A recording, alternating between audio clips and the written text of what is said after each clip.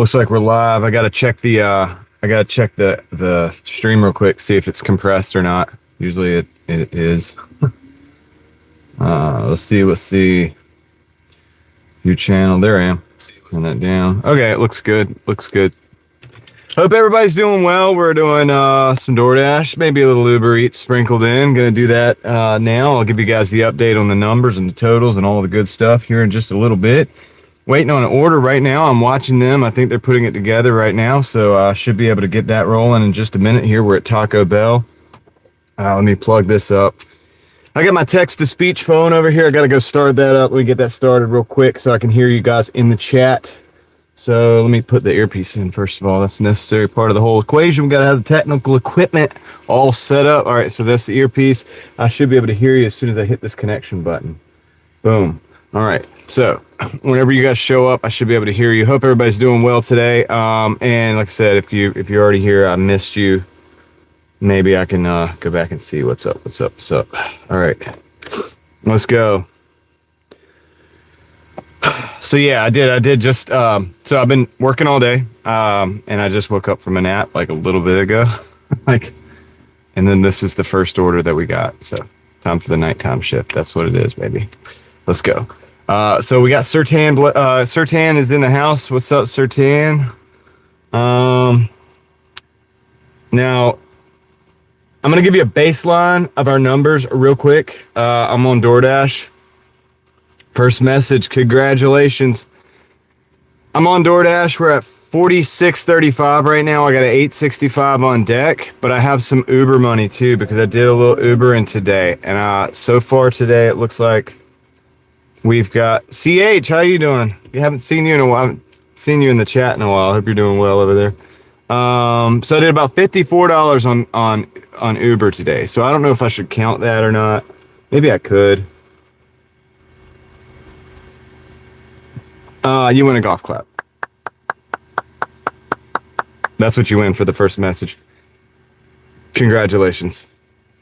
I guess I could do that. 1502 for Uber, and then I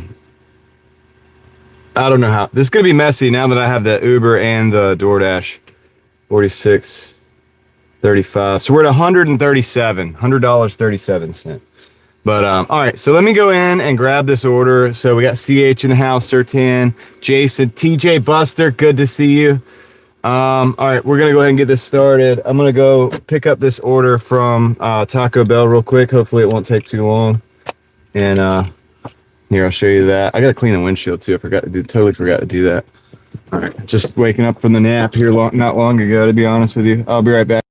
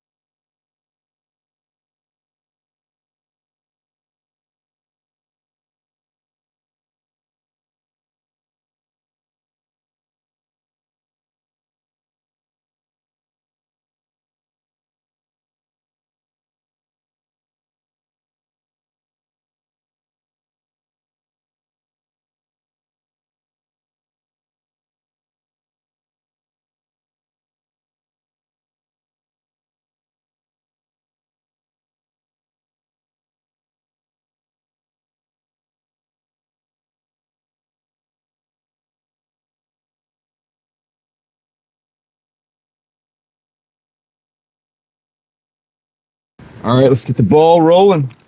We got an order. We got Taco Bell on deck, so we got to go deliver it. So yeah, just getting going, man. I don't know, dude. Let's rock and roll. Kristen says, if you don't know how you're even functioning, you got 45 minutes of sleep last night. Wow. Steel is real to 0 in the parking lot. That's pretty smart. Jason, how are you doing today? How you feeling? How those typing fingers feeling? Are you feeling like doing 100 words per minute? Okay. So we got the order. Let's go.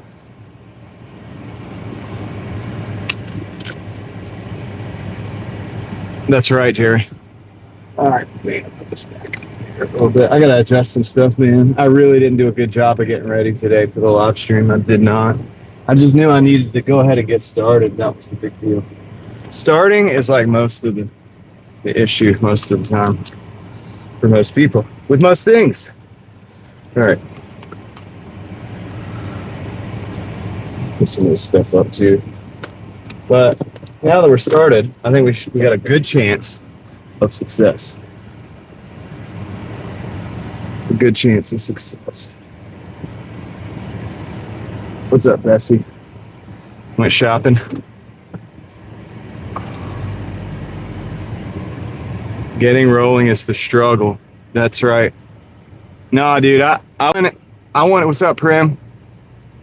I wanted to take like a 15-minute nap, just like a minute ago, like an hour ago, not even an hour ago. And so I went to a better location. Thank you. Hey, go Granny, what up? So I locked down. I went to a safe place, locked down the car because I have friends everywhere. So I basically went to a place where I have friends, and I locked down the car. I went to take a nap, and I thought it was gonna be 15 minutes, man. It was like 30 minutes. It was 30 minutes. So, is what it is. Right in the middle of dinner time, pretty much, right? Because it's dinner time. I mean, I should be getting good orders, you know, whatever. And so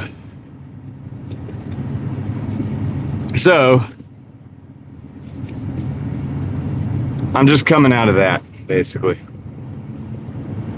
You don't take naps during the day? Well, Bessie, I was up on the live stream until about 4 o'clock last night. I had to go home, go to sleep, get up by like 10 o'clock, get out here, get started all over again. Did some Uber, did some Doordash. And the rest of the night, like we're good to go. We're good to go. Yeah, so I need the nap. I need the nap. Because if I don't get the nap, it's not safe for me to drive.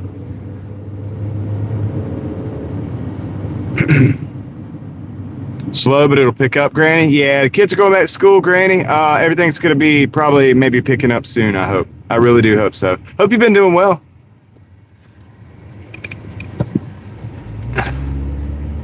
That's good, Steele. Guess what I see? I spy with my little eye a 45-mile-an-hour sign. Right there, 45. Yeah, let's go.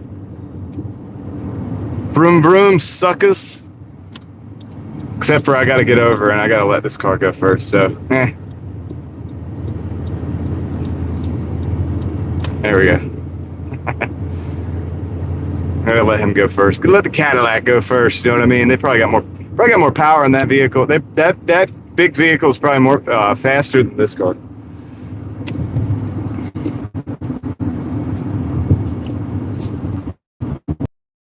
No affiliation with any football teams whatsoever. No idea most of what you guys are talking about. You're talking about football. To be real. Just being real, man. It's all I can be. You know. This guy's walking right across the street, dude.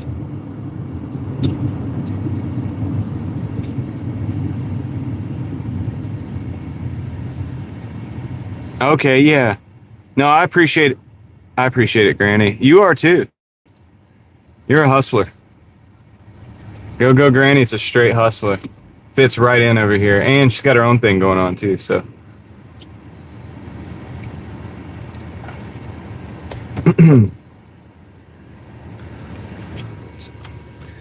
I'm more of a baseball fan too, Kristen. Not really much of a fan though. What's up, LV? We're in Raleigh today, right now, Steele. We are in Raleigh at the moment. Do I watch any sports? No, not anymore. Not right now. So when I was growing up, I was a baseball player as a kid and even into school. And I also played some basketball at school and stuff. But mostly I was really enamored with baseball. I like baseball. I like the game. I like the field. I like the glove, the ball, the bats, everything. Everything about baseball was great to me. Yeah, it was just, the game was awesome. And then, it was magical to me. And so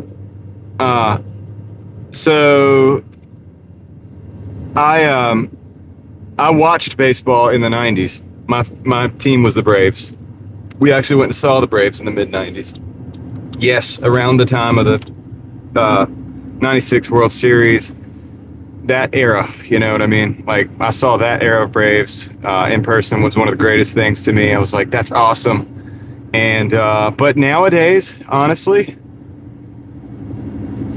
well, I'll let you guys know what I think about Uber Eats now that I've done a little bit more today, but I still don't have but so many deliveries under my belt. But we'll talk about that, and we might even do a few more Uber Eats rides tonight because I've got about 86 for the week on there, and I want to just make it a nice even 100. Why not? Right? If you're gonna do something, you got to get at least $100 for the week. So I'm gonna probably do that, but first we're gonna bang out some more DoorDash orders because I really need to take some more DoorDash orders because I had that contract violation. So. I'm going to keep working on that too. But we'll talk about that as the night goes on. But the Braves. So yeah, so I was a huge Braves fan, but I was also very familiar, you know, of course, if you were a Braves fan back then in the '90s, you were also very familiar with the Yankees lineup and so on and so forth. And so I knew about pretty much all the baseball players for everywhere, really. I was into it. Okay. I was very into it. And, but today I'll tell you what, I know nothing about any of the teams. I know nothing about any of the teams, and I don't watch sports, and I don't really play video games that much. I play retro video games with my daughter. I mean, I got back into them. Even Star Wars. You guys know I'm a Star Wars fan. I only got back into that because my daughter, right? I had grown out of that kind of, but then your kids come up, and then they have these what's up, Sean? They have these interests, right? Like, and it's like, okay, now I'm interested in video games again. It's like, oh, this is interesting. Let's watch Star Wars again, and so on and so forth. So, but I'm still not into sports, man. I'm into real life. I play real life like it's a sport, and I just screwed up. Actually, I just screwed up on real life sport right now just because I missed a turn because I'm running my mouth. But I like to play real life like it's a sport, though. I mean, kinda, right? And so that doesn't leave a whole heck of a lot of time for watching sports. It doesn't leave a whole heck of a lot of time for playing it on the video games because I play real life like it's a video game, but more serious. Obviously, take it seriously. I know it's not a game, but that's my deal right now, man. That's my deal right now, and it has been for a while. But I've got nothing against sports. I think it's cool. What's up, Leslie? What's up, Valerian? Yeah, contract violation. Had a contract violation. What up, Sean? How's it going? Yeah, I figured out watching all these other people, like, you know what I mean, do all these things. I was like, dude, I'm just going to go do these things. I'm going to go do some things. And so that's my life right now. I'm doing the things. I don't have time to watch a lot of other people do the things, but it is what it is. And if I missed anybody, oh yeah, the Uber Eats, we'll talk about that soon too, as we get going. But let me go drop this off. I got one little order here to drop off. Let's see. Gonna park right here. Look at the deer. You guys get to look at the deer. Look at the deer there. See it?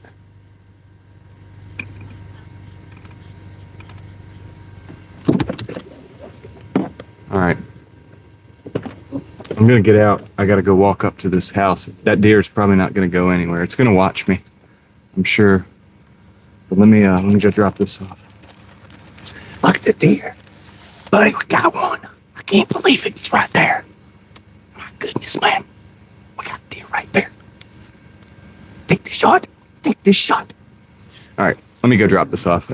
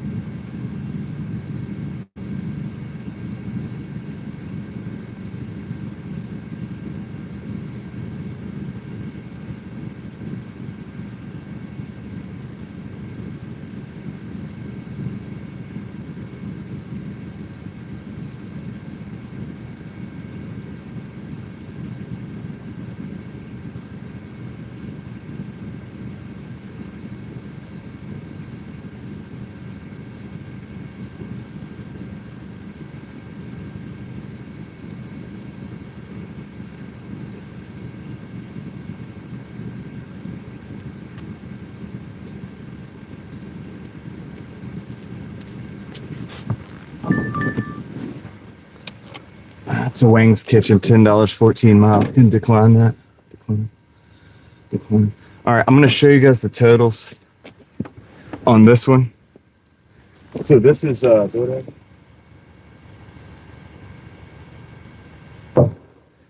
And hold on a second.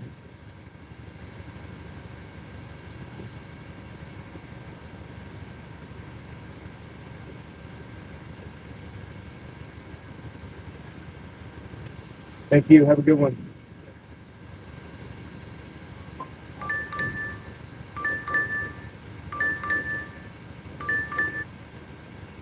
Well, I was going to show you Uber. Hold on a second, though. Let me rock with this for a second. And that's a decline, too. Let's go there. I don't know about an all-nighter, but we'll be out here for a while. Give me a second. Okay, this is the day on Uber.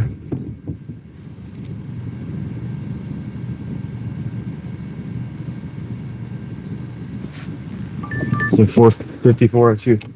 Okay, we got. This is an anchor bar. Nah, I don't want this too much. Nah, maybe.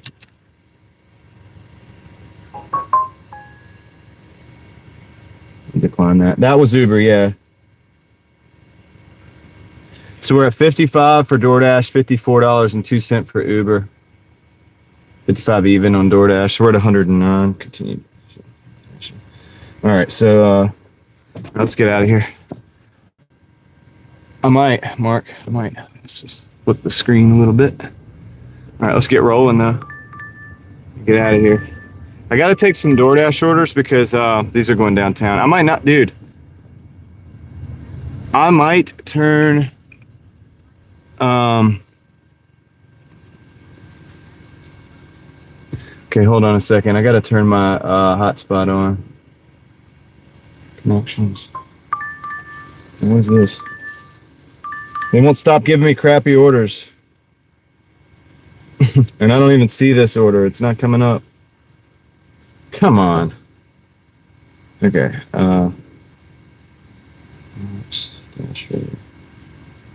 Force stop. Okay, open it back up. We turn the mobile hotspot on. Turn it on. 16. Man, that's a lot of miles, dude.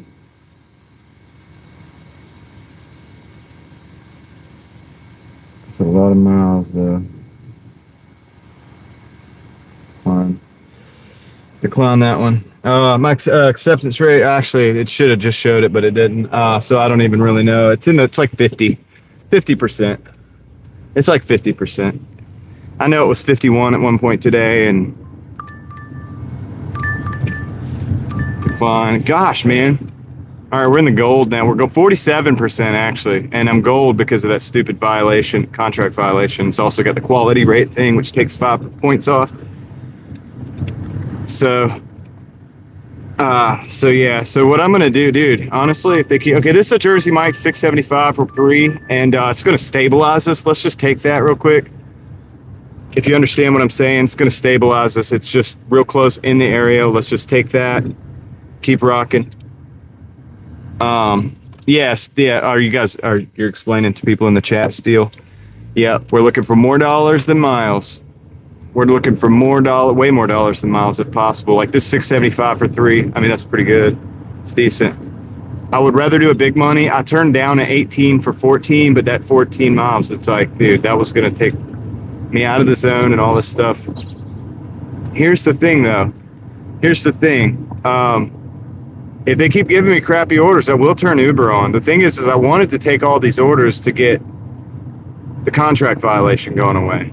I don't know how many more I need because I haven't been keeping up with it, but it can't be much. Honestly, if I'd have done the full day on DoorDash, I think I'd already would have been there. But, you know, I've just, having done the Uber Eats yesterday and that being new to me, I wanted to go ahead and do some of those today. Silver, if I'm 50%? No, absolutely not. I'm on the point system. So since I'm on the point system, I don't worry about the ratings though. I don't really worry about the ratings much. I mean, like, technically on DoorDash, that last decline just made me gold, okay? Because I have a contract violation, which goes over into the quality rate, which takes off 5%. Yeah, I got a contract violation. I mean, somebody said they didn't get the food, but it was a double order. I took the other one. It was the right order. So yeah, I think they lied. It happens about every 1,000 deliveries. Happens about every 1,000 deliveries, but that's okay. All you got to do is just get 100 deliveries and it goes away. It's not a big deal. And I usually do that pretty quick, but I was messing around with Uber yesterday and I was messing around with Uber today. So that slowed it down. I should have been done with that process of getting 100 deliveries today. But like I said earlier, I was playing around with Uber today. So I made about $54.02 on there. That's cool. I got $86.66 on Uber so far, on Uber Eats. Oh, it's definitely different. Yeah, Ethan, we have what's called the point system. And I'll show you that, but not right now, because I'm obviously driving and also busy. This is the heat of this is busy time, so I'm not going to be able to show you a bunch of stuff right now. But if you want, Ethan, I will show you what the point system looks like later on in the night. You know what I mean? When it starts slowing down a little bit. Did I take crappy orders at first? What do you mean, like 6 years ago or whatever when I started? Not really. I mean, kind of. I kind of always understood the game. Somebody carrying me out. Yeah. Somebody carrying me out. That's right. Pretty much. I mean, I think so. Okay. Like something could have been wrong in their order too. Like, so this happens sometimes, like the order's wrong. Like there's an item in there, like the restaurant screwed it up. And then they just say they got the wrong order, right? And so when they say that, it's like I delivered the wrong order, like I had the wrong name on it or something. And if that's not, even if that's not the case, it looks like that with that particular style of complaint. And so that would turn into a contract violation, no matter what, you know? So then they got to look at it, they got to review it. I did the, yes, and I dispute it and blah, blah, blah. But usually they never even review it before I've done 100 deliveries, you know what I'm saying? And I would have done 100 deliveries if it hadn't been for that pesky Uber Eats. But I'm thankful for the Uber Eats because that's my backup just in case like 3 people carrying me out in 1 week, then I'll have the Doordash, you know what I'm saying? I'll have the Uber Eats. Kristen, that is not a good idea legally to go back to the house. You know what I'm saying? I would not do that. I'll just let them deal with it. You know what I mean? Oh yeah, they do it to get free food. And they don't understand that people get fired, and that's true, but taking it into your own hands is probably not a good idea legally because they could still, like if you go back to their house and you're hostile or something, I mean, they could still like stand your ground law. Like, I mean, there's, it's just not probably a good idea if they feel like they're threatened or if they feel, you know what I'm saying? So I just look, like, here's what I do. I just take a bunch of orders. They want to give me a contract violation. It is what it is. I'm just going to take 100 orders and go. It's going to go away. Now, if they want to, they want to steal from people, that's probably going to come back on them at some point in time. In fact, it's almost certain that it will. I used to deal with a lot of rough people, and I learned something from that life that I think we can all take into consideration, or to some degree kind of learn something from.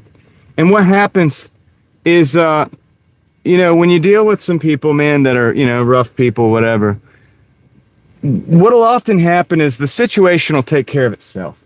If a person's going around causing problems, stealing from people, do blah, blah, blah, blah, blah, all these things, right? Being violent, whatever. That lifestyle catches up with you. So if somebody's out there stealing from DoorDash or they're stealing from Uber, I'm not going to go deal with the problem. Like, it's not my part to deal with the problem. Unfortunately for them, it's probably catch up for them living a lifestyle like that. And you get what I'm saying? And so what would actually happen is if I went back there and tried to like show them on, hey, look, you stole it from me and whatever, then they could get me, they could get that person arrested for trespassing. They could get that person. So now that DoorDasher has made himself into a situation where he's going to get in trouble. the person stealing, they're stealing too, but like you just went back to a house when you were invited when you were Doordashing. You're not invited after. So that's not really necessarily something that's really smart to do legal. But anyway, that's my rant on that. And I'm having to kind of ignore what you guys are saying for a moment, but what I'll do is I'll go back and read what y'all said in just a minute when I go and pick up this order, because I had to speak those thoughts out. I just had to speak those thoughts out. That's something to think about. But anyway, I'll be right back, and let me go ahead and pick this order up. See you in just a minute, because you guys are rolling in the chat. If I missed anybody, Heather's here. Reed Jones, what's up, Reed Jones? What's up, Heather? What's up, Sam?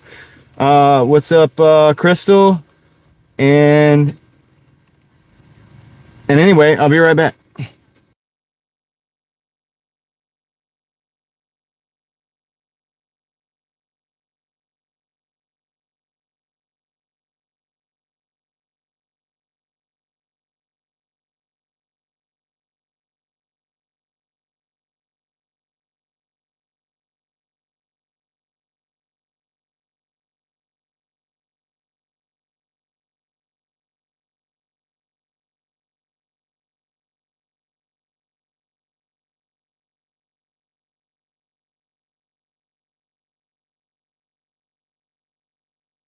All right, we got the order. All right, I'm kind of gonna try to see what you guys are saying, but let's see. If I'm on the situation, what is gonna make it worse for them with DoorDash to give, for them going back to the house? Yeah, exactly. I mean, Kristen, so you do understand what I'm saying? Yeah. That's what I'm saying. So I think those people are stupid for going back to the house to try to make content. See, like, I explained this last night, I think. And yeah, Heather, we'll talk about the Uber Eats soon, because I have Uber Eats now, Heather. You asked that. Yes, I do.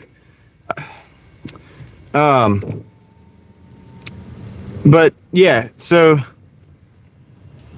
that's why I kind of try to say, like, there's different kinds of people that create content. You know what I mean? There's those, I'm a content creator guy, like that TikTok. I do TikTok videos, viral TikTok, and people like try to rely on that stuff. That is not, like, I'm not that, you know what I'm saying? As far as like, I do, you know, I like YouTube, I do YouTube, but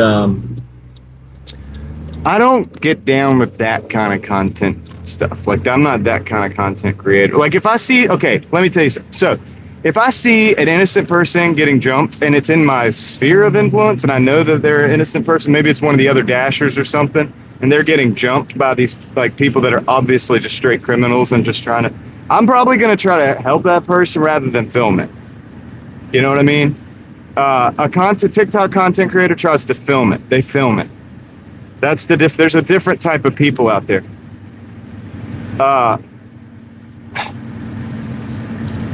You know, because like I know some of these dashers out here, for example, and I know them because we've been dashing the same zone for like 5 years. You know what I'm saying? So it's like we know each other.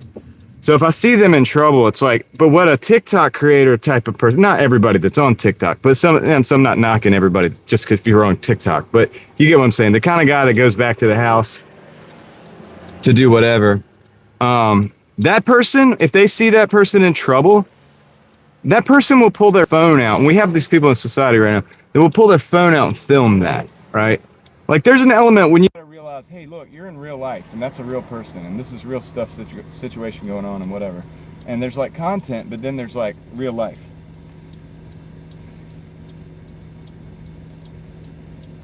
So anyway, it's just a different kind of like, it's kind of like when some people are like, well, what do you do? And it's like, well, I do this I do delivery and I sell on eBay and I do YouTube.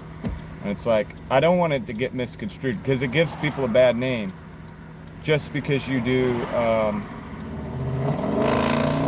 the mic. Okay, I got you. It's back. It should be back. Mic should be back.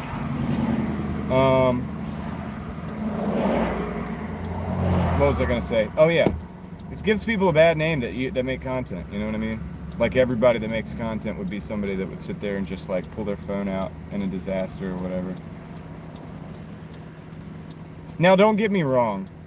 Some of that stuff comes in handy, like when that guy it's not back. What? No, it should be back. What are you talking about? How's the audio, guys? Let me know how the audio is, guys. I need some opinions on the audio or whatever, right? Like as it is right now, as I'm speaking. Is the audio good? Because I think Leslie said it's not back. Krista says not back. But it should be. It should be back though. Everything, all the indicators are. I don't understand.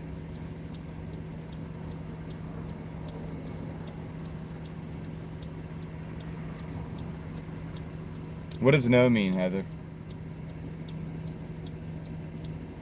I don't know what no means.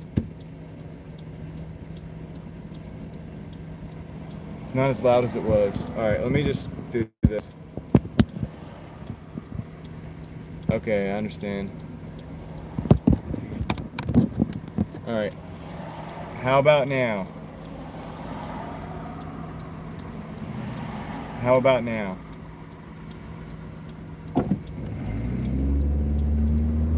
How about now?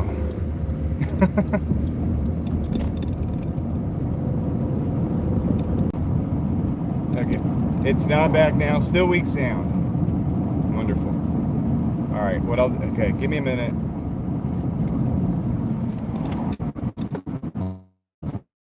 How dare you say no, Crystal? Crystal, you're fired. Craig, I didn't even know you're here. You're fired. Alright, give me a minute. See, how's other people? Okay. I'm just going to do another mic real quick and see if that works.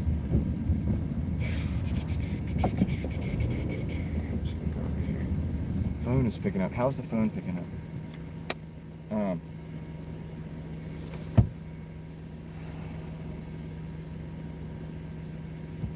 Okay, what about now? What about now?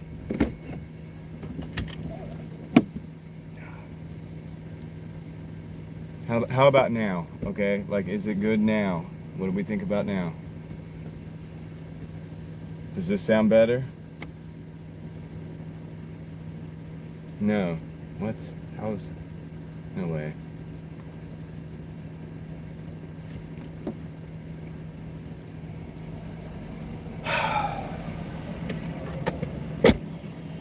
Oh. Alright, let me drop this delivery off. This guy's trying to park. I gotta move the car. Let me drop the delivery off and then we'll get the audio situation sorted, okay? Be right back. I don't know how it's not working. It says it's working.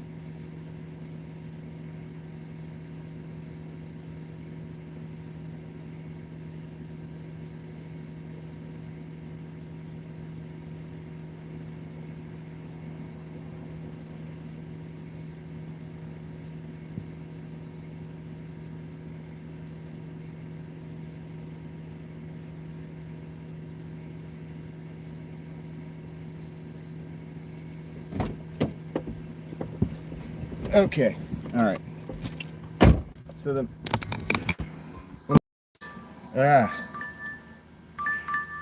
decline. All right, so let me just completely unplug everything, plug it back in until we get it right. All right.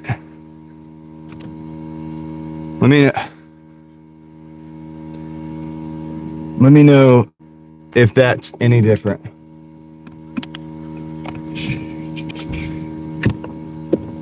Mark, that's funny. Is that better? We got it. Here's the bad news. I lost my dead cat. In all the madness, I lost my dead cat. We got a Jets Pizza 860 for 3.6. I'm going to accept that, so we're accepting that. Now I'm looking for the dead cat. Okay. God. Here we go. Here we go. All right. Let's see. Let's see. There's the dead cat. Okay, now we got everything on. So are we good? Are we good? My mic was naked. It needed something. So I took a dead cat, put it over the mic. Now we're good.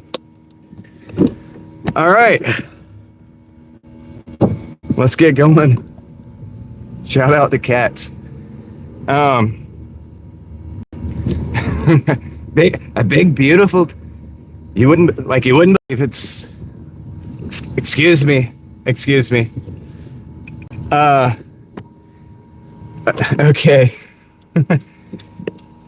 Jimmy, what's up? We have hey, H series Hoonigan 1997. You got a H series and a 1997 what? A EK? You got a H series. What do you got that in? What are you running? H22? What's up, Amanda? See, I could hear y'all, but you couldn't hear me, and that was frustrating me because all I could hear was you telling me you couldn't hear me. I was about to fire all of y'all.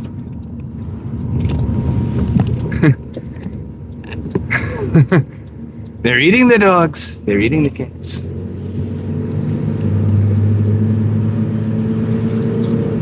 Moonchild, what's up?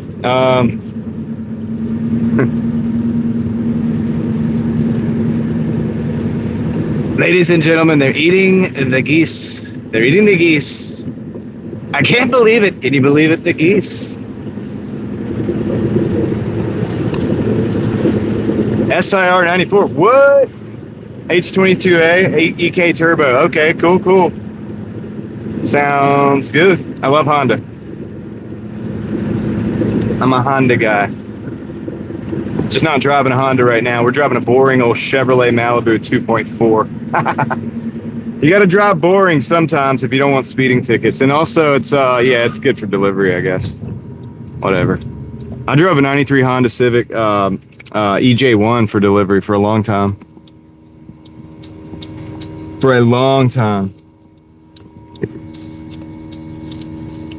Craig, how have you been? I haven't talked to you in a while, man. Disappeared on me. How have you been? How are the donuts? Did you bring donuts as like a peace offering or something?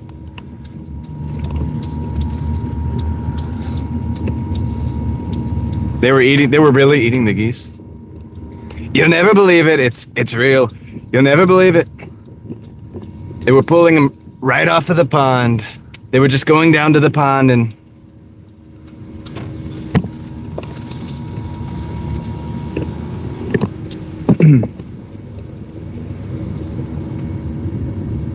my mic's humming. Try this. Is that better? Is that better, Crystal?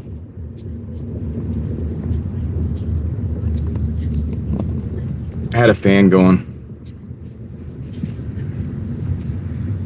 I removed the fan. All right, that was a little fan that I was using for my comfort. So I'll just sacrifice my comfort for you, Crystal. How about that? So that you don't have to hear the humming noise. I'll just be hot, okay? So that you can be comfortable not having the humming noise.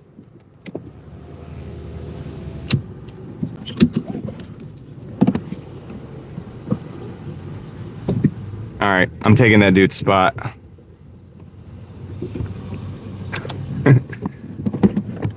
Craig, calm down there, buddy. Simmer down. All right, let me go get the Jets. Welcome to Jets. All right. Be right back.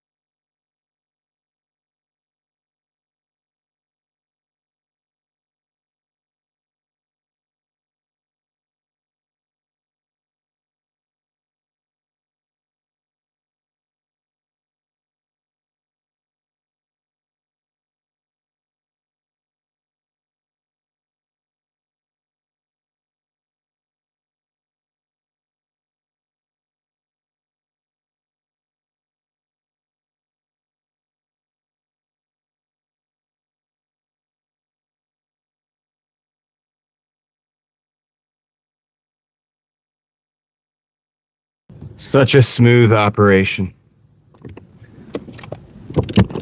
They know me in there. They're like, "Hey, John." I'm like, "Got a DoorDash. Got a DoorDash order." Pam, what's up? How you doing? Now I'm sweating because Crystal doesn't want to hear a buzzing noise.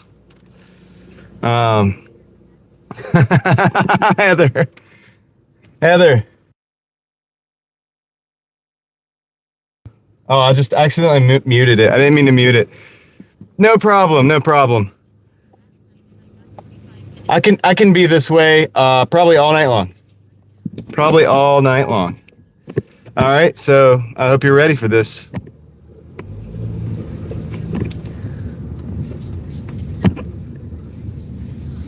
Okay, let's get going. We've got how long? I have no idea. 4 minutes, 2.4 miles. This is not a bad order. It's okay.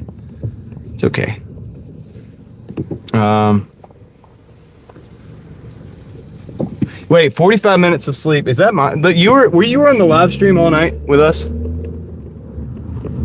See, I feel like I didn't get a lot of sleep either because we were up until like 4 o'clock. Dude, I was up until later than that because it was almost 4 o'clock when the live stream went off. And then I had to drive home. And I had a little bit of food left in my lunch box or whatever that I bring with me. So I just ate that instead of trying to fix food when I got to the house. I just ate that on the way home, ate everything that's left. And that way when I got home, I just went to sleep. And then I got up at like 10 o'clock. So yeah, that's why I took a nap right before the live stream. Because I've got to drive. I got to, drive, operate motor vehicle, all that stuff. That didn't put you to sleep though, because you were actually engaged.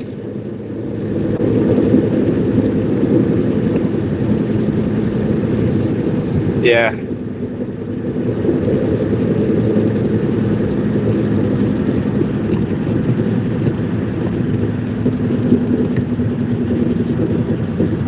Let's see here. No, in the house. What's up? So we might do some Uber Eats tonight, because in total, like on the week or whatever, between what we did last night and what I did today, we have like $86.66, and I think all the tips have come in. I got to make that at least 100. So we got to get in there and take maybe 2 Uber Eats orders at some point. Maybe 1, maybe 2, whatever it takes. Maybe, whatever it takes to make that 100. Just feels like that would be right? Don't we just want to make that 100 for the week?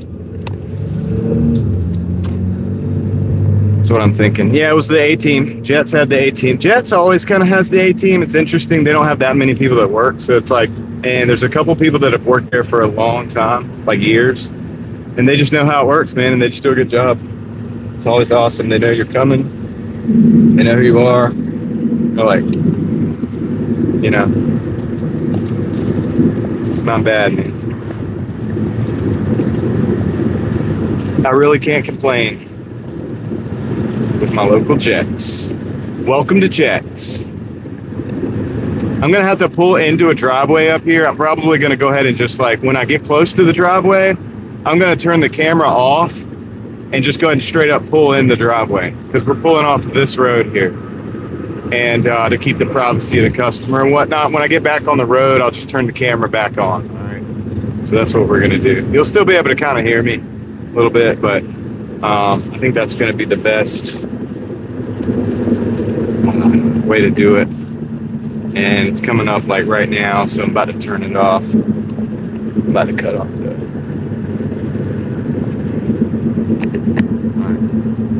I'll be right back. This one is a Dash. So Uber is very busy in my market, apparently.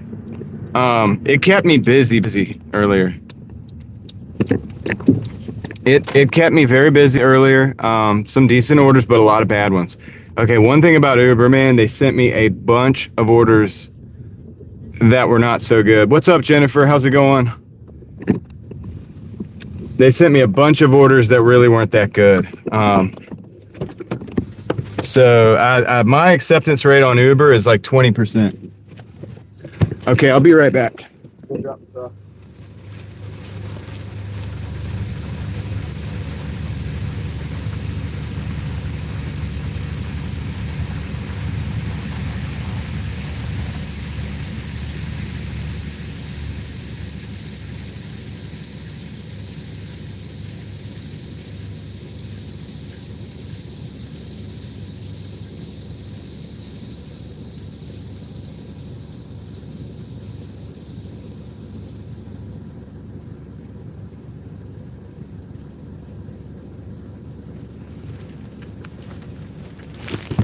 But I'll say this, the first two orders I got, or the first two orders I actually ended up taking today, not the ones I got, but the ones I ended up taking. God, I gotta do a 15-point turn.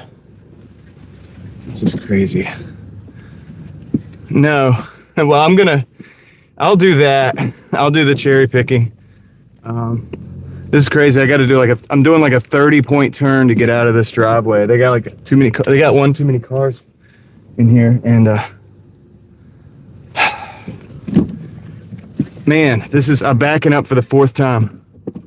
This is crazy, dude. This is like the Austin Powers scene where he's trying to back up. All right, we're out. We're on the way. I'm about to have the camera back for you. So that put us at 70-35. 70-35 and plus 70-35. 124. Okay, 124.35. There we go. Let's roll.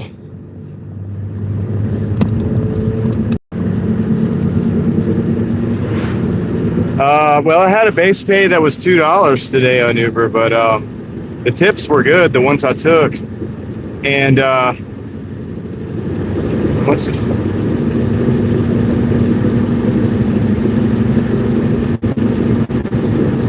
haven't done what in 2 months, Mark? Any ride share or any delivery? So we're at 124.37 if you combine Uber and Doordash right now for the day. What's up, Toyo? Cheers. Samuel. Jethro.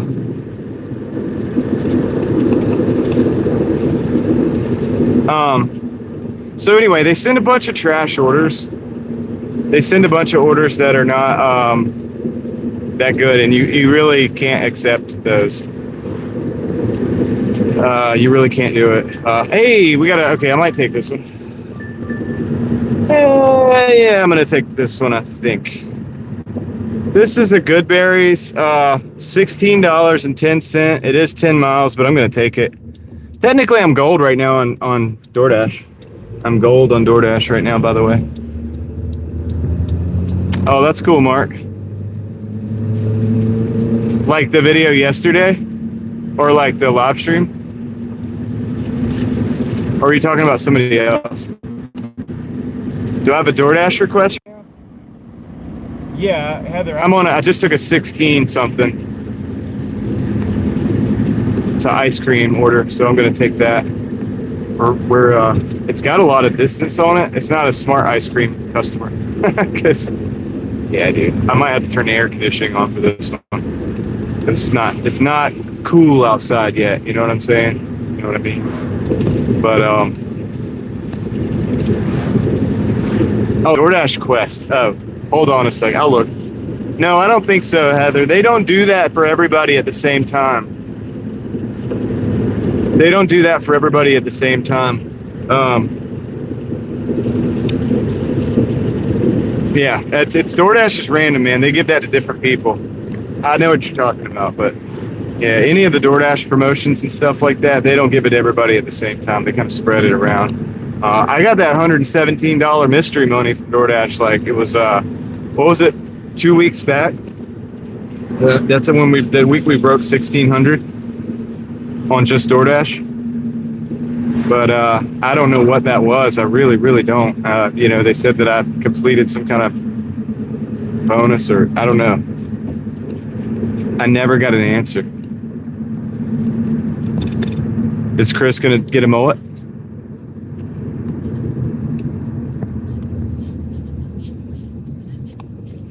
That'd be cool to get paid to go out, yeah, Leslie, just to start. Well, you know what I did today, Leslie?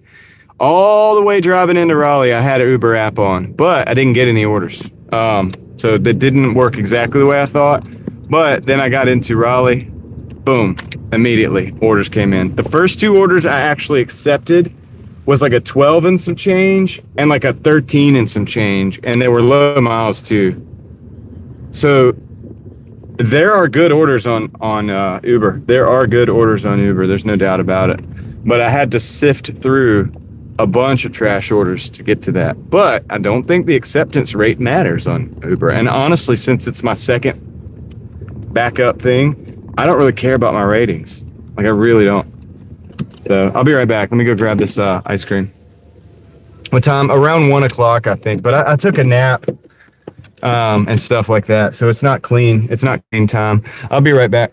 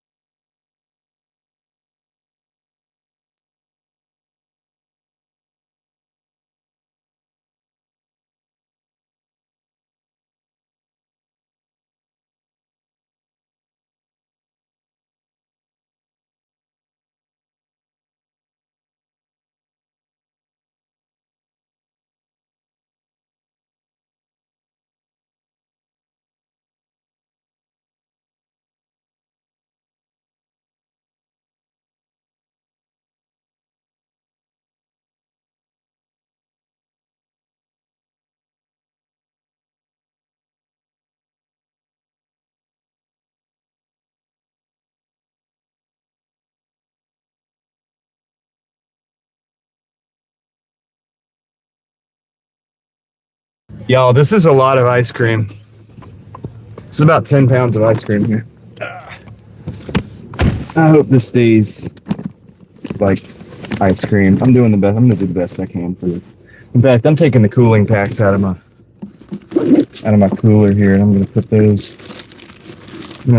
in this bag with it. I don't know. Should I do that? Let me get a paper towel. Wrap that. I want to do everything I can to keep this cool. I'm gonna use my ice packs.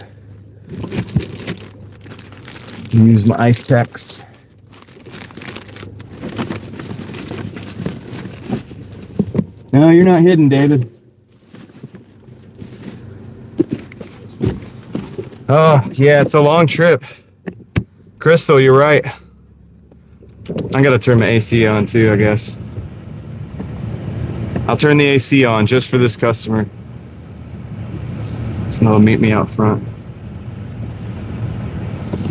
You need dry ice for ice? Well, I don't have that, so all I have is ice packs. So that's gonna have to do. And I have them in a paper towel so no moisture goes in between, like so it absorbs all the moisture.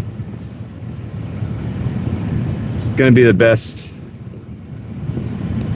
I can do. Nobody has any business running around with dry ice to them just for Doordash. Like it ain't that level of a gig to be having dry ice in the car. David, you're here, man. You're in the chat, sir. You are in the chat.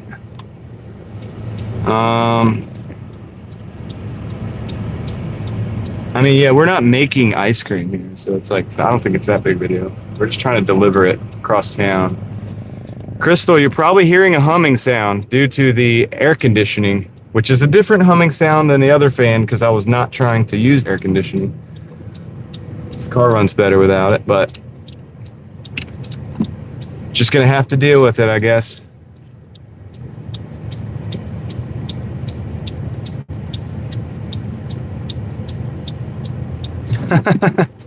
It's Gigi's fault. Who said it was Gigi's fault? Who said that?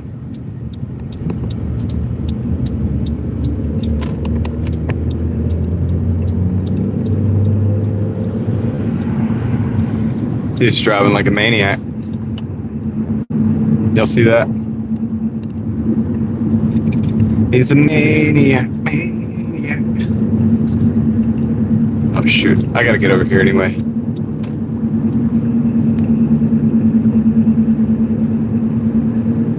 I mean, we want the milkshakes to be cold when they get there. Sir Tan, thank you for signing up to the crew. Thank you for joining the memberships. I do appreciate that. Guys, welcome Sir Tan into the Mafia crew. Officially.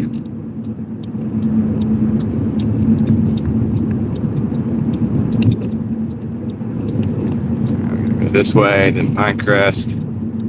I'm not sure if this is even the best way, but I think that it is. I think it's gonna have to be.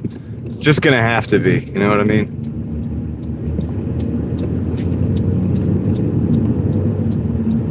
That's right. We got famous people in the crew.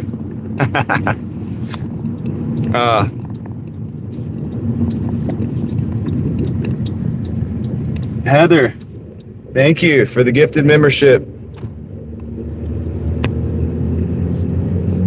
I think it was Amy D, if I heard correctly.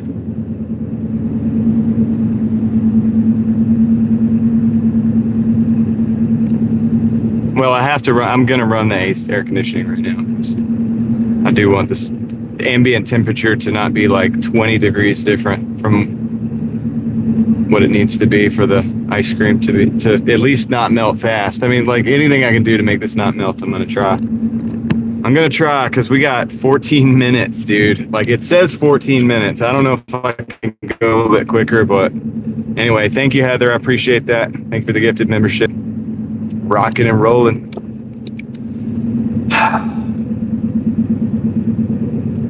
Coca-Cola and rock and roller.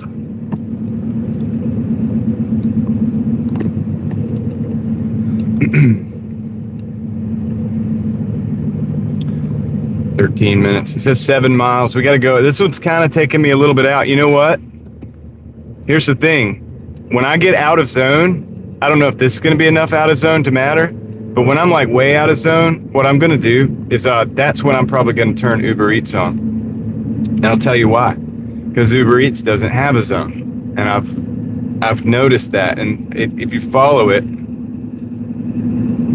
it kind of, it kind of makes you dance around all over the place. But you can pause the DoorDash and just throw the Uber Eats on, and you might get something. And since I don't have to worry about the acceptance rate, kind of just take what works, you know what I mean? Leave what doesn't. Deborah, what's up? Welcome in. Good to see you.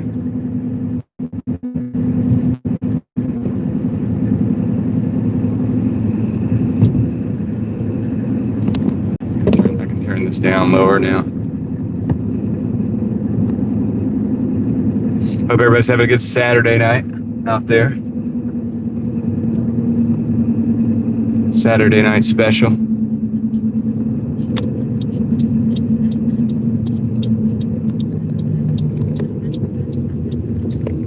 David's just got solar panels just that he forgot about. Oh my goodness. David, I needed some of those solar panels.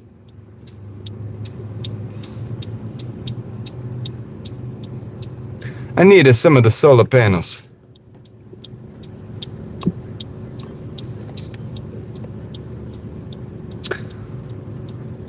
It is not a Louisiana Saturday night. It is a North Carolina Saturday night. It's a Raleigh, North Carolina Saturday night. I realize I still haven't cleaned the windshield. Oops. Sorry.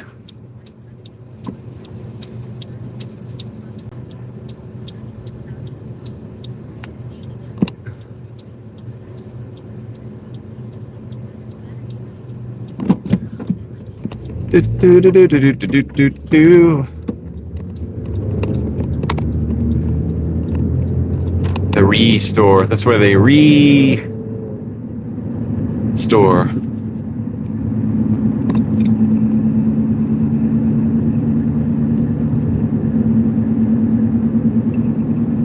So yeah, the Uber tips, man, that's an interesting thing, but I haven't had any of them like not show up, so that's good. But I haven't taken a lot of deliveries either. What do I think of Uber? Well, honestly, I think it's market dependent, to be honest, but I think this is a good market for Uber. And I think it'd be fine. Honestly, if Doordash was taken away from me, I might be okay with just Uber in this market. I might have to work a little extra. I'm not sure. I'm really not sure. There's like a bug in here. What the heck? But I would like to think that probably I could pull off like a $200 day. Maybe. I might try it next week, one day. Once I get the contract violation cleared with DoorDash, I might try to do a $200 day on just Uber Eats. I don't know if it's possible. It might be better than I think. Yeah, I don't know. All I know is that it kept me busy. Like, it kept sending me orders. And honestly, sometimes I don't want to turn the orders off. Like, if I'm on a delivery, last night I had to turn the order off because it just kept bombarding me. But like during the day, sometimes I don't mind that.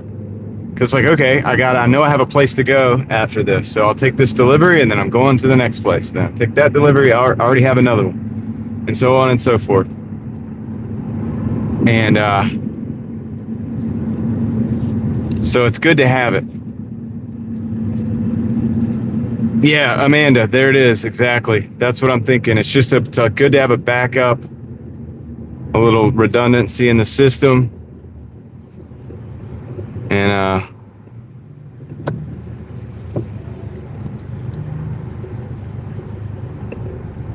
I'm just using it here now just to, kind of to test the bank accounts. I tested my quick pay to the debit card, and it went into my checking account this morning. Like, it went in the way it was supposed to.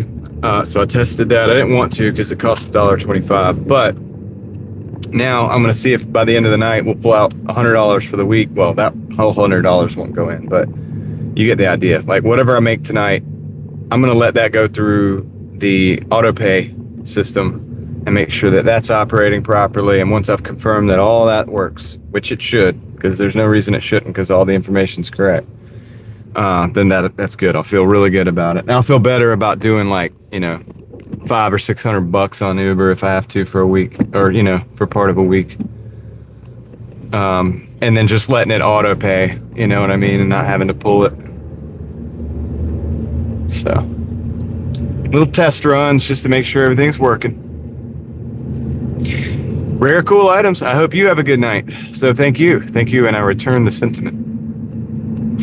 Going down here to Lake Boone Trail. Got about 4 miles. I'm hoping this ice cream's doing okay. How you doing, ice cream? Are you still ice cream?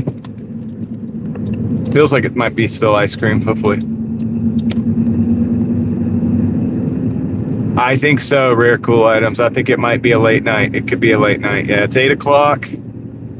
9, 10, 11, 12, 1, 2, 9, 10, 11, 12, 1, 2, 6 hours. Yeah, I mean, I could see maybe like 2 o'clock maybe, or I'm not sure. Yeah, maybe 1:32. Yeah.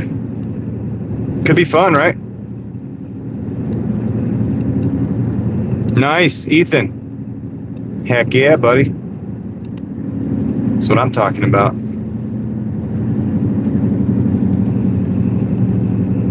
That's what I'm talking about.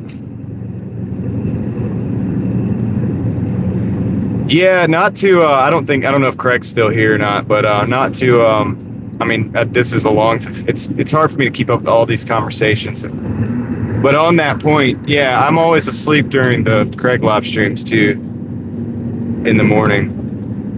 Same with David Hunt, same things. Like, I want to be a part of those live streams badly, but man, when you are live streaming until, 1, 2, 3, or like yesterday, even 4 o'clock in the morning almost, you go home and you just sleep for like about 5 hours, and maybe 6 hours if you're lucky, and then get up and do it again, I guess.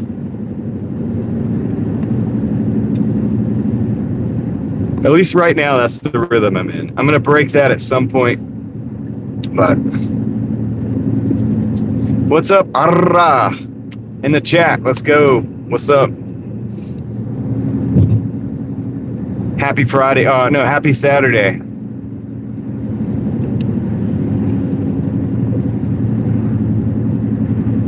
Jason, how dare you? I don't blame you. It was late. It was a late one. It was at least like 2 hours later than typical late stream.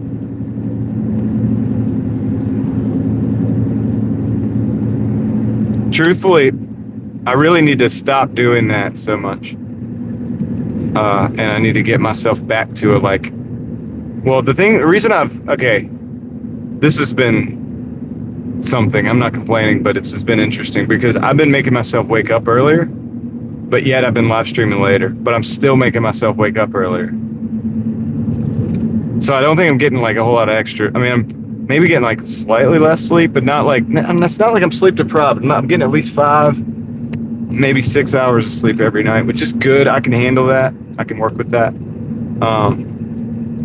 Especially if I take a nap. So, what up, Jamie? Well, Crystal, yeah, it probably is. I mean, look, I'm making sure I'm taking a nap during the day, and the nap is not too long. Okay, no more than 30 minutes, which, whatever. And I'm making sure that I get between 5, I'm usually getting 6 hours of sleep. Let's just say as a baseline, I'm getting about 6 hours of sleep. And then on the, I usually sleep for a little bit longer on Sunday morning so that I'm getting a little bit more rest and a little bit of a reset there. So honestly, it's a little more sustainable than a lot of people might think. I don't know. I'm trying to do good, and I'm trying to eat properly for the most part. I'm eating mostly stuff that we're making at home. I mean, pretty much everything I'm eating is we're making at home. I'm eating a lot of fresh stuff out of the garden right now. That makes a big difference. My wife made a chicken salad sandwich with the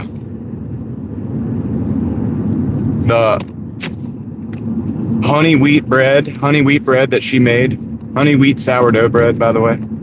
So that was great with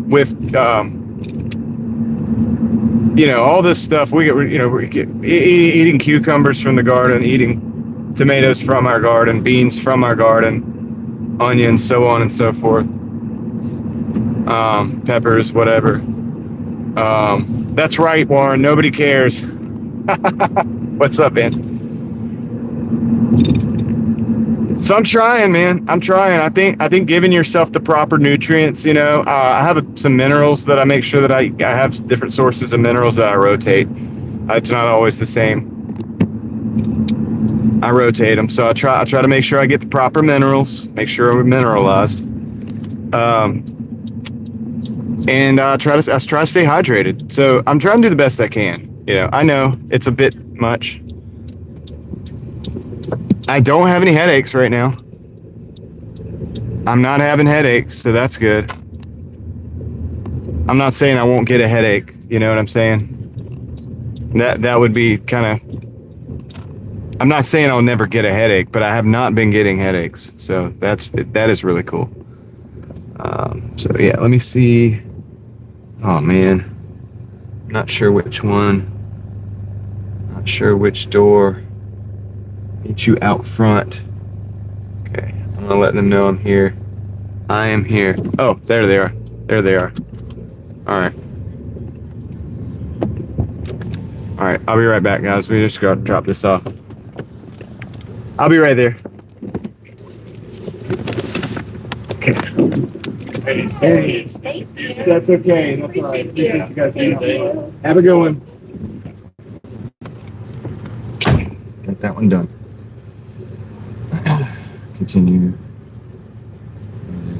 All right, perfect.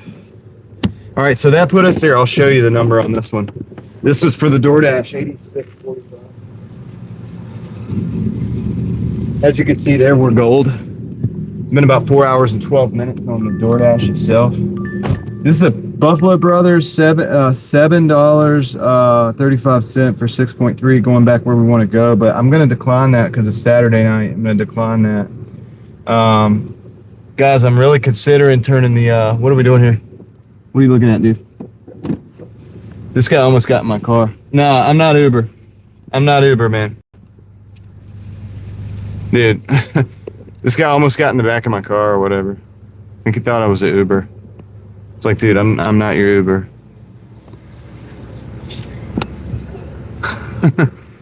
try to get in my car. You're probably gonna be in for a surprise. All right, we got a McDonald's 685 2.2 because it's gonna scare the crap out of me. I'm gonna think you're trying to carjack me. Like, don't do that. Please don't do that to us. Don't do that to you and me. Don't put us in that situation together like that. All right, I'm gonna put my ice packs back in my cooler.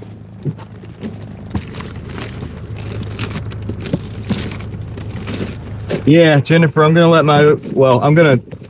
testing the auto pay next. I tested the instant draft just to make sure it will go straight to my account yesterday on my first run. And then now, whatever I make today, which I've made $54 and some change, but whatever we end up making today is going to auto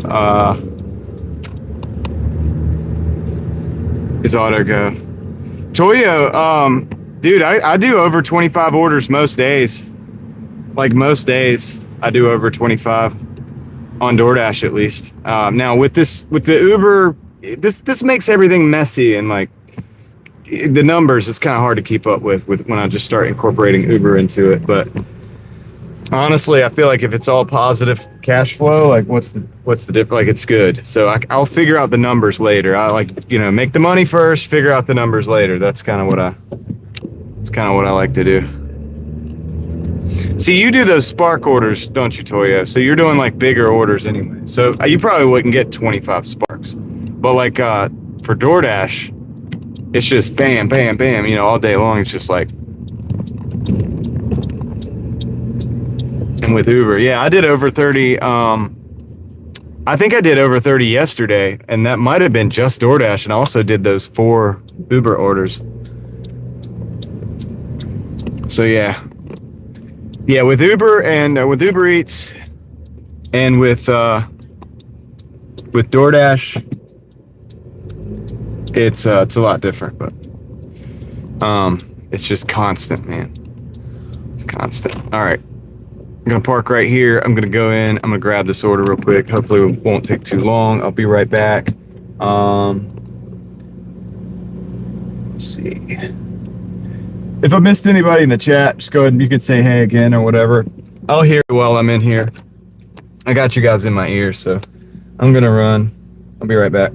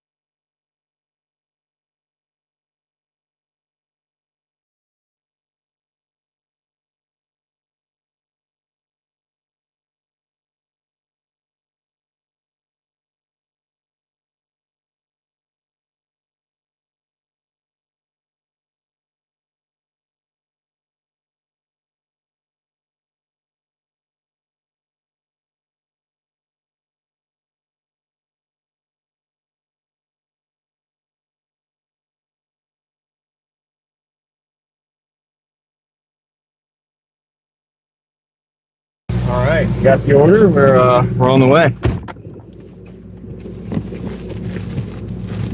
Yep, that's a Honda Accord. Jason, you had one of those? All right. Let's turn that down and test the volume here. Let's roll out. It's a good little quick hitter. This is just a short distance run here. So as long as the Doordash keeps giving me good stuff,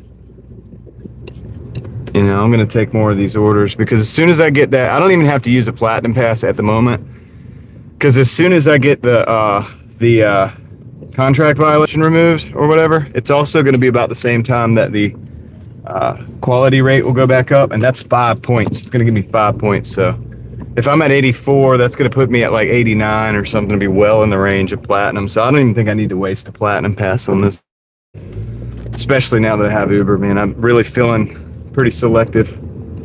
I'm feeling like pretty, what do you call it?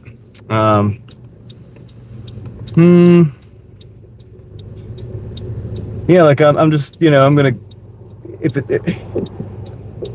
you know, they try to make you feel desperate. I never feel desperate anyway with this stuff, but it's like, I'm feeling even further away from desperate. How did I get a contract violation? Somebody said that they received the wrong order. The thing about it is I actually remember that specific order. And it was the right order. It was a double. I remember the specific order. The other order was correct as well. You know, so like if I had given somebody the wrong order, the other order would have been wrong too. Both of them would have been. And so yeah, so you know, they got the right order, at least by name. But what happens sometimes is people will complain, and they'll you know, they'll say that like, for example, they didn't get their taco or whatever, and you know, maybe the store messed that up. They'll say they got the wrong order, right? Well, wrong order falls on me. That makes me responsible. That wrong order.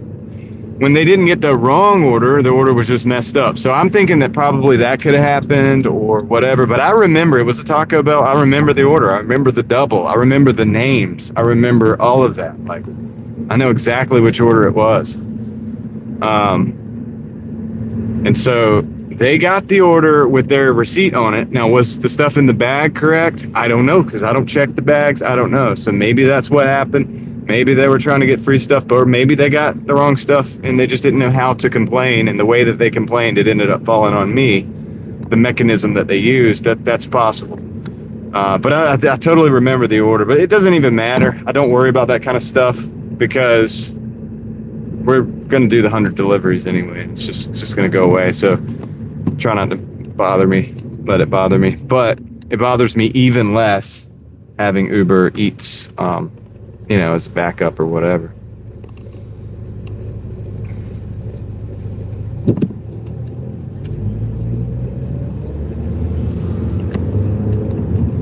Let's see, trail.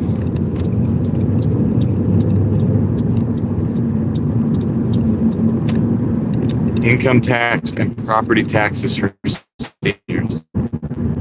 Yeah. Thing, if you think about it, if you really think about taxes, it's kind of wild, dude. You buy it and you own it, but you kind of got to pay taxes on it every year. And like, if you don't,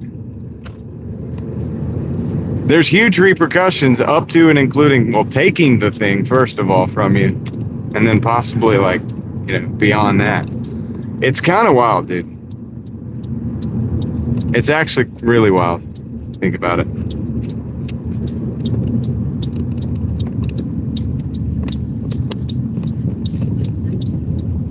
Yeah, I know. You pay tax when you buy it. You pay tax as you own it. Supposedly own it. Pay tax on the sale when you make a profit from it. It's kind of wild, man. And it's the one you can't get away from. If you were just to say, well, I guess I'm not going to do it, I'm just not going to participate, they'd be like, okay, well, you're just not going to participate in society. Like, you're done. You know, it's like, so you really can't just say no to that. You kind of have to do it, I guess. I don't know. It's weird.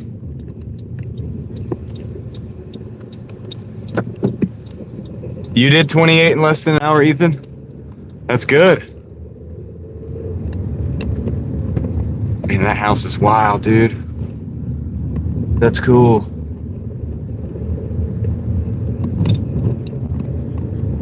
That house was cool. They didn't really have grass. They had a hill. And so what they did was they had steps, and they had like these platforms and stuff, and the platforms were like lit up around them. I don't know. It was pretty dope. All right, let me go drop this off.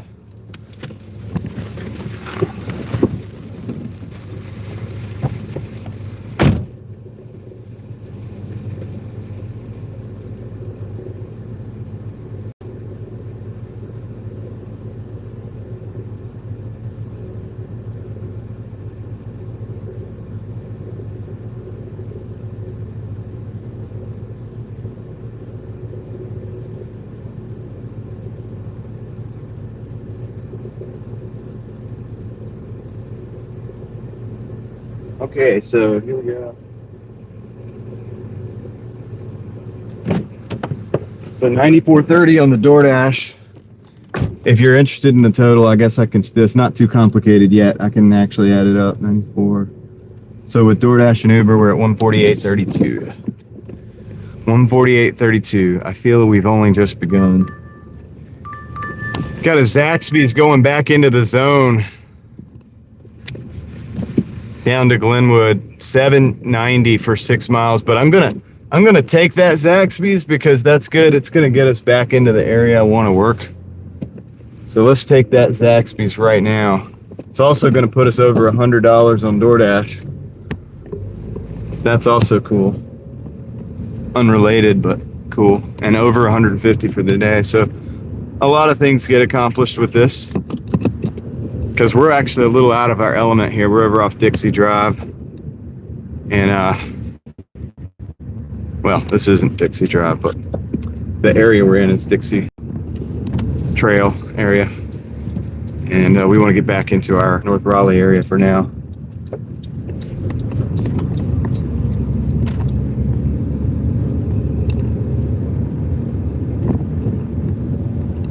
Yeah, Heather.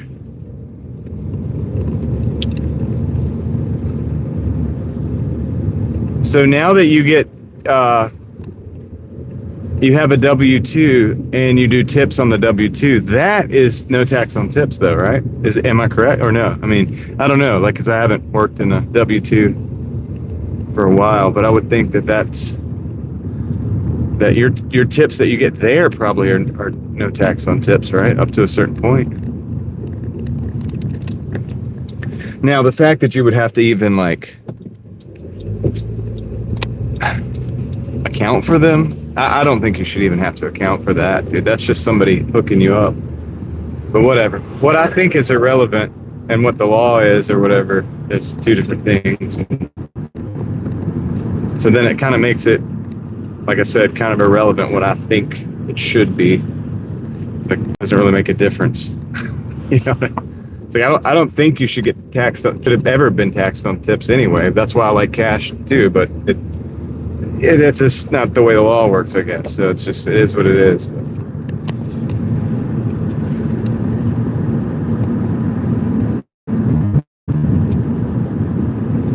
What happened, Leslie?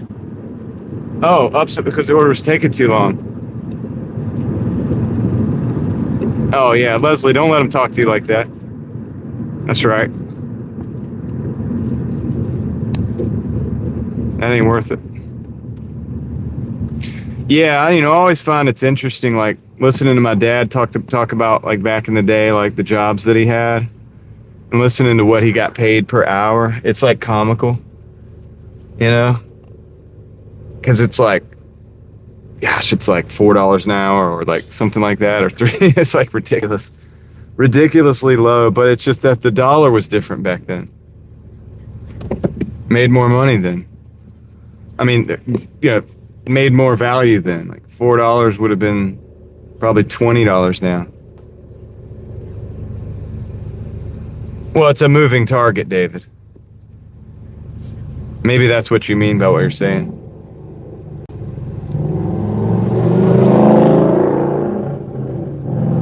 Yeah, Heather, you should. That's what I'm saying. I don't, I hate that you have to even account for that. Because it's like, they like, okay, we won't tax you because you're broke, probably anyway. And we have compassion on you, not tax it. But we need to know that you have it. So just tell us what you have. Tell us everything that you own. Like, we must know.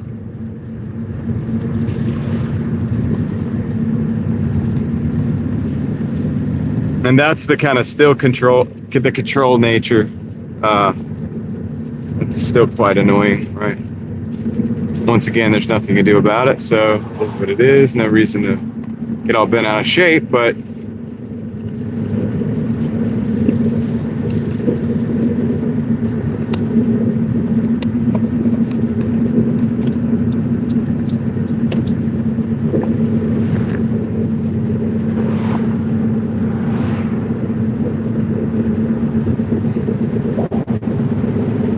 hey, what's up, Nana's Life?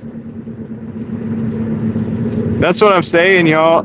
David and Nana, he'd be talking about like some pretty real jobs, like, and he's like $3 an hour, $4 an hour. I'm like, what? That's crazy, dude. That's when it hits you. It's like, wow, dude. So that dollar really doesn't buy anything now. Like, it's really crazy. But then they're like, oh yeah, we're strengthening the dollar, or we're weakening the dollar. Listen, you know what it's all about? It's about debt. And you know how you deal with the debt? If you have this, if as a country you work on debt, work with debt, and that's what you do, you inflate the debt away. So in other words, if the debt is a certain thing and a certain asset, it's a certain number of dollars, and a certain asset is that number of dollars. The way you inflate the debt away is you make that number of dollars worth less of that certain asset. Do you understand what I'm saying? So let's just take like a piece of whatever, a piece of wood or something, right? Say that piece of wood's $5, right? And you're a little small nation, and you're in debt for you have a $10 debt, right? That's 2 pieces of wood. Well, you make that piece of wood, but you produce wood. So, you have trees, you cut down and you make wood. Okay, you have 2 pieces of wood of debt. All right. Well, you're going to keep making wood. You're going to keep producing that, but you're going to make that wood worth $15. You know what I'm saying? So it used to be worth $5. You're in $10 of debt. That's 2 pieces of wood. You make the wood worth $15. Now you're only, well, let's say you make it $10. Now you're only 1 piece of wood in debt. You know what I'm saying? So it's not about money. The numerical number goes up. The value of it goes down against the wood, and so on and so forth. I'm actually there's a TV in there.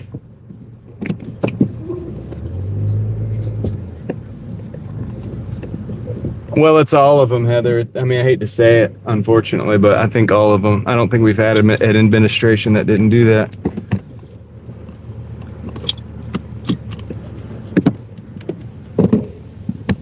So, anyway, do you get what I'm saying? So you inflate the debt away. That's what they're doing. But as a byproduct of it, if you live in that little $10 debt country, and you have to buy food, and food is 50 cents, and then the wood board that is the product that company produces is $5, and you make the wooden board $10 to inflate the debt down, so that now it's less wooden boards per debt, it makes the food go up. So the food goes up from 50 cents to $1 or whatever, or whatever. You get the idea. So now the people that live in that country have to pay more of those dollars, but they don't produce the wood per se because they're not producers. They're just workers. So that's the kind of situation that we're in now. Hopefully that makes sense. And I mean, maybe it's not the best analogy of it, but Peter, did I say hello to you? I hope I did. But if I did not, hello, Peter. Let me go grab this order from Zaxby's. I'll be right back.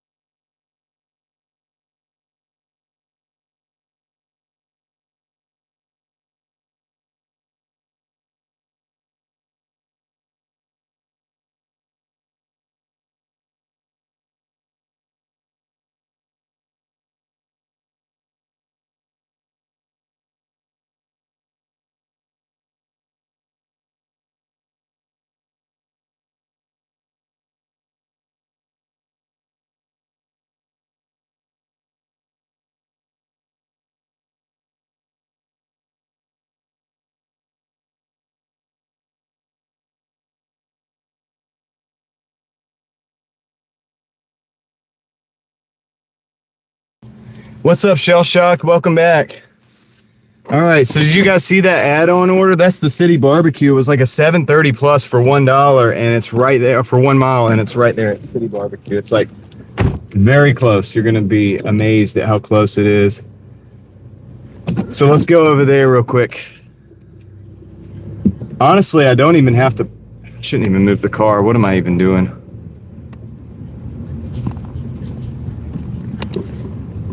I don't know. Do you guys know what I'm talking about I guess maybe confused about the debt thing, but that's what the inflation is, man. The inflation is the plan. So don't expect for inflation to just go down, because that is literally the plan. Like, that's what has to happen in a country that uses fiat currency like this, that's borrowed based on a debt system.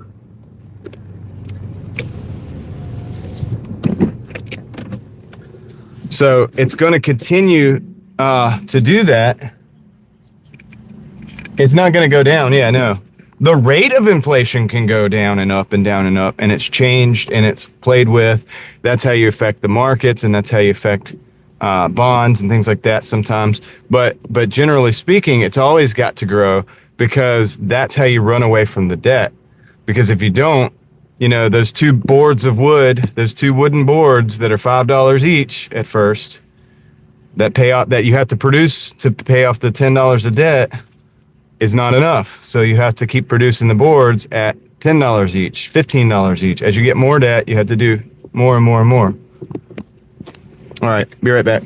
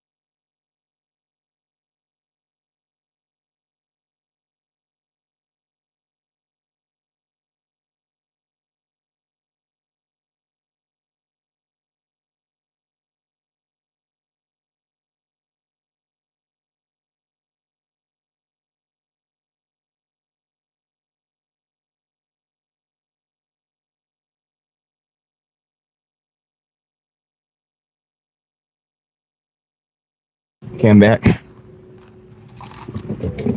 Well, guys, don't forget now,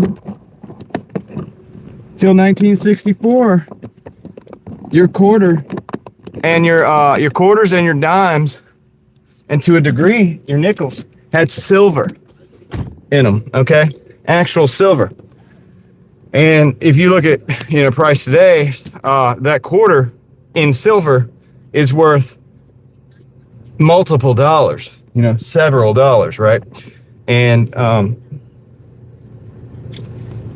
you know, even gold was used prior to that. And there was something called silver notes, and I actually think I have some of these in storage, but silver notes that were like, say it's a $20 bill, that you could go and redeem for that amount of silver. So they don't make those anymore, obviously. And so that's the thing. Your devaluation accelerated for the buying power of the actual general public quite rapidly once that started happening.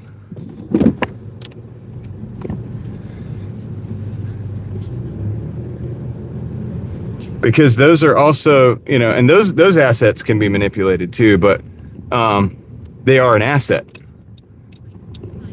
So if you buy like an asset, if you buy silver, you have an asset, whether, it's not something that's going to make you rich in value, because it'll never really go up or down in value, but it can go up or down in dollar value depending on the market.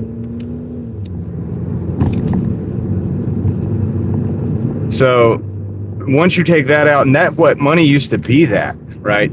You could go around, you could carry $1 in your pocket with two 50-cent pieces, right? And that was, you had metal that had some intrinsic value, and then some, it was monetarily recognized as well. And silver now, it has a lot of intrinsic value because they use it in electronics and things like that. But generally speaking, it was real. It was like a real asset. You were holding an asset. Now, if you hold cash, now cash is good. Don't get me wrong. I feel like cash is good. This is not financial advice, too. It's just me rambling. It's entertainment purposes only. But I feel like cash is good, too, because when the price of assets crash, cash can be handy, dude. If you don't have cash when assets crash, you can't take advantage of that.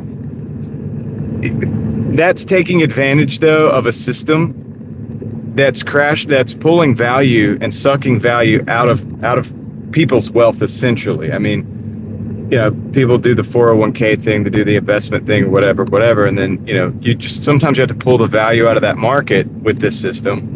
That's what they do. It seems like the way to create wealth from that is to buy up those assets when the value's sucked out of them, right? And then they pump the value back into them, the perceived value. Number goes up, so on and so forth. You can only do that if you have cash, right? True. You can't buy it with, you can't go say, hey, I've got a car. I got a new car. I'd like to buy 100 shares of this with my new car. That doesn't work. You got to have cash to do it. So, but yeah, I mean, and they could play with the values of that stuff too. There's a lot of games being played. right now. And it's always been. I think it's always been, from what I can tell, from what I've studied.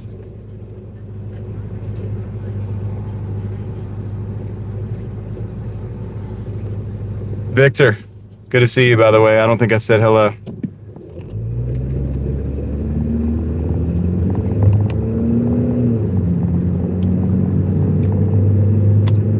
But here's the game. How do you have cash if you got brand new car payment, huge house payment, huge tax bill, grocery store inflation, right? They pull the cash out of the system before they ever deflate the value of these assets. And then other people, the only people that have the cash, could take advantage of that. And then it wipes everybody else out because the value, the perceived value of their portfolio or whatever has just been whatever the rate of the drop is. And it causes a panic in a lot of cases. But at that point in time, if we just suspend the emotions and just realize, like, that's when a lot of people go in and buy those assets at pennies on the dollar, or maybe quarters on the dollar should be the right word. Shell shock. I did one last. You were here. Were you here last night? You were here last night, right? Yeah, you were. So I did the 4 last night, and then I did some today too. Yeah, I did about $54.02 of Uber Eats today. So I'll probably do a couple more, because I'm at 66 for the week. And what I would like to do is just make that be over 100 on Uber Eats. But right now I'm rocking out the Doordash thing, because I've also got to get some more deliveries over here, because I got that contract violation, so we'll have to knock that out. Feel free to ever correct me, guys, if you think I'm wrong about any of it. But this is just stuff I've observed. I've been like watching this my whole life. Like, I'm like, man, this is kind of weird. It's almost stupid. It's like a game. Like finance thing. It's like a game, and they don't teach you about it in school.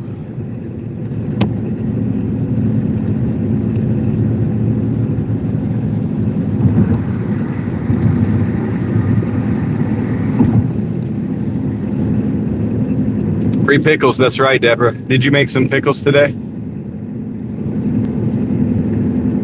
putting some back for the winter.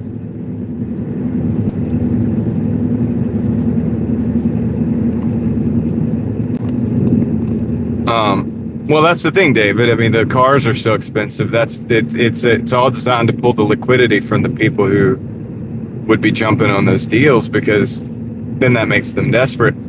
When they perceive that the market's crashing, a lot of people pull out money, actually, and it's emotionally it's the thing. But critically, it's the worst thing you can do, right? To sell an asset at a low price. But people have a fear. And so when that fear kicks in, that's when they sell the assets. You have to, and the liquidity comes from people who have no fear of this thing because they're prepared, because they have cash. 12 jars, right on, Deborah. Now that's an investment. That's a great investment right there. That'll pay you back dividends for the foreseeable future. 12 jars of pickles. Turn cucumbers into pickles.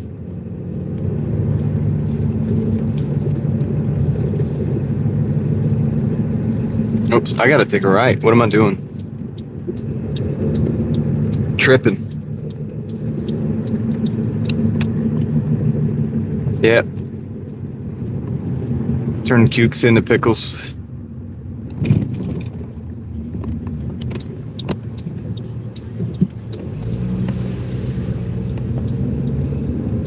And then more and more, like, this is why I talk about the growing and stuff. Speaking of the pickles, right? Speaking of the cucumbers. That's why I talk about the growing more and more, because it's like I'm starting to realize, I'm like, wow, you could take some soil, you could take a bean, right? You just plant it and it turns into like 100 beans. Like it is like magic, dude.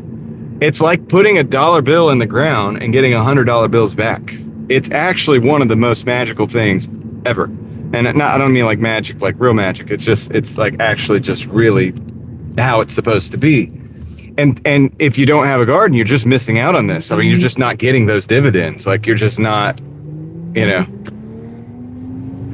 And and back in the day, like, almost everybody had gardens, at least even a little one. And it's a pretty big deal. Like, now, we don't do enough. My wife and I, we talk about it all the time. We're like, dude, we're not really even doing enough. But even if you just do a little bit, it makes you, exactly, David. That's why, so people are like, okay, well, how do you go 14 hours a day, John? It's like, well, dude, for the last month or so or more, you know, because we did 2 crops of beans. We have 2 cycles of beans. We've been eating fresh beans pretty much for the last several, I don't know, a couple months maybe? I don't know, dude. Because we put some in really early, and then they were producing. And then we have some now that are still producing. And so on and so forth. And then, oh yeah, and Crystal, that's just the one bucket. I mean, that's just the one bucket with the one potato. We got buckets where we did like multiple potatoes. We have the boxes. So those are going to be awesome. Those are going to be like 5 times as much. So we're going to have several pounds of those. Well, Kristen, watch my other channel, because that's, I just showed that. But like, that's the thing, is like, and we're that's a tiny operation. What if you did like a whole yard, right? Like,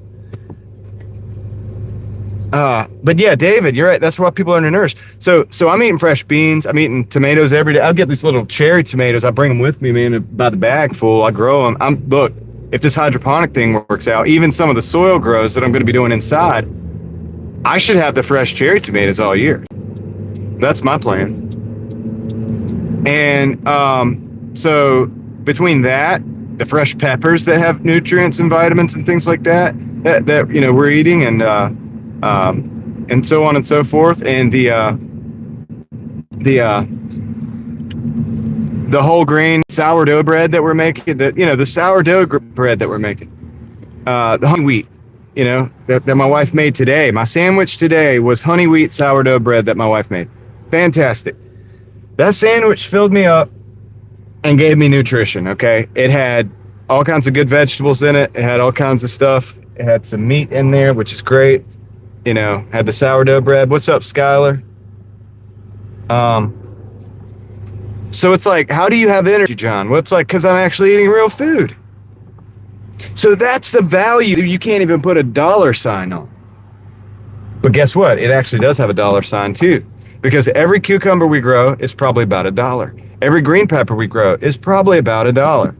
You know? Every couple chilies we grow is probably about $1, right? Every 3 pounds of potatoes is like $3 or $4. Every one of those little clamshell containers full of cherry tomatoes is like $4, $5. So it does actually have $1. You know, things are so expensive now that you can actually measure it, and it's like, whoa, it's actually measurable. It's crazy. So, I mean, we want to do more. We want to do like 5 times as much. But, you know, we got a lot going on right now.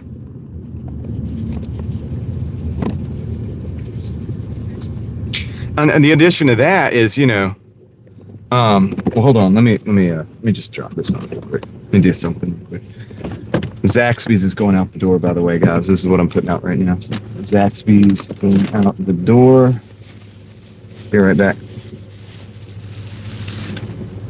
So if everybody just grew a little bit, man, it would just change everybody's mentality, and everybody have a little better health, and they'd be spending a little bit better, like less money. I mean, even just a little bit, just a tiny amount would be, it makes a fractional difference, but it's a difference still. Be right back.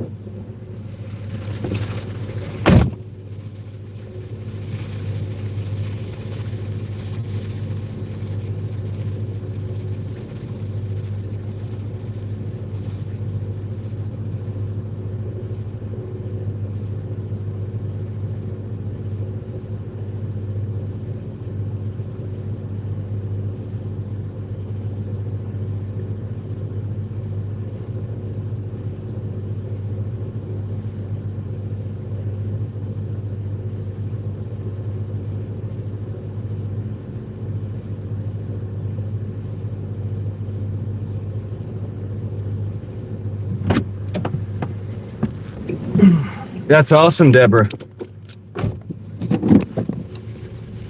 So did you sprout the potatoes from like store-bought ones or what? Or did you have like how did you go about that? But like, dude, that's what I'm saying. So you buy a bag of potatoes, make sure they're the type of potatoes you want to grow. You know, I suggest buying organic potatoes for this, but you buy like a 5-pound bag of potatoes. Dude, eat 4 pounds of them, take another, eat like 3 pounds of the potatoes, take the other 2 pounds, sprout them, and then put them in the ground. Boom. They're going to produce so many more potatoes than you put in. And it's really amazing. It's actually, dude, it's a hack, dude, that I just feel like, I don't even know, man. It's crazy. It's such a hack that it's like they don't want you to, it's like stores probably don't want you to know about it because it's amazing, dude. But see, it's amazing for me thinking about it. People that came before us all did this already. This was, they're like, yeah, duh. That's where food comes from, you idiot. You know, it's like, of course, grow some food. Of course you have to grow some food. Like, where do you think the food's gonna come from, you fool? You know? But, see all these cars driving by? Most of these people don't have a garden. They're living in an apartment.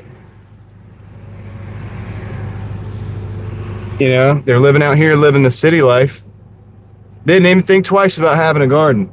You know where they get their food from? Whole Foods. You know, they go to the Whole Foods section, whatever. And they go buy, you know, their lettuce and their stuff. Well, Liberty Garden's not a bad thing, Yosef. I mean, I think everybody should, dude, especially right now. Okay, if you didn't notice, things are not going so well overseas right now. So I think anything you can do to augment your food supply, it's good. anything you can do. And I think if everybody did it, okay, if everybody said, okay, what can I put in some soil right now, or even hydroponically,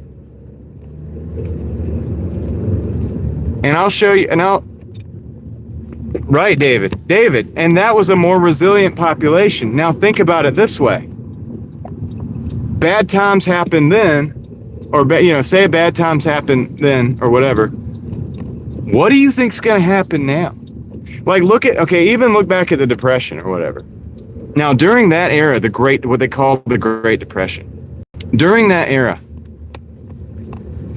you had people that were more prepared to deal with the issues of a downturn, economic downturn, whatever, because they had gardens, they knew how to grow things, they knew how to work, they were workers, whatever. What do you think would happen now? All right, hold on a second. I got to look up this guy's name. I got to look up this guy's name. This is stupid.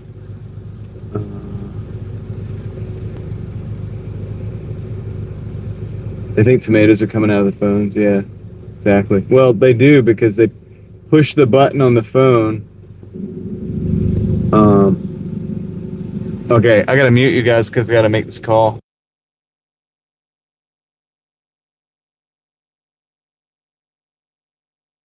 Exactly, Kristen.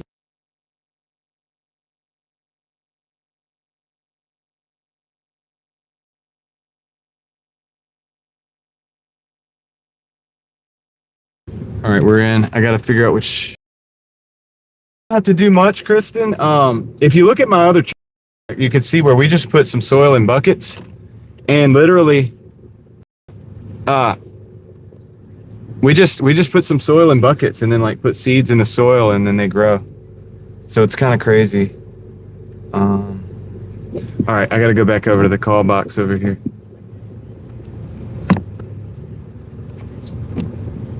So it's worth the try. Just like, oh, and hey guys, I'll be showing you my experiment with I'll be showing you my experiment with hydroponics, and it sounds crazy, and it sounds too advanced, hydroponics, right? But the first ones that I'm going to do are actually very simple, and it's really just going to be like a mayonnaise jar, okay, literally, a net cup, and a seed pod that I made with rock wool, okay, and then nutrients and water, and that's it, and maybe some duct tape. And that's going to be it. So if that's successful, I will let you know, and I will show you how to do that. And you can grow that in your own house with LEDs. All you need is a little shelf with some LEDs.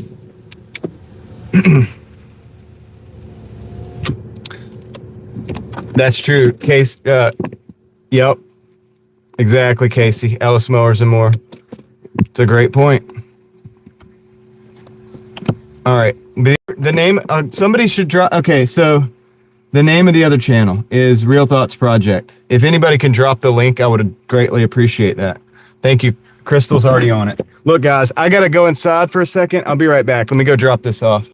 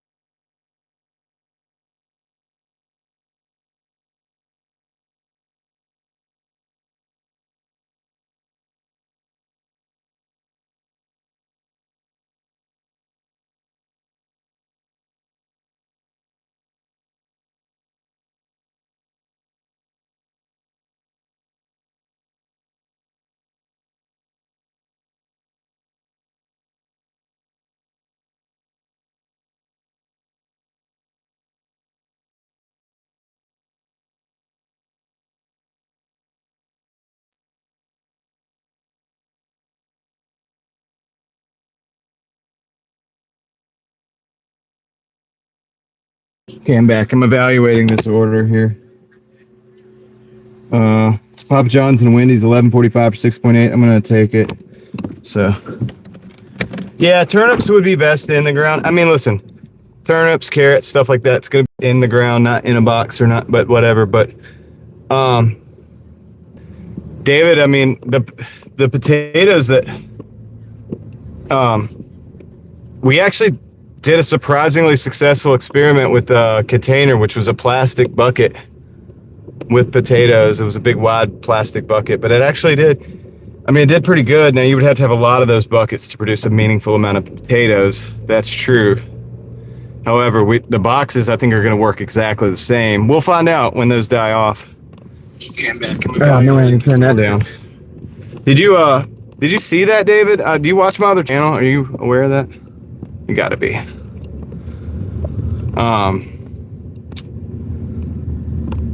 Granted, once again, you'd have to do a ton of those boxes to really have a meaningful amount. But if everybody had 5 of those boxes, then they'd have some survival food. You know? They'd have a little bit of survival food that they would be producing.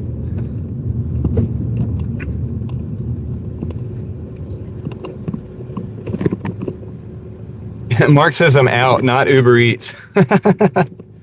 We'll get to the Uber Eats eventually, Mark. Mark's a big Uber Eats shill.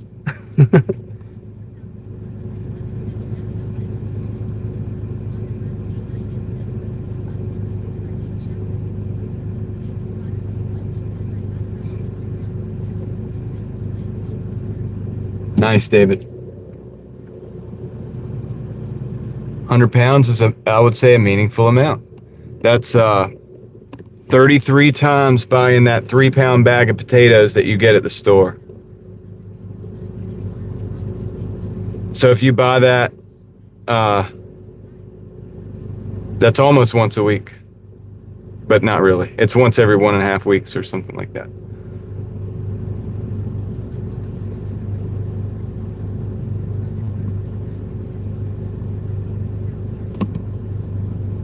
Mark's calling me fake news.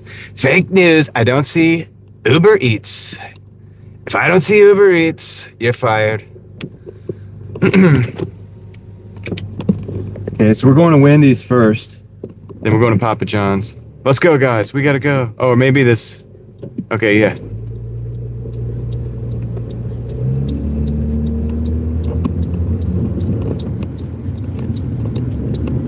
Yeah, alcohol can be ugly. I did, Connor, yeah. It was almost 4 o'clock when we got done live streaming last night. Or this morning. It was a wild night.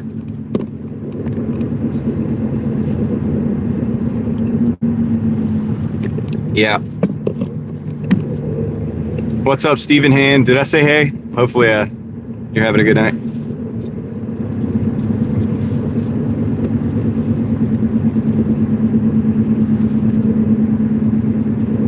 Yeah, dude. See, that's the thing is people are like, we need AI to survive. It's like, well, we haven't had AI this whole time, thousands of years. And we seem to be pretty well populated. Just saying.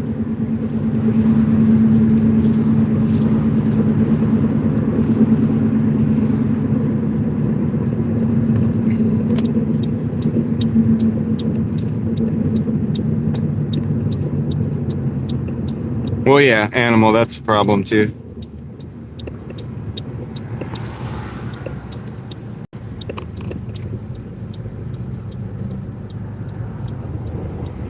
Well, Yosef, I've done multiple videos like highlighting that on the other channel. So, yeah, I'm trying to move into solutions.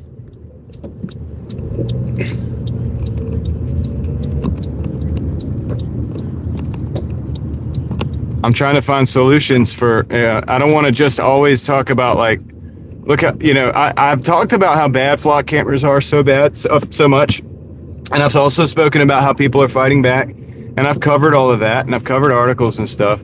At a certain point, we have to start talking about solutions for our lives. Like, So that's why I'm talking about gardening, and that's why I'm talking about, you know, stuff like that. You know, gardening. Yeah, let's shore up our finances, man. Let's do good with that. Let's be smart with that. You know, drive old cars. Let's learn some skills. You know, that kind of stuff, because that can make a real big difference in somebody's life. And so, anyway, let me go pick up this Wendy's, and we're gonna need that regardless of what happens with the other stuff too. So I'm covering all of it, but yeah, it's all important to me, I think. All right, be right back. What's up, Only Seven Gamer? I'll be right back.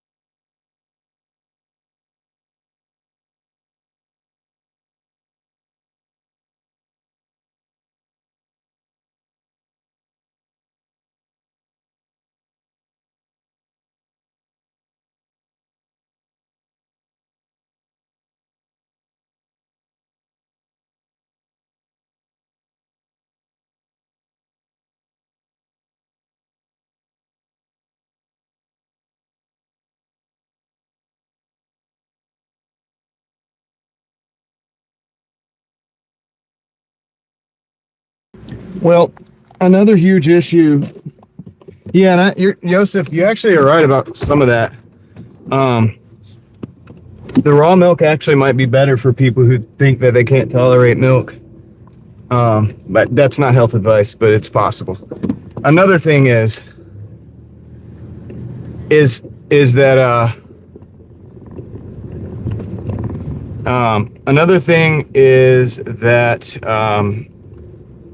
like farmers, they have to use like genetically modified seeds a lot of times. They have to use like seeds that are from like a certain company or whatever. And they have to buy those seeds every year. So that's kind of crazy too. Have you ever thought about like how crazy that kind of is? If you think about it, it's like, dude, you should be able to grow whatever you want and sell it. But that's really not how the farms actually kind of operate. And I'm not sure exactly the details. I'm gonna try. Oh shoot, I'm out of. Oh man, I just messed it up. Dang it, because I'm out. Dang it. I was gonna clean the windshield, but I'm out. So now I just messed it up big time. Well, oh man, that's a what a mess, dude. What a mess. What'd I just do? Oh my gosh. All right. No, stop. Stop. All right, I gotta try to find something to clean this windshield with now. Oh no. Normal. Windshield. My radio's going on. Everything's going wrong. Yeah, thank you. Thank you. I know it's a nice windshield, isn't it? Yeah, David, the Amish don't do it. That's true. You know what? They're also pretty healthy. All right. Now I've got a lot of stuff. I've just created a lot of problems for myself. I'm gonna park right over here. And I've got to clean the windshield now. Like, I have to now. I thought that I had more windshield cleaner in the white, and it was dry, I guess. Bone dry. Do I have any in the back? Let me go check. Hold on.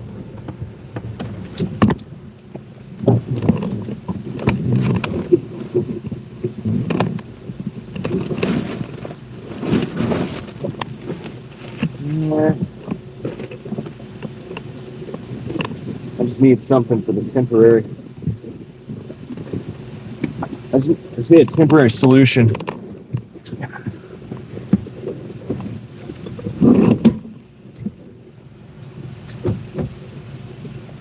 Door's unlocked.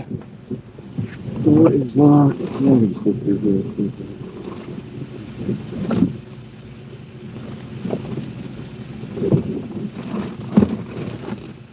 All right, let's see. What have I got that I can use temporarily? Let's tell it that. Now this is a cleaner.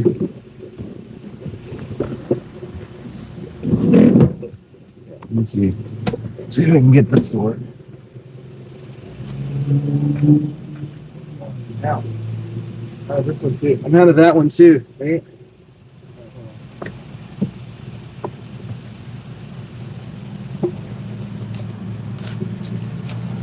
I don't need much.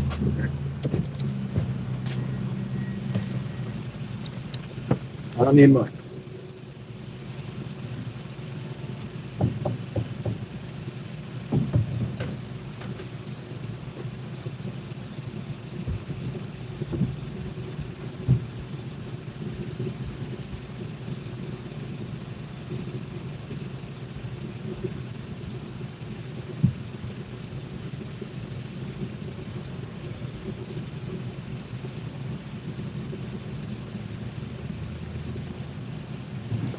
Does this look a little better? It's not great. It's gonna have weird colors to it because that's what it does every time, y'all. But that's gonna be good for now. I'm gonna go to a gas station and then we'll clean the thing better.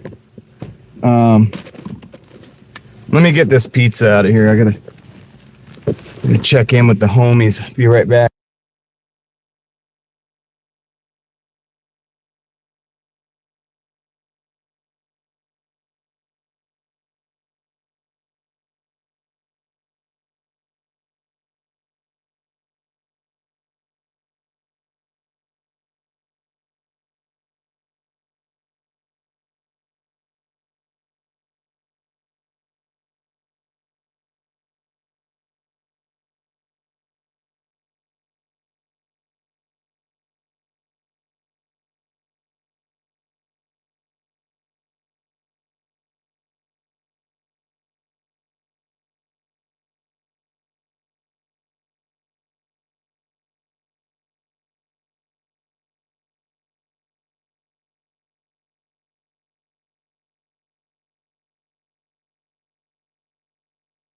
Okay, that solution of cleaning the window with that stuff is a temporary one. What's best, honestly, is if I just go to the gas station and just use their thing and just like scrub the window down and just wipe that off.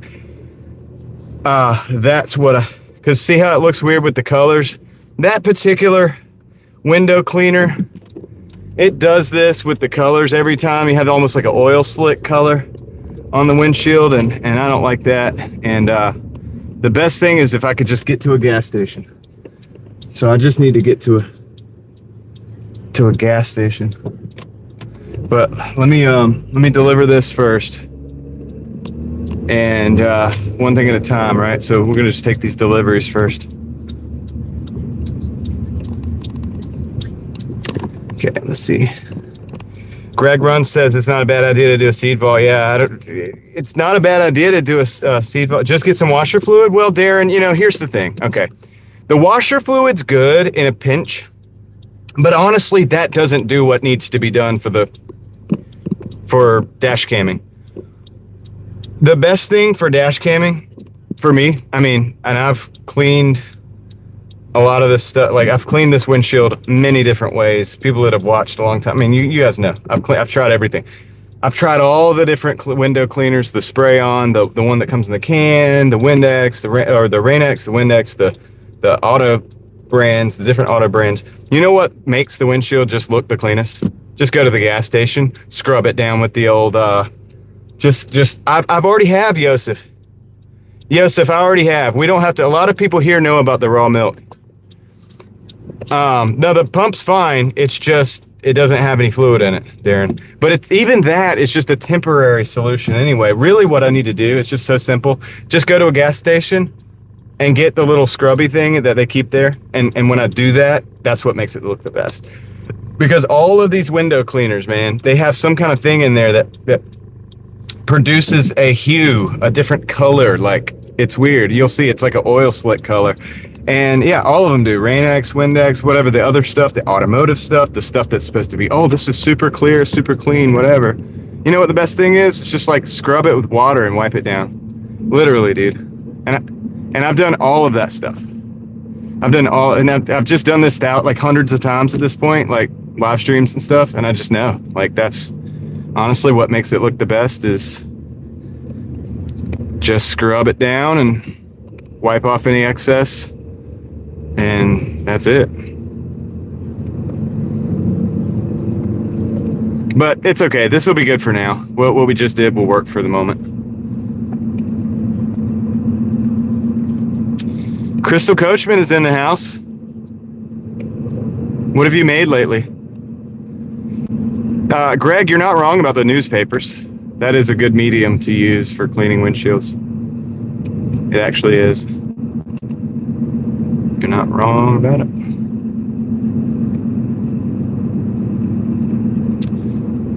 All right.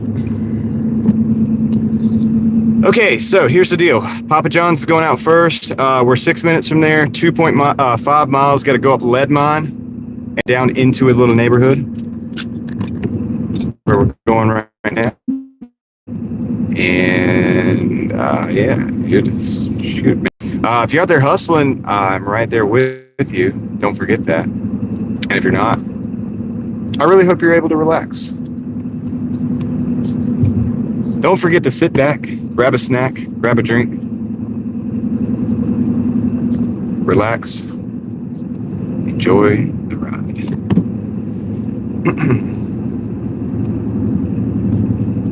What's up, Silver? Grab a soda.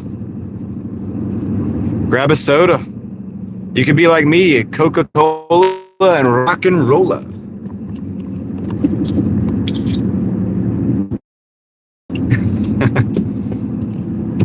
I'm pretty sure everybody grabbed a snack once we started talking about food.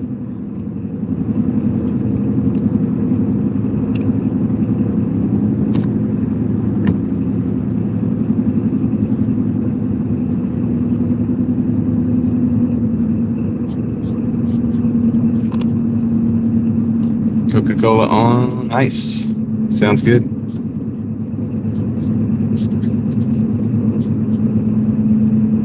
Bob Ross.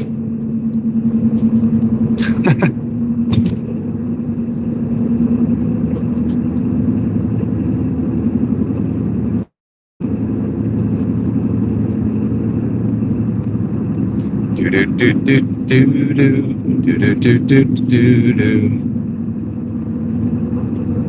Arizona green tea in the car. Did you leave it in the car in the heat?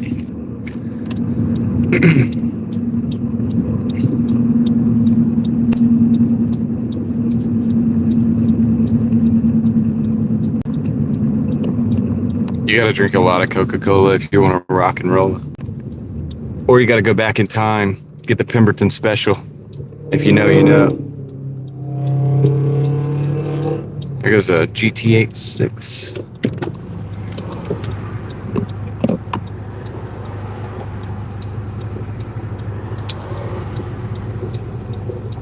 Pizza easy.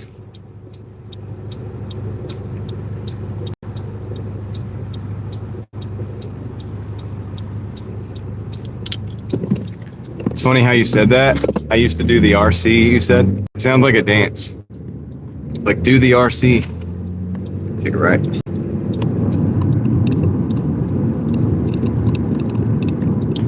Everybody do the RC. Come on now.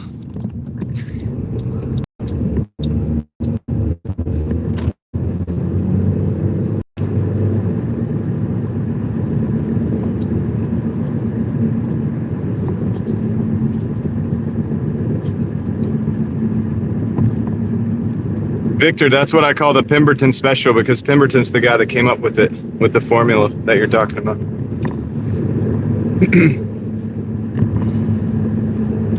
Sam likes pizza easy.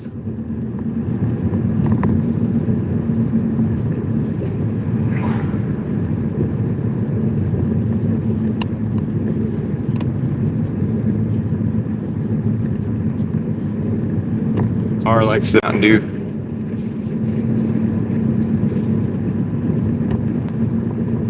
The weather apps? No, I don't.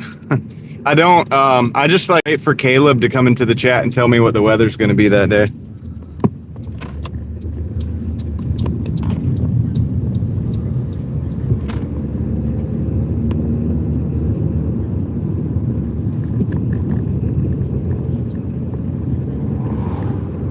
Yes, sir, Victor.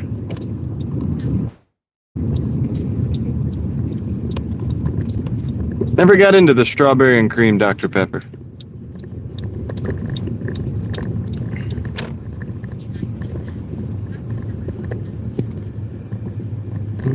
Okay, not a lot of room here, but we'll just leave the car here for a second. Be right back. Papa John's going out.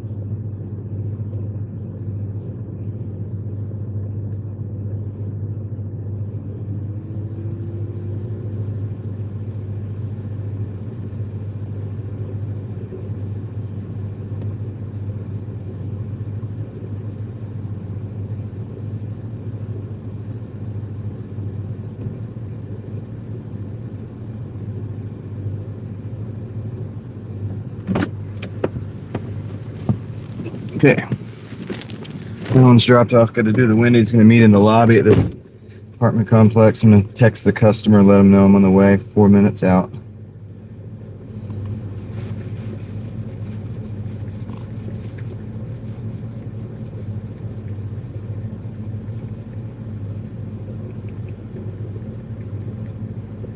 Okay. Let's roll.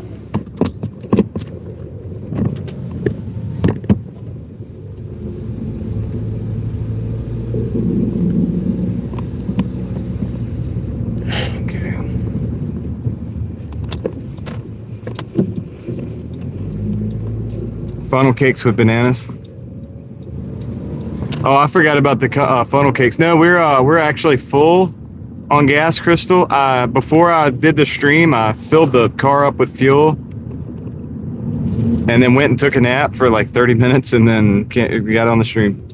I had that Taco Bell order, so pause the app and paused the app, took a nap, and then we're good to go. Brown sugar waffles. Turkey legs, that's good. That's a good one. That's a good one. I'm not big on the fried stuff. You don't take naps? Well, you start driving 12 to 14 hours a day, you'll take a nap.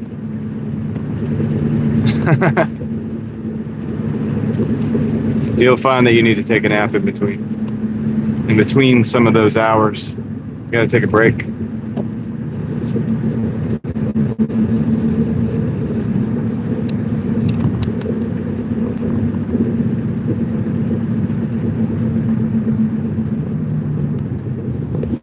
Well, I'll tell you what, about State Fair. Come on down to North Carolina State Fair. We got turkey legs, fried bananas. We got fried chewing gum. Got pretty much fried everything you want, man. Just come on down to the North Carolina State Fair. It's a good time. Sam, you mean like in the morning or for my nap? For the nap, I'm pretty much set on about 30 minutes, between 15 and 30 minutes. I usually wake right up.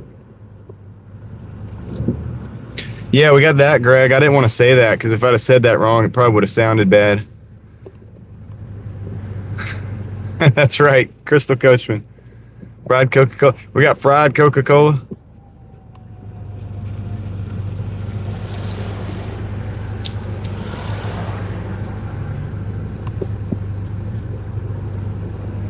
Yep. Sam, yeah. I'm used to taking the nap within the time period of a pause on Doordash. And I don't normally snore like in the bed or whatever, but in the car, the way I have to sleep, for whatever reason, I start breathing almost like a snore, and it almost wakes me up at a certain point. It just works out perfectly for me. So I never get too deep into sleep in a nap. But it's enough to get me, what I need.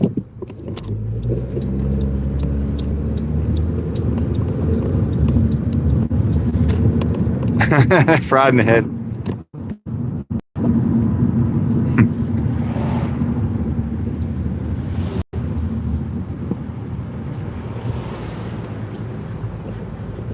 Yeah, deep fried cookie dough.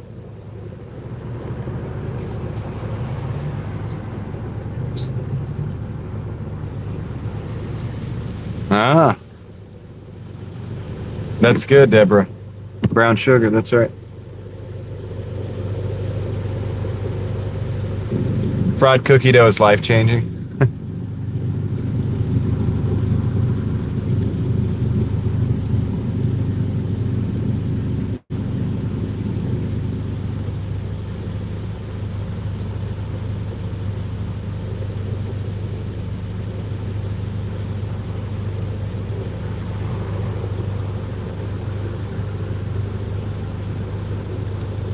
All right, green light. That means we need to go, ladies and gentlemen.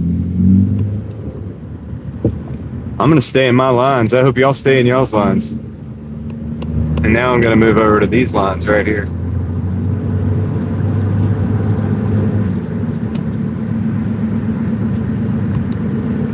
Oh my goodness. All this fried stuff is crazy.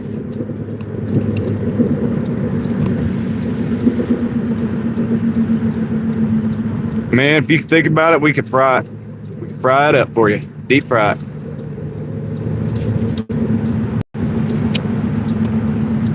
We got deep fried, shallow fried, medium fried. We got fried fries. We got fried everything. Pretty much fried pizza. Fried chicken sandwich. I gotta go around this transit bus. Go Raleigh, you go too slow.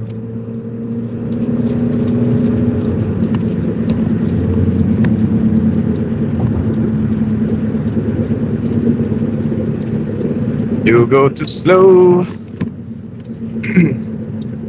Yes, while you look at me at the green light, I will be taking off. You'll be wondering, what is he doing there? And I'm like, I'm leaving.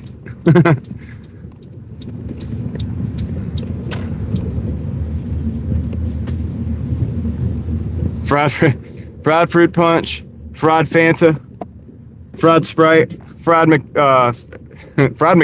Wait, what?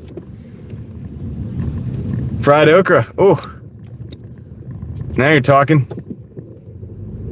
Now we're talking. All right, I'm pretty sure this is the individual. I'll be right back. Hopefully I'm right.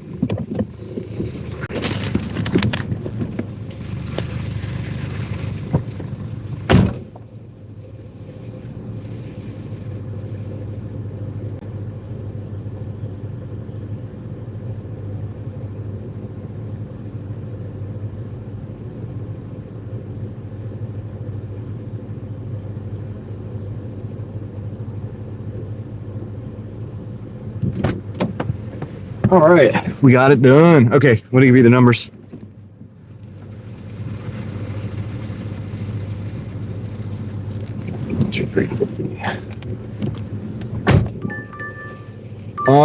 We got a Captain Cookie and the Milkman. I kid you not. 1330, $10, 10 miles. You know what? I'm gonna take that. I'm gonna take it, dude. Captain Cookie and the Milkman. Let's go.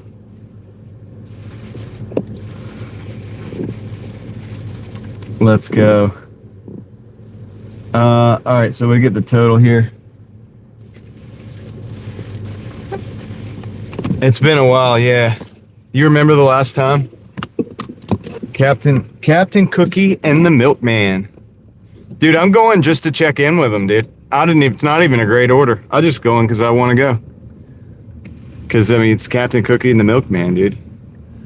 Maybe they'll give me some milk and cookies. I don't know. Doubt it. Doubt it. Okay, with Uber and DoorDash, we are at 177.52. We have a 13. Let me see, 1330 on deck. Wait, I've got a challenge right now. I got a live promo on DoorDash. Hold on. It's 100 deliveries before the 22nd. What day is it? Oh. They don't want me to go to the Uber Eats side. Well, I've got four of the 100 completed. She does not. We don't really do Santa, but I mean, I'll take some milk and cookies, though. If she wants to leave the cookies out, I'll eat them. So, 15th today. So, I'm off tomorrow, the 16th. So, 17th, I'll have 17, 18, 19, 20, 21. That's 5 days, 22. Yeah, I'll get this completed. What does this give me? It gives me 100 extra bucks. Well, of course. So, I'm going to do that. You know what's funny? Isn't it kind of weird? I get Uber Eats, and I start taking Uber Eats orders and this and that. And then here comes DoorDash, and they're like, "Oh, we're gonna give you a promotion." They finally give me a promotion or a deal. They want me to not do Uber. They must know that I've been doing Uber. They're like, dude, give them a promotion, keep them on the app. That's what they're doing. You guys realize that? They must know. They must know. They must have a way of knowing that I have Uber now. Yeah. You got to do DoorDash, but I am going to do it because it's $100. Well, yeah, Sam. Extra dollar. I'm going to go 100 orders out in 3 days into the week next week.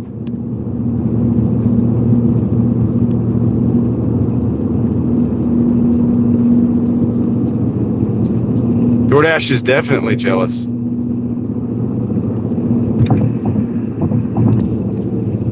Yeah, if I do 33 orders a day, that's 3 days. And I'm not going to count today.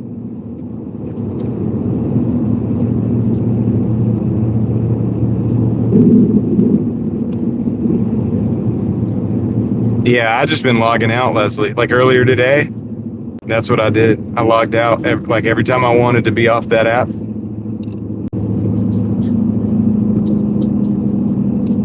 They want to keep me away. Hey, they're fighting over my attention. This plan is working. The plan is working exactly as intended. This is good.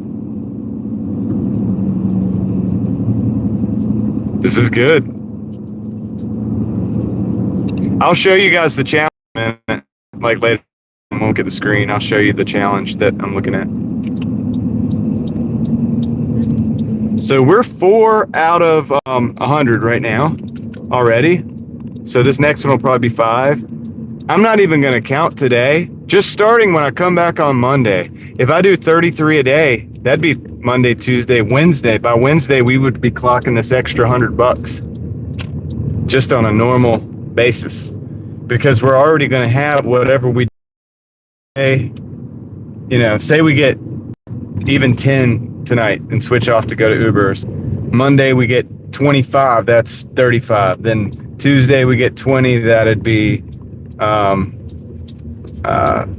55, right? And then, well, I think we get, dude, honestly, I do about 30 a day sometimes. So I could really just rock and roll and get it done in like 3 days, man. So we start at 10, then we would need 90. That would only need 30 per day. So Monday, Tuesday, Wednesday, we would be done, and then we'd have the extra $1. So I think that's what we need to do, man. Let's do it.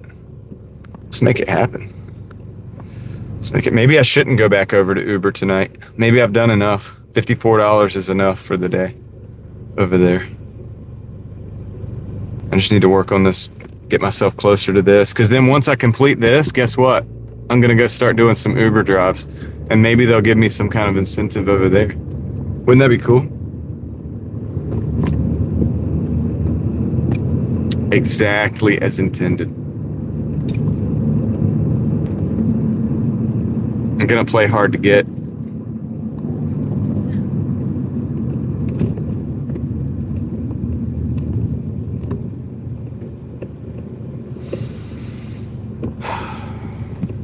We're almost at the Captain Cookie and the Milkman. That doesn't even sound real. Unreal.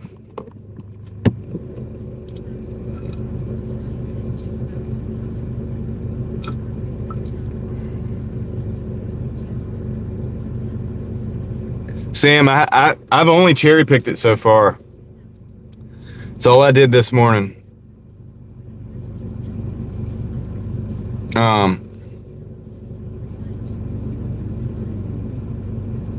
Hey, Leslie, if she pays, you know what I'm saying? We can play the game. It's all good.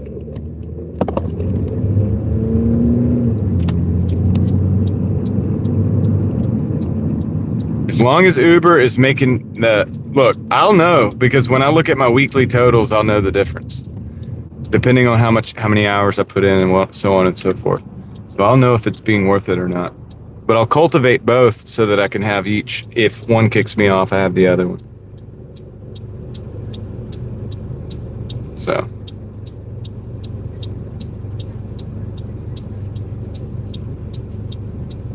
Not really, Crystal. Just takes me a while to like get moving. What did Mookie say?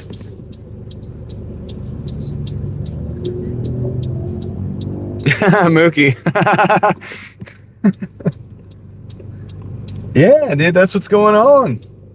That's how the game's played.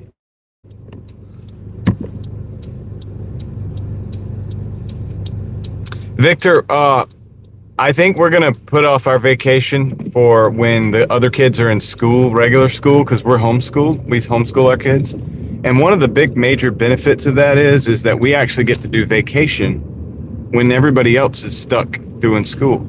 Because we can do school on vacation even, like if we have to, or we can just write off those days. And so that's what I think we're going to do. We're going to wait for them to go ahead and go back to school and kind of get locked down, basically. And then we don't have to do the lockdown because we're in charge of our own situation. So we've actually been doing school all summer, but still having summer break. This is Captain Cookie and the Milkman. This is what it looks like. I'll be right back.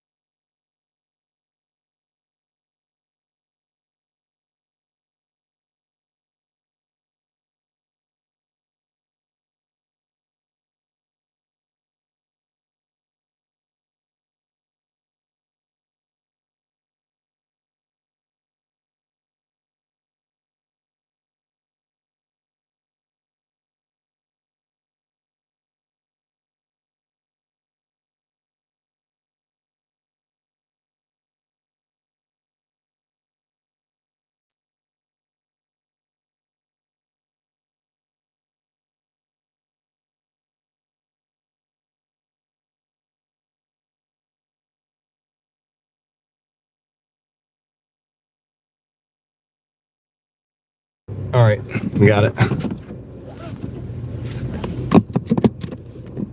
Dude, that was kind of weird because, dude, when I first went in there was nobody.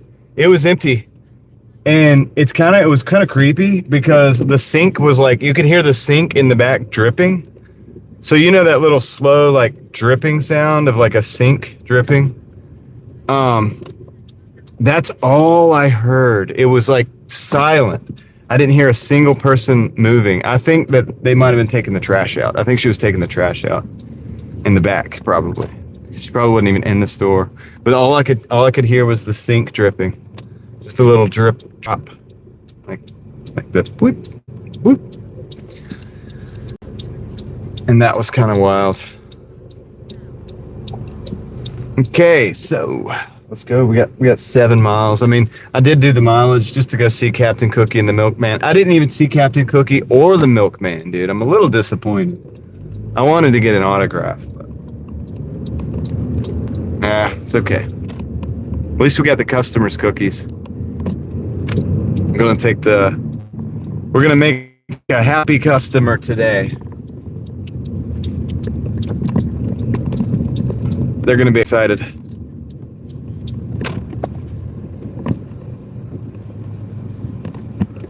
They're gonna be excited when they get this package.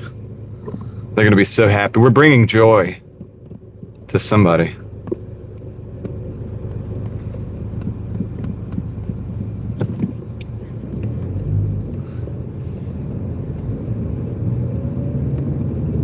Yeah, I used to have a friend that used to get the box of milk every day when I was homeschooled to a certain point, and then I think in the 7th grade or whatever in the 7th grade I went to school, and I was a kid still in the 7th grade. He would get the box of milk and the cookie every single day on break. He would sit there and drink that box of milk. I was like, dude, it's so hot. Like, how do you do the box of milk? And then we'd go to PE class. It's like, dude, how do you do that box of milk before PE class? I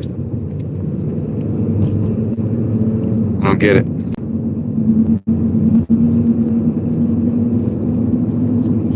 What's up, Eva?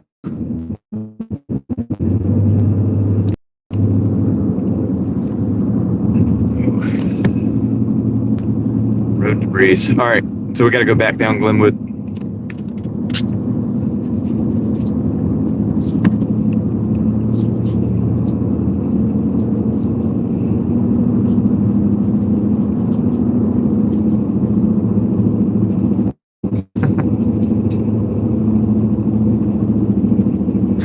David, what are you talking about?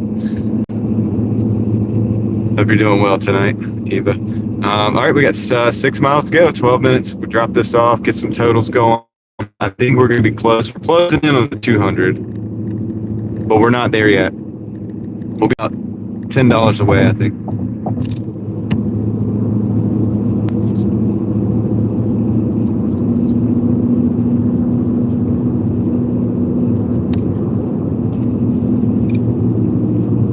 Dude, so I'm in my mid to late 30s. So in our PE classes we had this game called I don't even know if I can say it. It's called murder ball. That's what we call it. It was dodgeball, but they called it murder ball. No, I'm not kidding. And it was everything you would imagine, dude. We had all kinds of different sizes of. And basically, like, you know, the smaller ones go fast, dude. So we had some that were about softball size, and those could be thrown at extreme speed.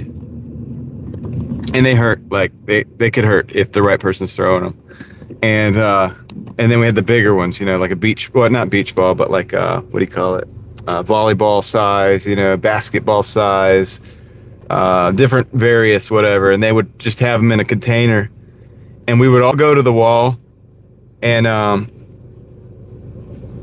yeah, we called it murder ball. And so we would go to the wall, you know, they would dump them out, and then we would go run up there. And dude, you could, like, I mean, it would sting. Like, you wouldn't do it to, like, you know, the little frail girl or whatever. You wouldn't do that. But if you were, like, going up against another athlete, like, I would just throw the crap out of it. And they would too. You know, sometimes you get stung. Like, it would be like, it was awesome, dude. I loved it. It was fun.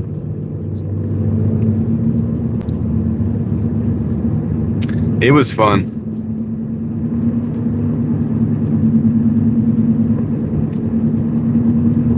I don't know if they do that in school today. I highly doubt they would call it that name. I'm almost 100% positive they don't call it that name. Maybe the kids do, but I'm sure the teachers don't. See, like, back then the teachers called it that. You know, it was what it was. It was like, what do you want to do today? Do you want to do, like, it's like, let's do murder ball. Everybody always wanted to do that. I did, you know, it was just, it's fun. And it was a great way to get out the aggression. But yeah, you could, like, really smack somebody. Like, some of those balls were, like, real high speed. It was awesome. Good times there.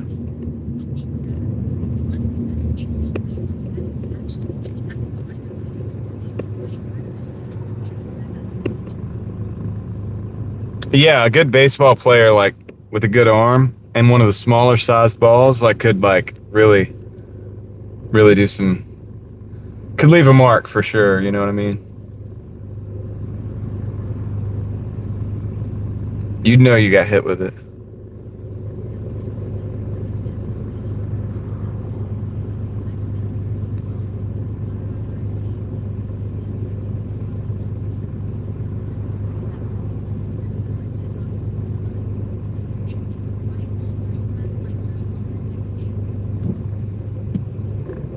I don't know about quiet ball. I don't know what that is.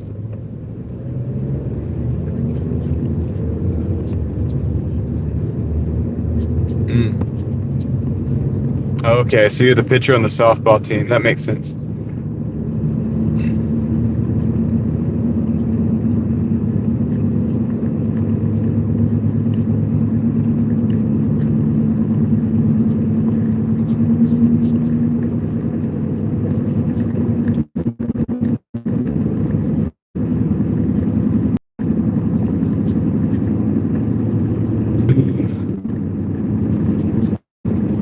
Yeah, people didn't get mad, like, back then. Nobody in my class did. You know, like, if you got hit or whatever, it's just a good sport about it. It's like, it's kind of funny.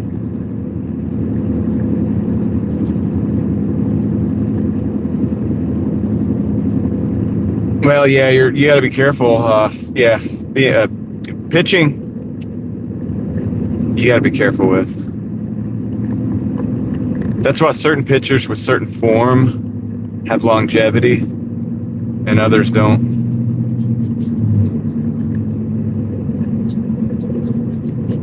Exactly. Yep.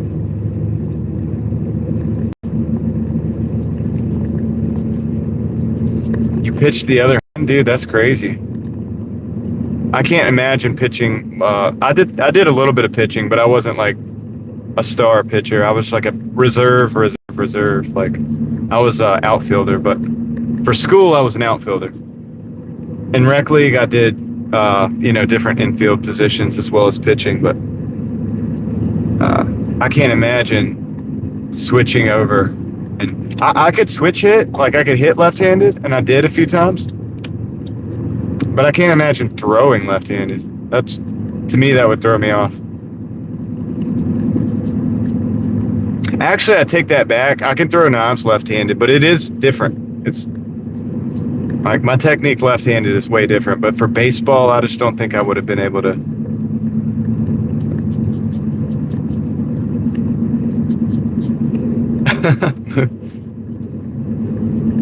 So, oh, Mookie, man, I'm sorry to hear that.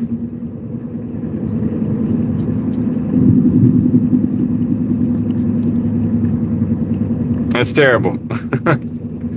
Hey, Mookie, do you want to play dodgeball?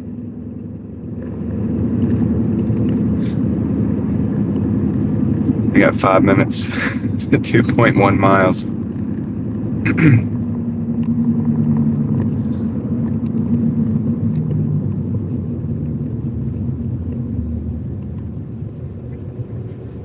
He says, I do not.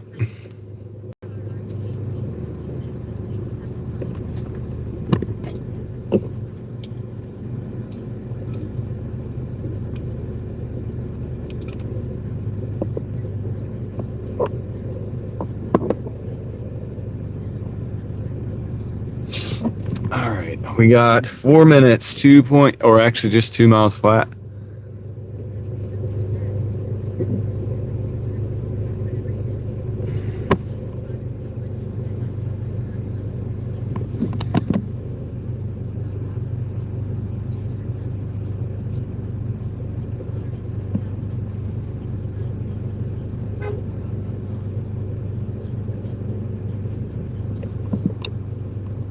That's good, David.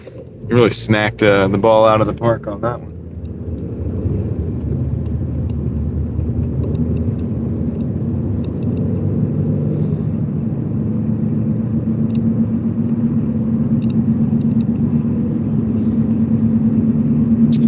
All right. We're closing in on 200. After this, we only need maybe 1 or 2 more orders to break 200. And then, now that I have this Doordash challenge thing, I'm probably just going to stick with Doordash orders, honestly. I kind of wanted to make the Uber Eats even 100, but to be real, there's a lot of incentive for me to do Doordash right now because of the extra $100 plus the contract violation that I'd be getting rid of if I get enough orders. So I think I'm gonna rock with that for now. Wait, I think the contract violation's gone. Wait, I think the contract violation's gone, but the quality rate's still there. I don't know which one it is. So let me so that should go away soon too. That should go away soon. I think the contract violation is gone though.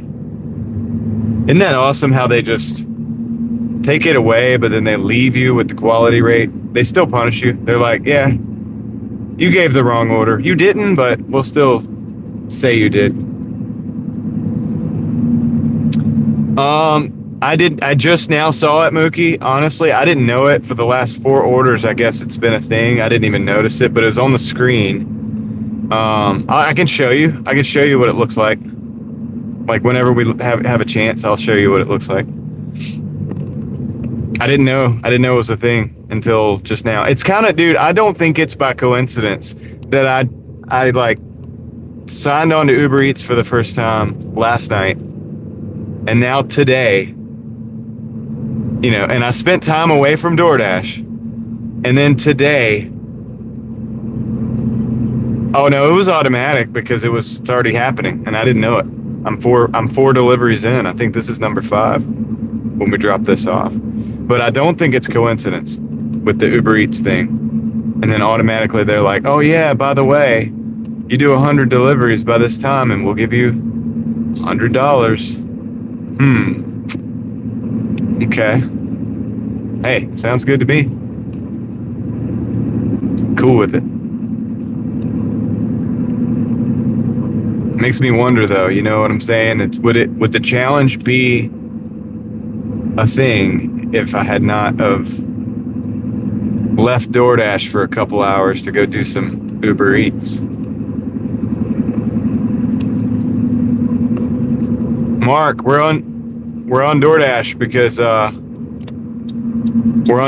because I'm actually at 100 since I started doing Uber Eats. Now DoorDash is giving me an incentive to do 100 deliveries, and I get $100 extra when I complete it. So it's DoorDash. Later, dude. Peace out. Mookie, I can meet that challenge in between 3 and 4 days. Yep. Between 3 and 4 days. And I do take a day off tomorrow. But whatever we complete tonight, all I got to do is finish it up Monday, Tuesday, and Wednesday. Mark is a real Uber Eats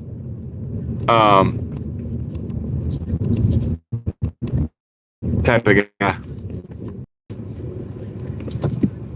Yeah,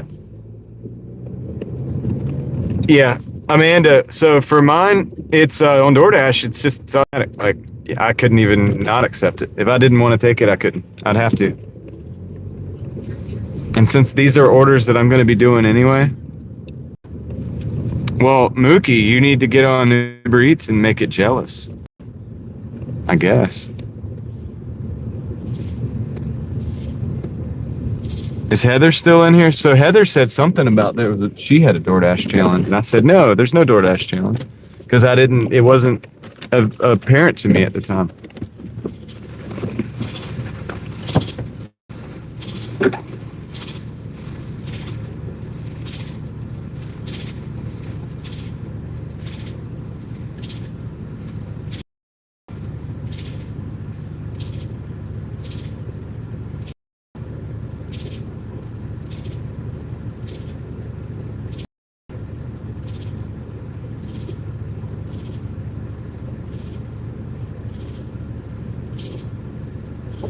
Okay, so I'll show you this. This is the total.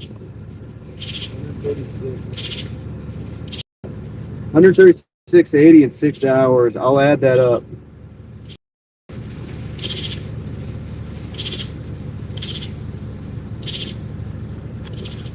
Here, I'll show you. This is the hold on, let me put it in the holder. I can better that way. Here, that's the right there. Why is that not 4 deliveries? But yeah, it says complete $100 for completing 100 deliveries by the 22nd, 8:35 p.m. Eligible markets, all the markets I drive. So all the markets I drive right now. I mean, I don't drive all those, but mine are included.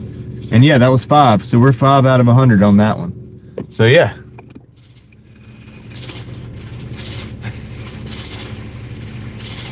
And it looks like this, on your dad thing.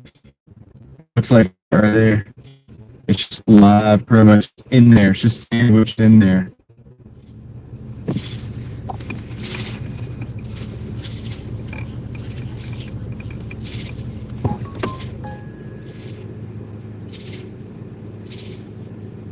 Oh, you guys can't even really see that because the signal's not good. Dang, I didn't realize the signal wasn't good. My bad. All right. All right, well, let's get going. Yeah, Pam, I just noticed that. I just looked at the screen and noticed it. Well, let's get out of here. It'll look a lot better when we get down the road. So 136.80.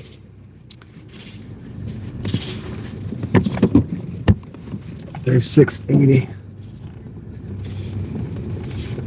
Let's get out.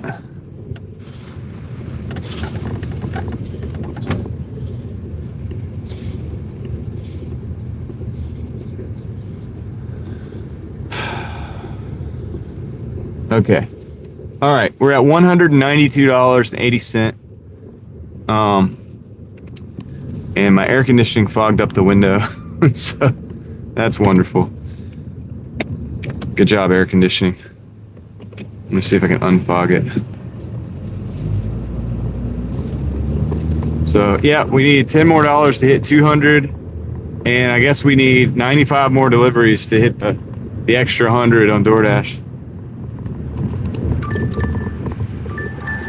Yep, we got. No, I know, Pam. Thank you. I appreciate you letting me know. So we got a $6.35 for 2.9 miles sheets. I'm gonna just go ahead and take that too. Did I replace the strut?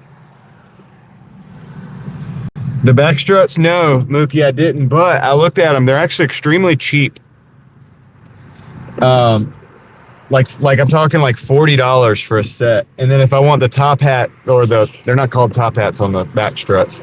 If I want the mount that goes up to the body of the car, that's an additional like maybe $40. So under $100, I can have both of them. And they're really easy to install. So I'm probably going to do that at some point, Mookie. I will probably be doing that at some point. Come on, cars. I'm right next to a hill, so I can see the headlights coming over the hill. And I don't know how fast they're going, so I'm just letting them come on. And we're going after this one. But yeah, the rear struts are going to be even easier than the front ones to take out, to replace. It's literally two nuts that come off the bottom of the top of the tower mount, and then there's one fastener on the bottom that's a bolt that goes through the bushing at the bottom of the strut, and that's it. That's basically it. And I just put it back together, and it's like really easy, and it's also cheap. So yeah, I think I am gonna do it, because when I go over a speed bump, I can tell like it can use it. It could be helpful to have the rear strut replaced. I think they could be better. So we're gonna. I bet you it will too.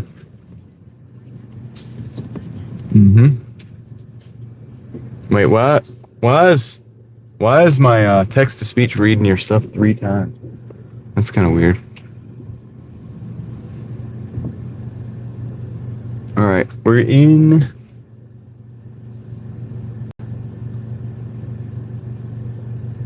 The parking spot at Sheets. All right, I'll be right back. Let me go see if I can get this order out of here, guys.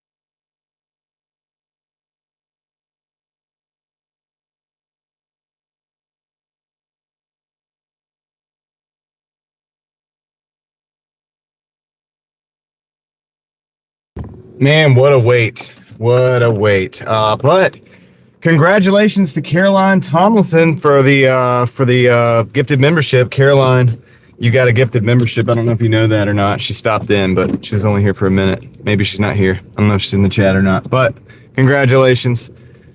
I figured I'd give you guys something for the wait there. All right, let's go. Let's go. Man, that was one of those wait times.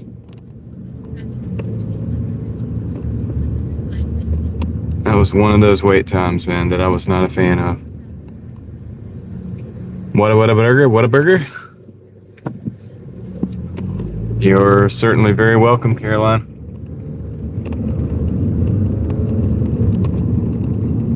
Glad you got that one. Glad I went to somebody that was here hanging out with us. Okay, so here we go.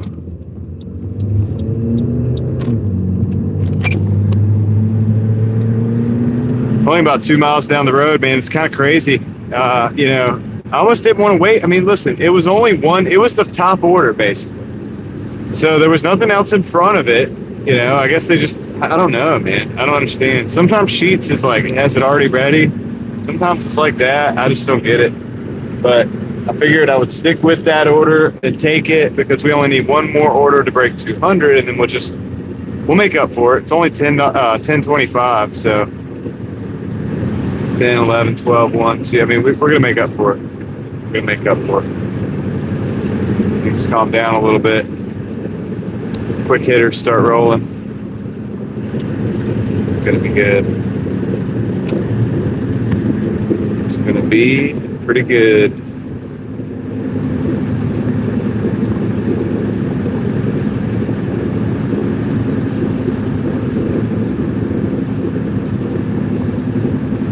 The thing,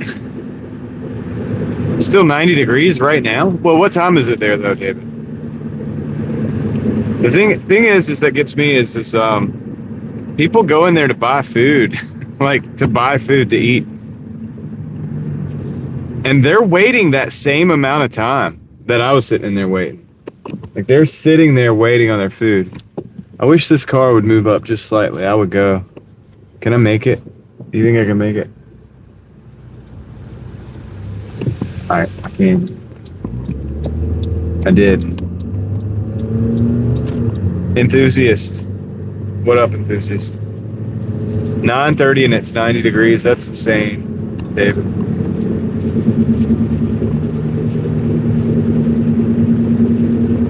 That's a travesty. Okay. We're rolling though. We're free. We're moving.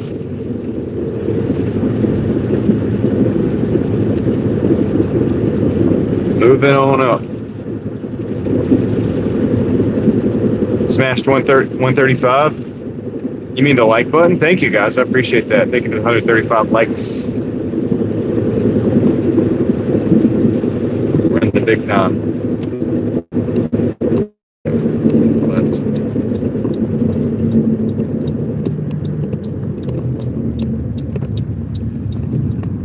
Yeah, it's wild, dude. It's nowhere near that here. It's only 10:30 here. You're only an hour behind. We're 83 degrees.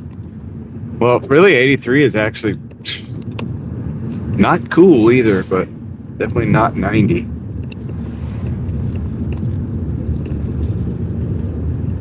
Thank you, Mayberry's. Thank you, Mayberry's Lawman.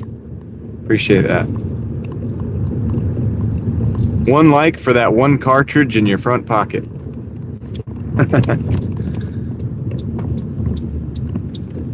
Just in case you need it. Don't fiddle around with it though. Practice. Practice makes perfect. No, it's not very scary. This isn't what I would call scary.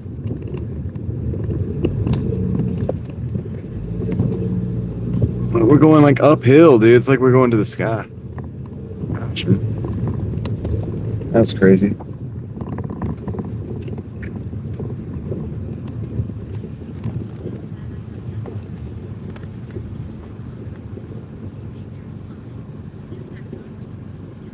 Why doesn't it say the address? I don't understand. Why doesn't it say the address in the building? Where's the address? I think the plaque's been taken off the building. I'm pretty sure it's this one. Let me double check.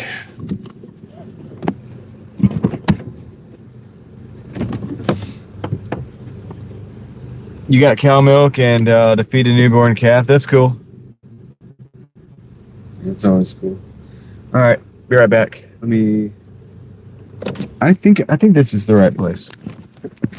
I'm gonna confirm that though.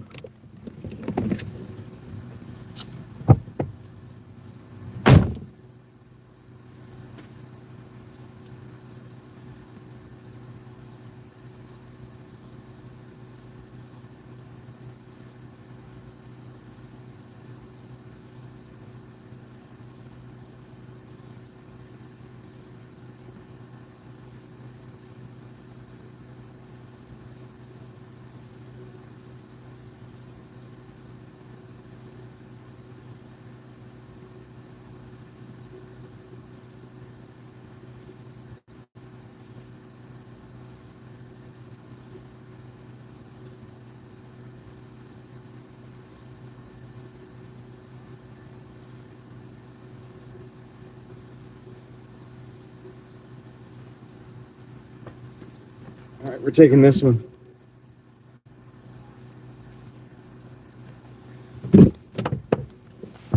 Taco Bell, 1166.4.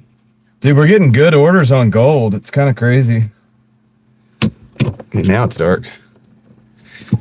It's always dark and scary with you. Enthusiasts is always talking about how dark and scary it is. It's not that scary. Wait till you see it go pitch black dark when all the power goes out. Power goes out in a city, that's scary. That's actually legit scary.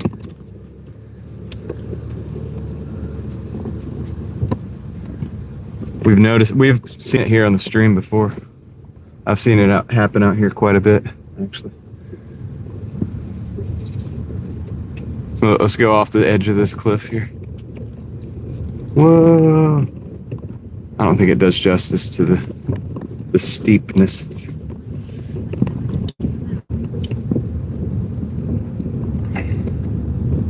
What's up, Mel?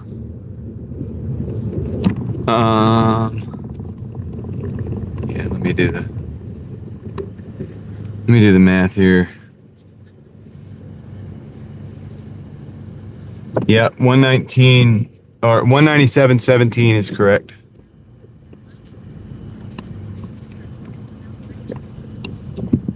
That's cool, Mayberry's Lawman. You're gonna like that.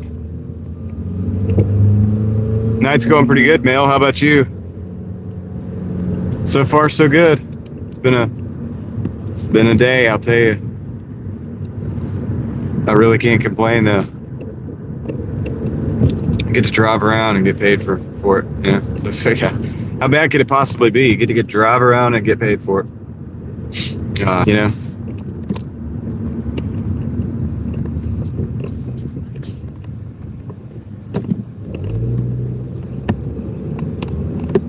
I'm going to Taco Bell for this $11.60 order. 10:33. The inside should be open.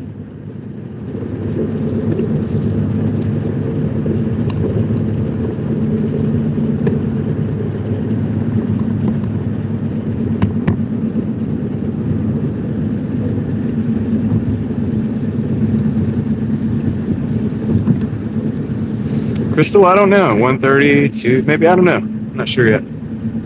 Just gonna wing it. Like I always do. But I could go pretty late. I mean, see why not.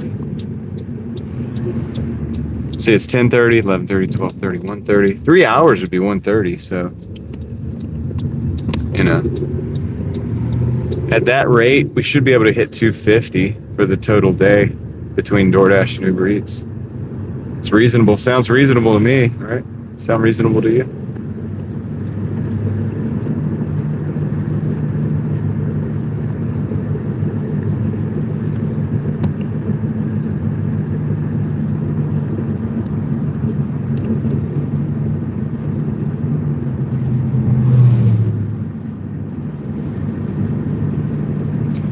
Well, stickman and enthusiast, you know what you guys need? Flashlights. You just need flashlights. Just always carry flashlights. I always carry flashlights. I got a few right here. I got a tack light. I got another little mini tack light. I got another one that's like a little pin light. Got a flashlight on my phone. I got more flashlights in the bags back here in the back. I got flashlights on my portable battery bank back here, the solar battery bank. So, yeah, dude, I always suggest carry flashlights. They're awesome. If you're scared of the dark, get a really bright flashlight. Carry that one. And never have to worry about the dark. As long as you keep it charged.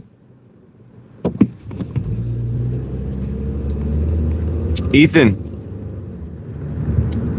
I'm at 197.17.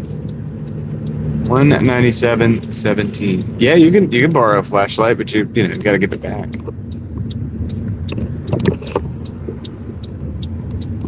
I'll protect you.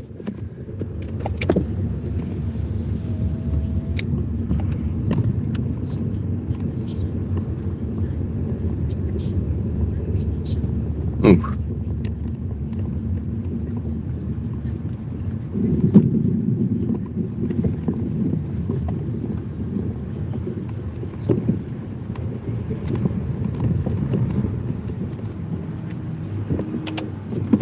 Mel's like, okay, I was just offering to protect. All right, I'll be right back. You should always carry your flashlight. Your flashlight is no good to you at the house. You have to carry it with you.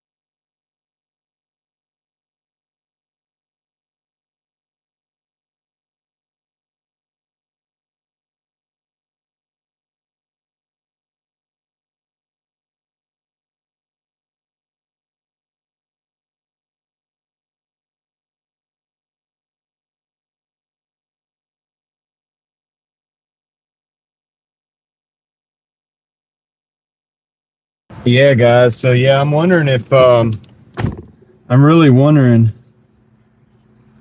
if it's because I have the 20,000 deliveries that they're doing the promo. You know what I mean?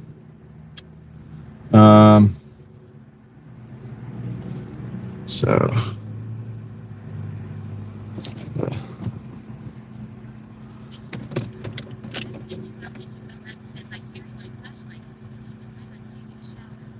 you know what I'm saying?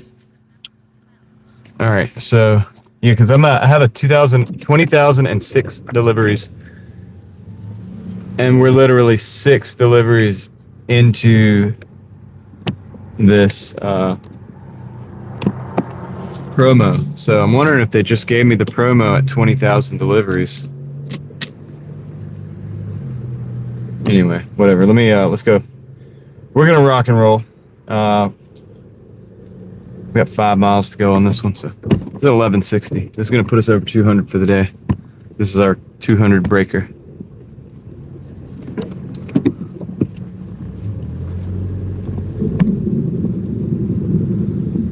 Let's go. Let's roll. That's right.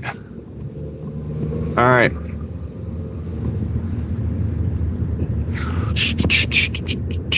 What are you doing, car? Don't act sketchy.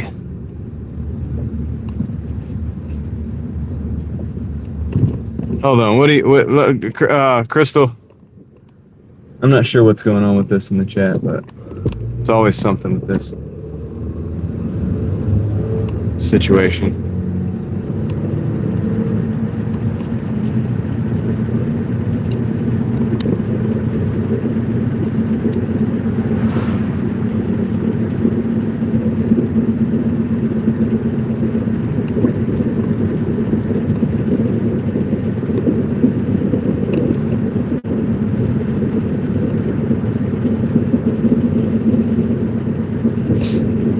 We got 11 minutes.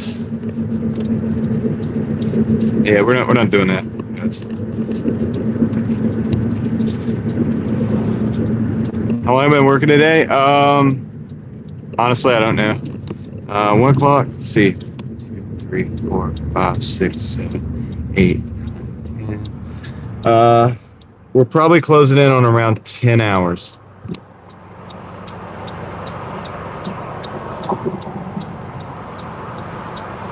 Because I know I started around 1 o'clock, like a little bit after 1 o'clock. It's 10:40, it's about 11, so maybe 11 hours? No.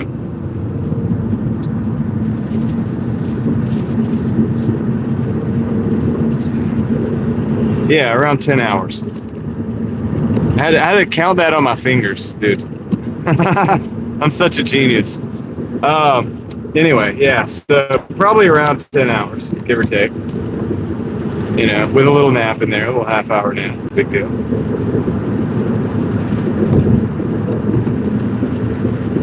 What up, Sertan?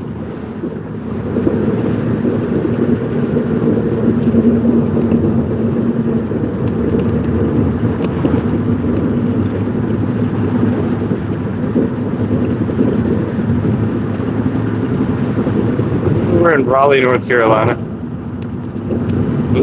Little town of Raleigh, North Carolina. If you know, you know.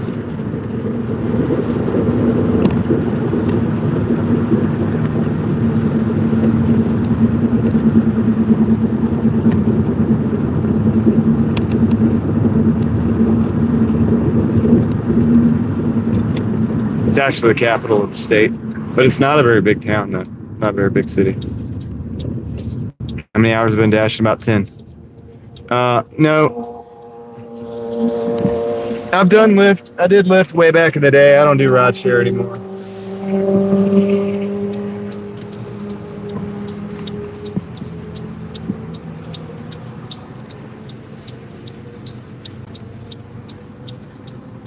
Okay, later, Mel.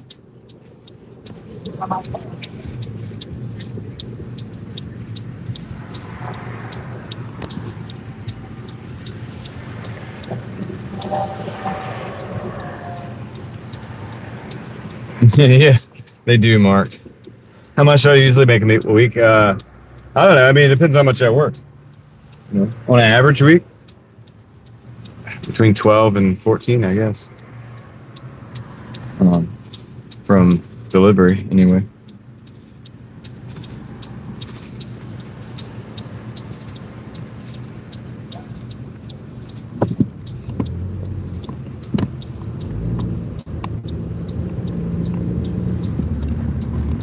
Mark, that's part of live streaming. People come in and ask the same questions all the time.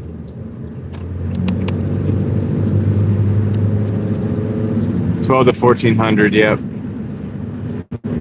That's correct, sir. On average, sometimes we go over, sometimes we don't.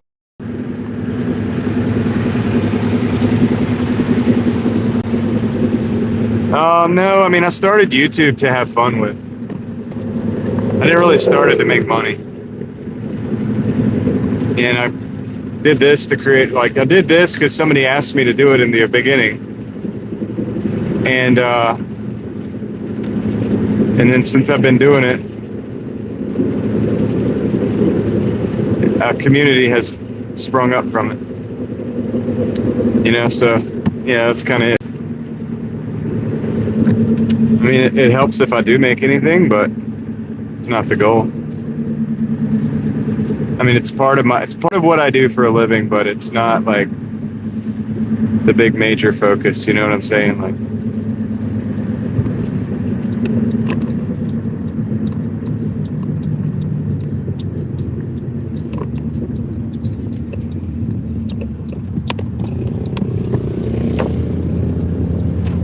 you just stay home, huh? Yeah, stuff is expensive, no doubt about that.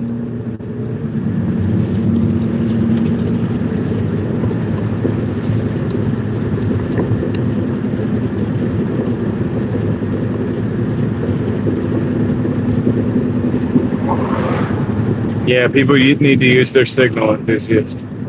Definitely need to use the turn signal. What's life like in Raleigh?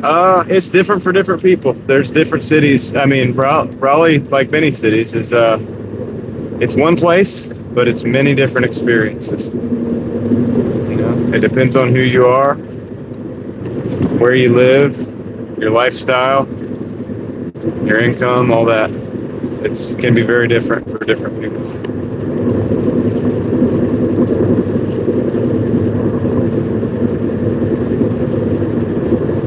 I don't really sweat the on-time rate.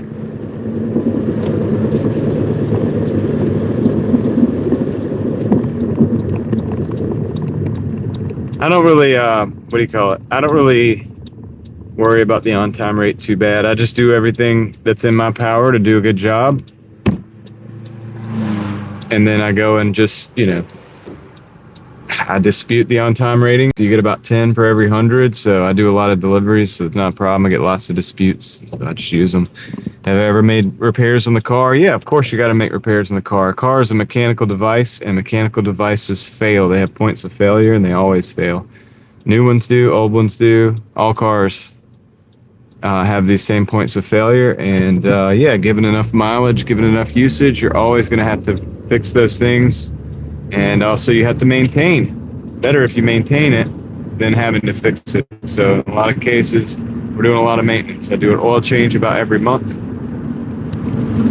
And I just did 2 struts on this car. I just did some sway bar end links. I've done lower control arms. I've done the starter, done the alternator, replaced the belt. I've replaced all the brakes a couple times. I've replaced the brake calipers, the brake lines, the spark plugs, you know, valve cover gaskets, the solenoids for the cam phaser, you know, yeah, the headlights, like the headlight bulbs, the tail light bulbs, the license plate light bulb. What else have I done? You know, yeah, you got to replace stuff. Things break, you fix them. Well, I don't think the generation's cooked unless it wants to be. Oil change should be every 3,000 miles, but the thing is I do well over 3,000 miles every month. I do actually about 13 oil changes a year, give or take. So yeah, I do a lot of oil changes. But yeah, so yeah, no, I don't think the generation is cooked. I mean, I don't know what you mean our generation. You talking about Gen Z, millennial?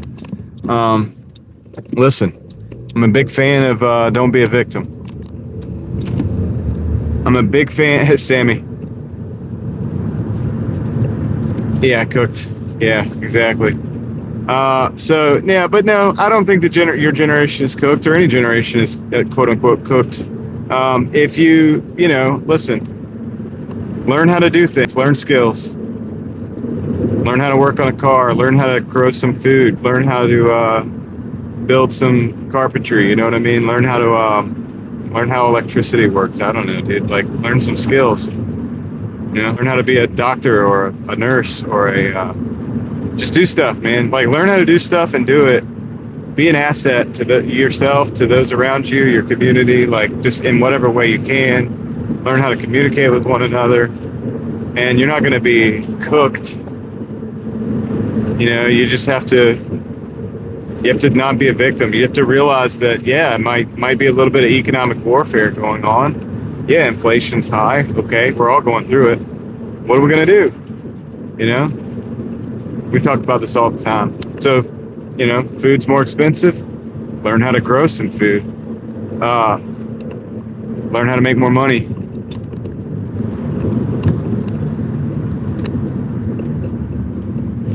Most for Uber Eats or Doordash, and well, I only just started Uber Eats yesterday, so I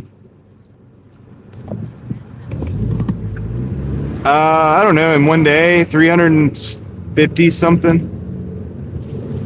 What do you do if you think AI is going to replace you? Yeah, dude, find skills be a person. Step into your personhood. I know people that run businesses that intentionally don't use AI. And they hire real people to do real things, and they're doing okay. They're doing okay, but they work hard. They find solutions to problems, and they find ways to do it for real.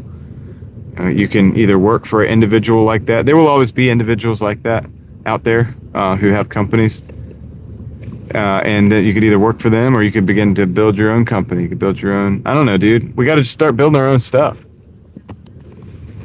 I'm not a big fan of AI, to be honest with you. Everybody knows that. I think it can be useful for like medical and stuff like that. But yeah, it's a keyword. But I'm not a fan of it when it comes to like entertainment, for example. Like, should AI be doing content creation? No, dude, that's a human thing. Should it be doing music? No, that's a human thing. Should it be doing philosophy? No, that's a human thing. I'll be right back.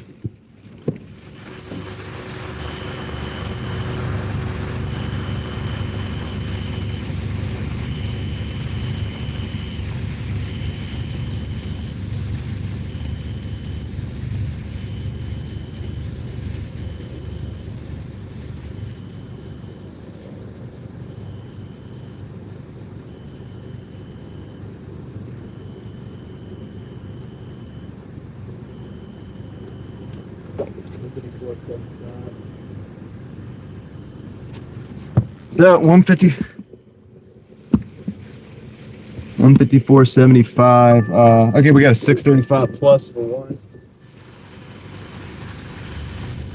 So I'm gonna take that.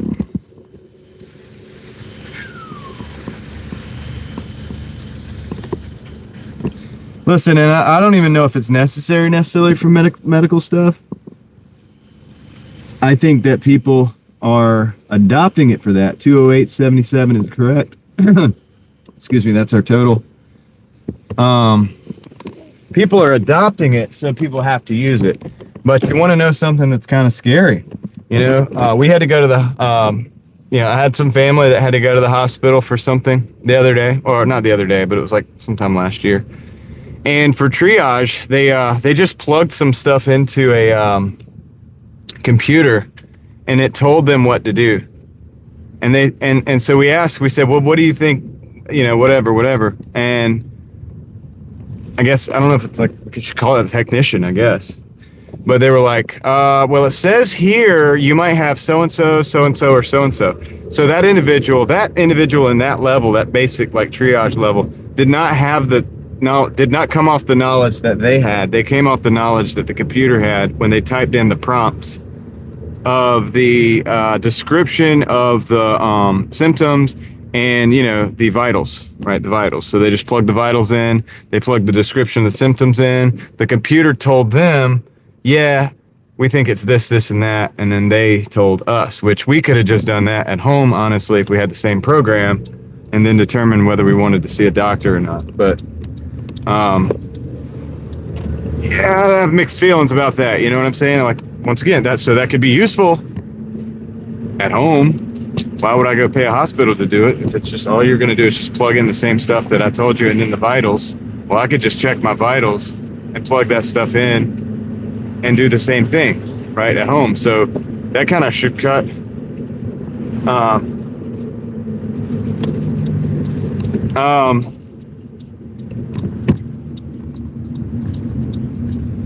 ultimately, yes, Crystal, but wasn't necessarily necessary, you know what I'm saying? But yeah, I mean, it's kind of interesting to me. It's like maybe that program, instead of going to the hospital, should be something that we just had at home, and then you could decide whether you wanted to go to the doctor or like be assessed by a doctor or not. It's interesting. The doctor also kind of just looked at the computer as well. That's the thing. It's like when the doctor came in, it was very similar. It was like, well, I'm looking at this. This says this. Let me see you. Let me see this. Without them being a specialist, it seems like they don't know a whole lot, which I'm not knocking the doctor. I'm also not knocking that program. I'm just observing. I'm just passively observing what's going on, and it makes me think. It makes me think about things. It's like, okay, so we could bypass that triage process, probably just at home. Okay, maybe that's a use for this, but how do I feel about that? I'm not so sure, you know. And it's like, is this what it's going to be like going forward?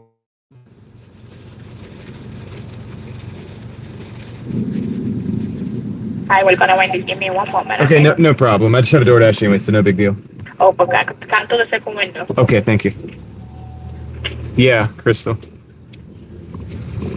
And so yeah, and anyway, so it's I don't know.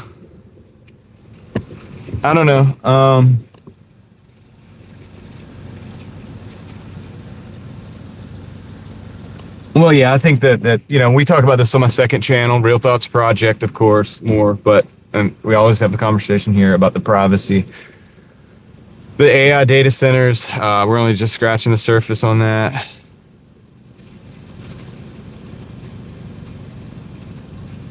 Crystal, you hit the nail on the head. So you actually have just crystallized what my thought process was on that, as you probably already knew.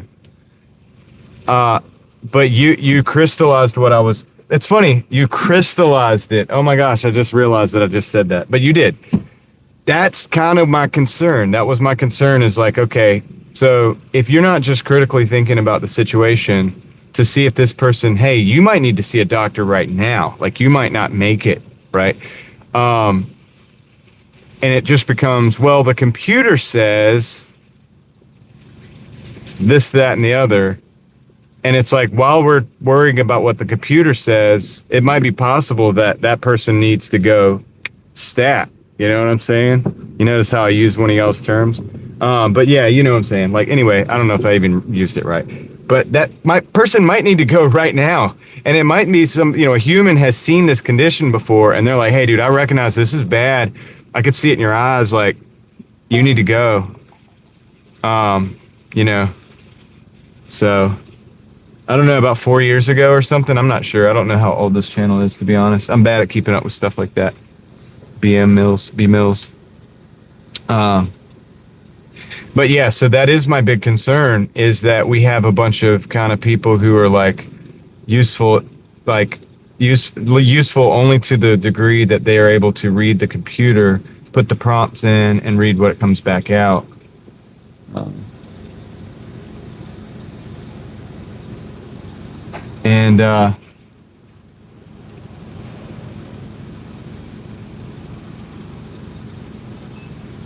Well, Crystal, also,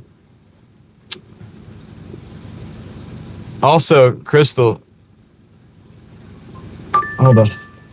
I got another order coming in. I got a 710 plus for 2.7. I'm going to add to the route from this store. So now we have 2 deliveries from this store.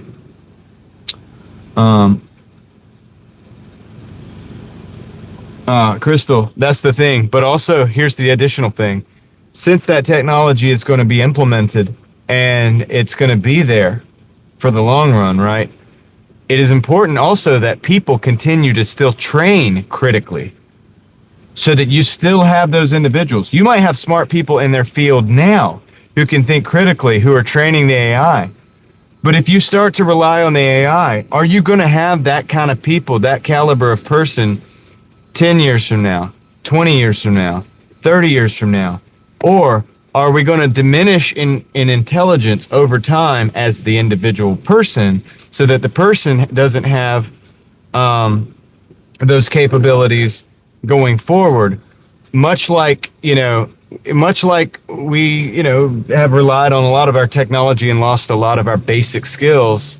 This has already happened to us in a lot of different ways. And if you take that technology away, then we no longer are able to do those things. And so if that's what we have going on, do we, say you go 20 years into the future and now you've been using AI and it kind of works, right? Because it was trained by individuals who knew what they were doing. So it's kind of there and it works. But then we have a widespread outage and none of that stuff's there. And now you need doctors. But none of the doctors actually are classically trained. So none of them, because they're all trained to use AI. And the AI is no longer there, so we no longer have doctors. This could be a mass extinction event. No, or not an extinction event, but hold on. I have 2. Hold on, guys.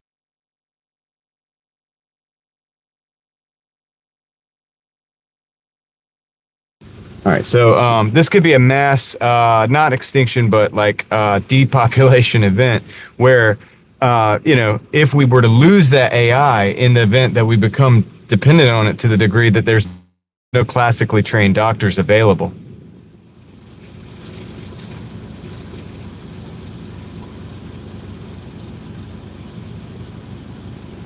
That's right, Crystal. I'm glad that you understand that. Being somebody that works in that field, and if I'm able to say this, okay, thank you. So we got one of the orders. Okay, so this for this, all this is together.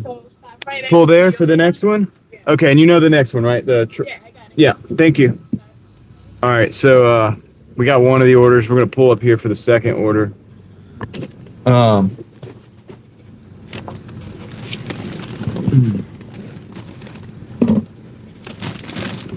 Well, I'm thinking now too because of our experience at that doctor at that hospital, and I was sitting right there, and the guy and we looked at each other.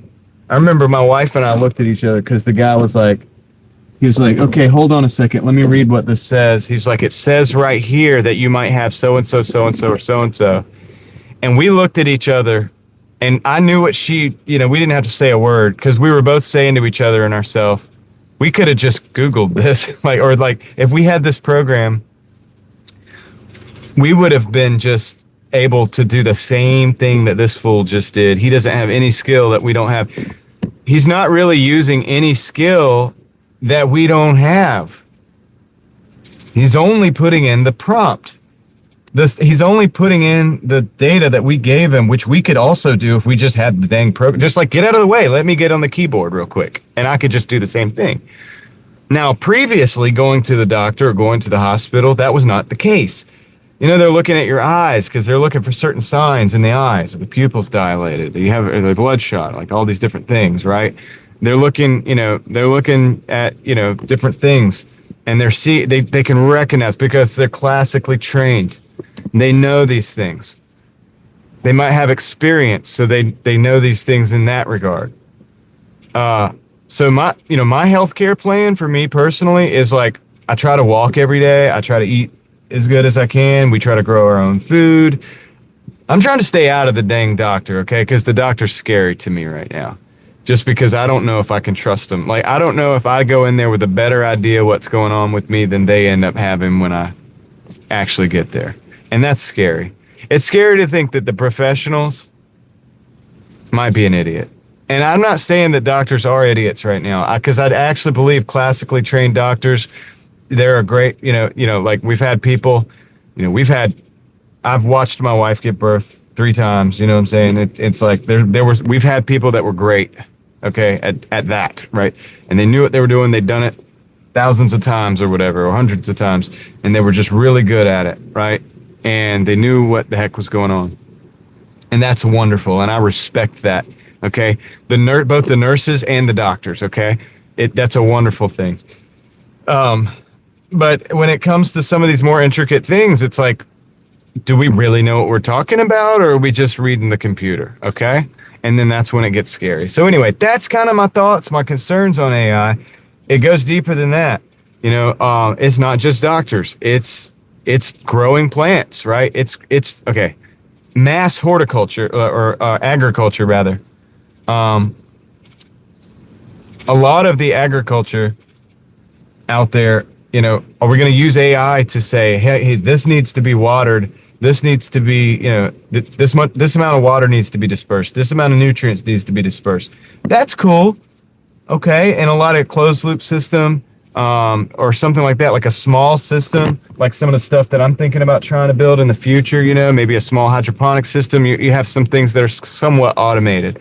That's cool. But what if that screws up on a mass scale? Okay, we already use seeds where the farmer has to go back and buy the seeds from the seed guy. And if they don't, they can actually get sued for, they can get in trouble for like trying to grow seeds from different fruits or plants that they've actually created. So on a mass scale, right? So Brondo's what the plants crave. That's where we're going. So that's what the AI is going to say. So,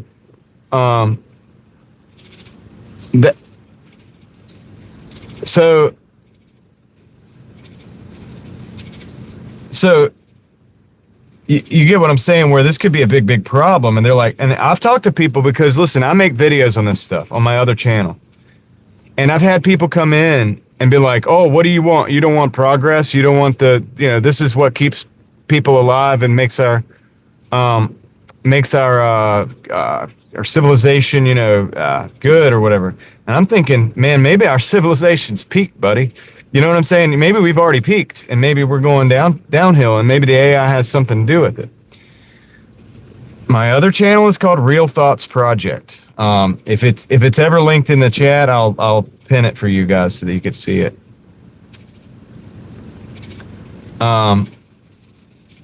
So exactly, Crystal. So we're talking about agriculture. We're talking about healthcare. Agriculture. Imagine this. It gets the nutrients wrong, all right, on a mass scale. Screws up the crop for a whole year. You're talking about a famine, okay? You're talking about a famine. They already don't tell you to store food. They already don't encourage everybody to have a Liberty Guard. Listen, things going on in the Middle East right now. I'm gonna tell you something. It doesn't really look that good right now. Okay, it might be a situation where there's involvement for a long time, prolonged involvement. I don't think prices are coming down. I don't think availability of fertilizers and things like that are gonna get like better overnight. All right, that's just personally me. I could be wrong. I hope I am. Now, if it is, imagine that, and imagine we live in a world where AI is running the agriculture.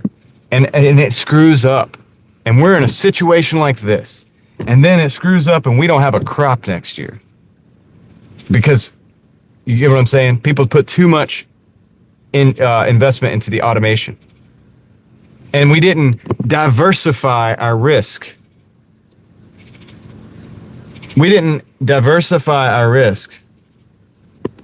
By everybody having a garden, by people starting to learn how to do things for themselves, okay? And now all of our eggs are in that basket and it fails. Thank you very much. Have a good day. That's not going to be good, okay? We're talking about a famine, potentially. Tell me how that's not the case, right? So for all these people that are saying, well, this is just what makes civilization good. It's like, dude, civilization was pretty good when I was growing up, buddy. When I was growing up, we had it pretty good. So you're telling me, what do you want to do? Like make it better than that? Like honestly, it was pretty peak, to be honest. There were already people more hungry than there was then. And we have more technology than we've ever had. Oh, thank you. I'm gonna pin the comment. That is my second channel where we'll in the future be talking about some of these things more often. And I've talked about it before. Okay, we have both of these orders, so we're gonna start delivering now. Thank the Lord. First one's close. Real close. Thank you, Crystal. Guys, let's take a minute and just shout out Crystal. Amazing mod. And smart individual as well too. And you know, but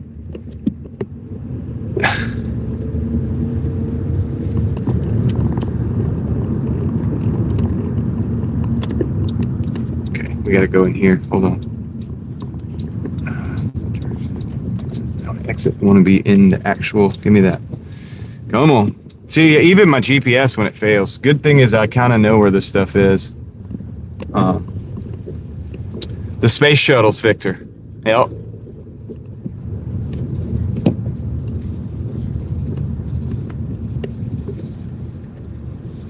Well, the rest of the world, no. And here's the thing. If the rest of the world, in fact, yeah, there are places, and that's a good point, Noel. There are places where it's still pretty bad. Like, and it's not going to get better because of AI in those places, I don't think. Because if it screws up there, they're you know, hanging on by a thread. Yeah. You don't want to put your eggs in that basket of technology where they don't have any quote unquote data centers. It's like, why do we need all the data centers, man? We already have YouTube going. We already have Facebook going. You already have Chat GPT going. If you want that, you got Grok. You got, you know, all the Claude. Everybody's vibe coding, whatever. All this is happening under the current infrastructure. What are you gonna do with what do they want all the data centers for? And this is a valid, I have a question. This is a question I don't know the answer for, and I haven't had anybody give me a good answer. I have my theories. I think a lot of us have similar theories. But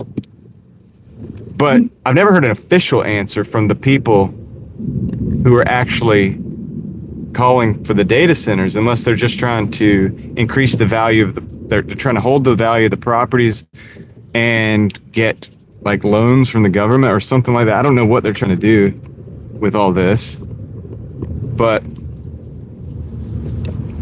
I don't think it's necessary. Well, exactly. We have probably, we're looking to have 10 times more than China does. And they're like, oh, well, we got to beat China. It's like, we already do. We already have more data centers. So what are you talking about?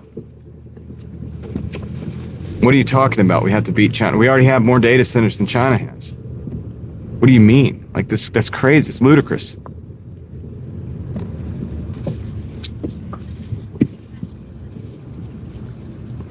All right, move back in here. I got this, we're real close to this first drop off here.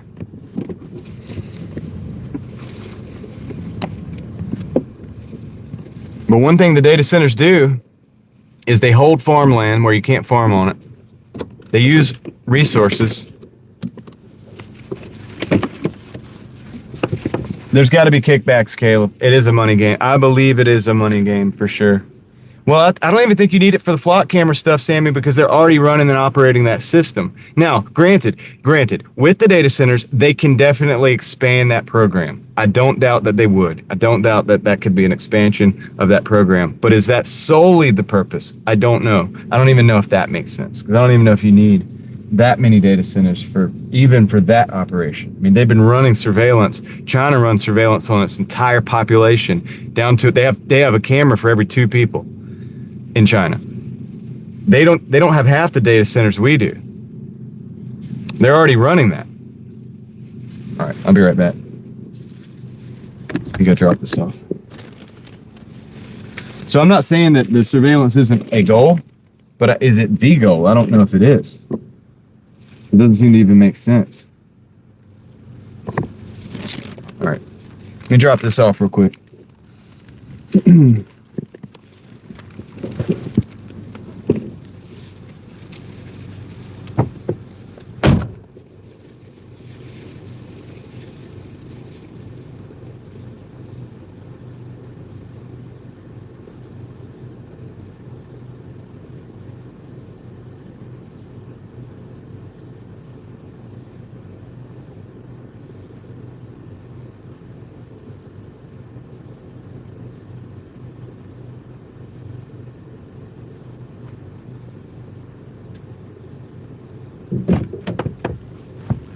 Well, that's not necessarily.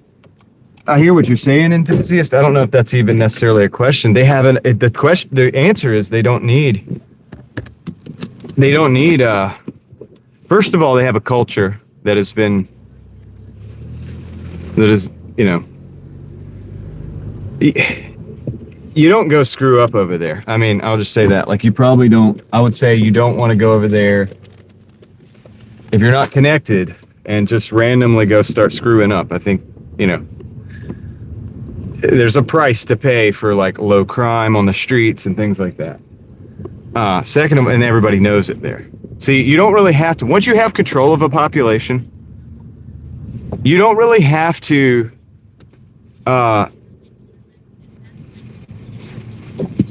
you don't have to control everything as much as you think, because everybody knows the cost of screwing up. So nobody does, because you don't want to be that person. And see, when everybody's under control already and you do screw up, you stick out like a sore thumb. Yeah, it's communism, yeah. I mean, it's developed this culture of, like, probably to some degree fear, but, in its core, probably the fact that people got to work the way that they have to work. I mean, look, once again, I shared a video on my community post recently, but it was like a month ago. And it was the individual in China. I know Crystal remembers this, that he is a delivery rider. They call them riders because they use scooters over there and electric e-bikes and stuff like that, e-bikes. And for their delivery services. So he does the equivalent of what I do here. Okay. Well, yeah, enthusiast, I agree with you on that. But what I'm also saying is I think that there's something even further beyond that. And actually, I think a lot of it is, it's a blend of things, okay? I think, yes, there's a control system going up. Of course, we talk about it all the time. I don't think you can argue against that objective point. However, I think there's like a greed thing going on, or it's like a real estate thing going on. It has to do with money.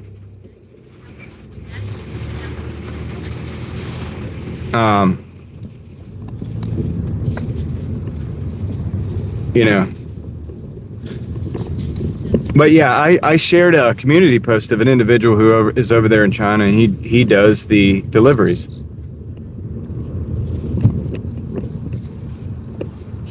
And you want to know something that made me nervous about that?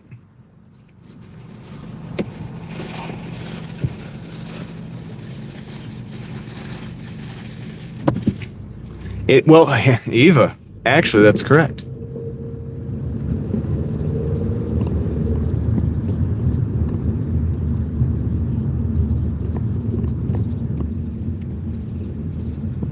It's a VC thing going on. What's up, John? So here's the thing. Okay, I want to touch on this real quick. Hold on, let me get out of here. Why's my car not going? Go car. Here's the thing. So in that video that I shared, there's an individual. He does what I'm doing right now here, but he's in China.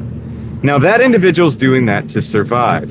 But what stood out to me about that is he has programming skills. He has the ability to build hardware. So he understands hardware, he understands software, he understands programming. Essentially what I'm kind of trying to say is he had skills that in this country, he should be making $200,000 a year or better. Over there, he's a delivery driver to survive. Delivery rider to survive.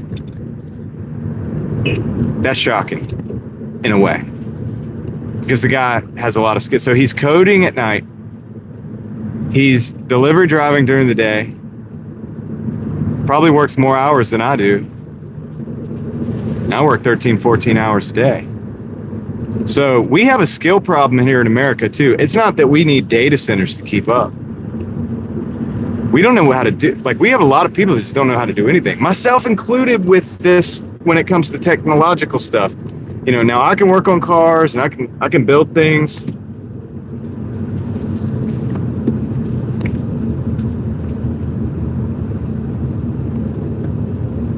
But I can't do some of the things that guy does. He lives to work. Yeah, well, that's the system he lives under, first of all. Second of all, they've managed to extract out of their population that level where you have that kind of skill. I mean, the kids are growing up building robots. Okay, our kids are growing up falling down, running into stuff because they can't stop looking at the tablet for 2 seconds. Their kids built the tablet. Do you understand the difference?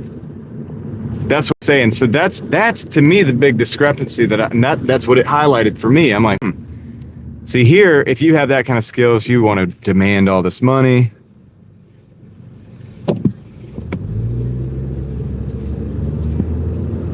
True. Well, he's kind of forced to there, Crystal. But yeah, true. He's actually happy to some degree because he's, you know, a lot of people are like, oh, poor him, whatever. But it's like, well, at the end of the day, at least that he's understood that, like, there is a level of happiness that has to come from the internal and from, you know, he has his goals.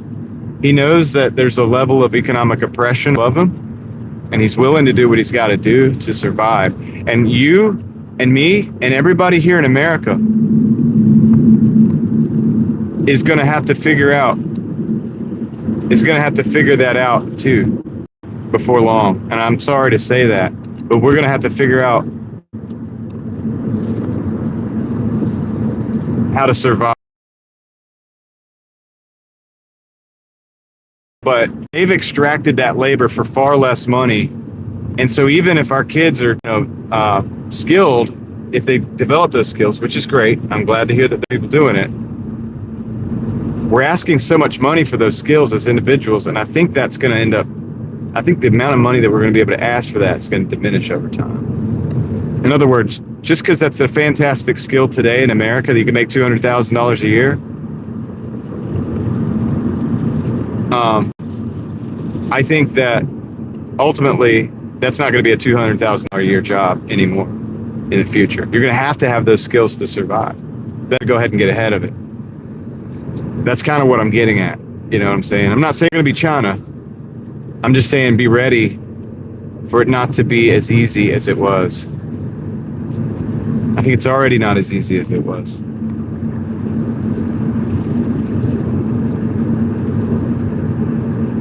But I know the kids are smart because I have kids, and they're brilliant. You know what I mean? Like, they're really smart and they're able to do things. Now I do push them to learn things. I don't push them like I let them explore what they're good at and what they want to learn, and then I try to give them the tools to, hey, you want to do that? Let's throw fuel on that fire for you if you want to do it. You know what I'm saying? Like, there you go. Here's the tools. Go crazy with it. You know what I'm saying? Just to see what they can pull off.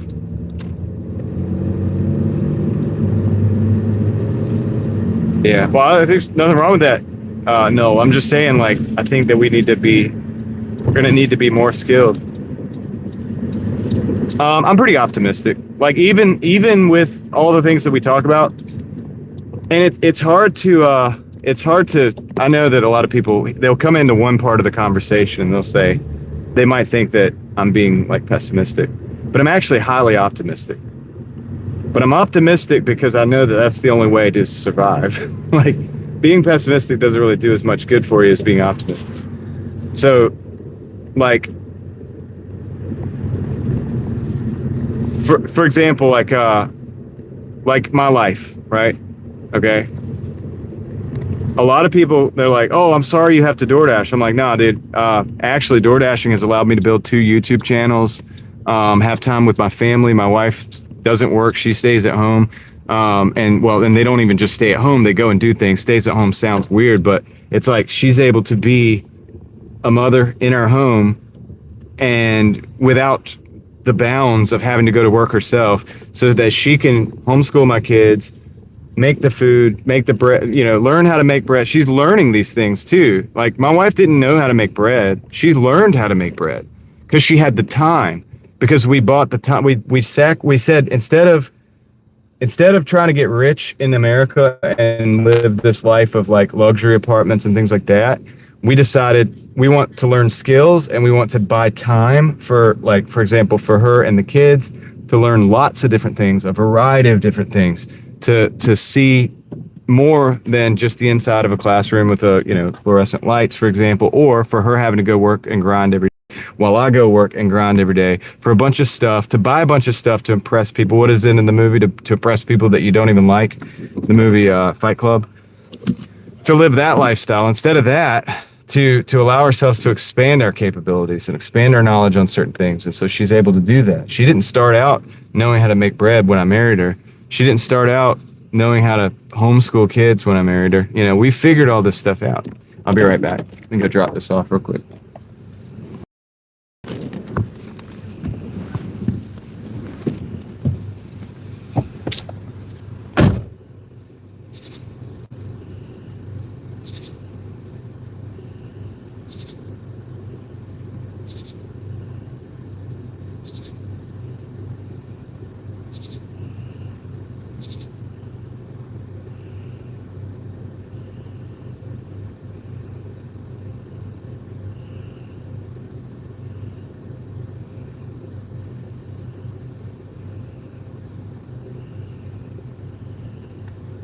All right, here we go.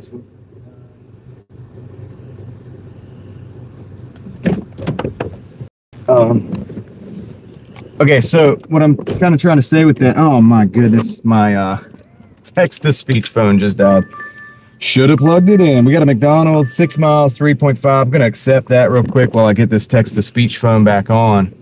And so what I'm saying is like, a lot of people say, they might look at somebody and say, oh, you have to DoorDash like for a living. That's so terrible. And it's like, yeah, but I don't have student loan debts. I take a large portion of the cash and invest it, and save some too, and do different things. We try not to buy certain things, and it's like, oh no, that's terrible. You don't get to buy name brand. It's like, no, I don't want name brand. I want net cups, rock wool, seeds, fertilizer. I can run hydroponic systems and grow fresh vegetables all year round inside my house, and my family can be healthy and happy. Like, you know what I'm saying? Like, to me, I look at it that way. Somebody else looks at it like, oh, you don't have a new car. I'm like, no, I don't like new cars. I actually like old cars. I prefer cars that I can work on myself. I think they're better built. I enjoy driving them more. See, so there's a mentality. So, but that's not everybody's there. Not everybody's at that mentality. So while all this stuff is going on in the world and this, that, and the other, that's why I tell people, like, look, I mean, from my perspective, what helps me, I know that it's existing. I prepare for a lot of crazy stuff, like, whatever. Well, like hurricane or a lot of different things that could happen. I mean, it's not like preparing for crazy stuff is not like preparing for the zombie apocalypse. I live out in the countryside. We have above ground power lines and tall pine trees. 2 or 3 times a year, our power goes out, sometimes for a day or two. So we have generators. I have solar panels, and I have portable solar panels and portable solar panel acceptable boxes that or batteries that you could charge up with the solar panels that can run my communications. And I have a Starlink, right? So I can continue to have communications even if the cell phone towers are down, right? Because I run a YouTube channel, 2 of them, right? So these things make sense for me. This isn't just like a zombie apocalypse. This is just real life. So I think people's expectations of like what you need to like think about, like, I mean, because I live out in the country. If I live in the city, it might be a little different. All right, let me get this thing back online real quick. That was my mistake. But I see those things as optimism. I don't see those things as pessimism. But I think a lot of people do see those things and they're like, man, that's terrible. You mean the power's gonna go out? I'm like, yeah, it's fine. We got a generator. I'm like, oh, it's terrible. You mean that when the power goes out, the phone towers go down and you can't communicate and you can't watch Netflix and you can't broadcast on your YouTube channel? I'm like, no, it's okay. We got Starlink. You know what I mean? Like, we made sacrifices for this. You know, and it's like, oh, that's terrible. You can't drive a new car. It's like, no, it's okay. The old cars are better. Like, to me, I just see them as little solutions, and it's wonderful. But,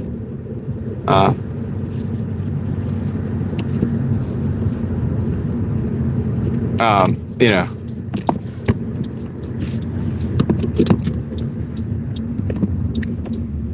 so it's another thing too. It's like if you look at, based on what Caleb you just said there. We're back online, by the way. I can hear you guys again. You know, I'd love to travel a lot too, man, to be honest with you. We do actually travel. We have actually traveled a good bit, but only in the United States. I'm sure it's different outside. But even within your own little area, like here in Raleigh or whatever, or if you go up north, I could show you places where people are living in, you know, like trailer parks that are kind of run down, and it's completely different.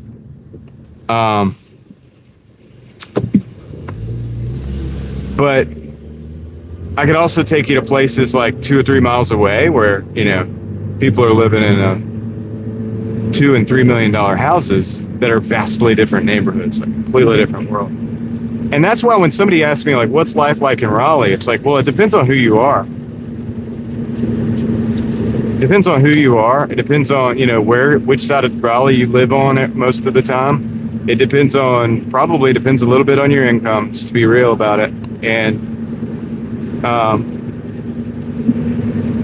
exactly, Caleb. Yep, exactly. And so that's why when people say, oh, these are nice roads, this is a nice neighborhood, it's like, yeah, I'm here to make money with DoorDash, so I've got to be in the nice neighborhoods. Yeah. So you want me to show you where I actually know some people in real life where they live? You're not going to say that's a nice neighborhood. You're going to be like, oh, dang, that's there too? I thought Raleigh was this nice city. Well, it's like, well, yeah, it is, but there's this over here too. So there's multiple realities going on in the city at all times. Multiple realities going on in the city at all times. Multiple people living different levels of life, you know, all the time. Now, granted, some of them go to the same grocery store. Some of that's been segmented out because there's different sides of town. There's like different sides of town where there's like a food line over here, and then there's like a food line over there, and people that live over here wouldn't dare go to the food line on that side of town. And they never do, you know. So there is that too. But that's life. And I try to drive my kids around when we have free time, we're in the van or whatever, and I drive them to the nice side of the nice neighborhood. That's way more than what we have. But then I also drive them to the hood. No, sir, I just got a DoorDash order. All right, second one, please. Thanks, sir. You're welcome. And I drive them to the not so nice side of town too sometimes and just show them that. And it's like, you know, and we know people that, you know, are on all different sides of those spectrums. And it's like, yeah, this is why we live out in the middle of nowhere. Yeah, there's John chiming in on the local. Yeah, and that's just how it is, man, right? And that's just how it is. All right, let me get my 5 to 6 miles apart. World's different. And John, you know, you could go even further from that, okay? How about Wake Forest Walmart to New Bern Avenue? Like, you know what I'm saying? New Hope Road, I think it is, and New Bern Avenue.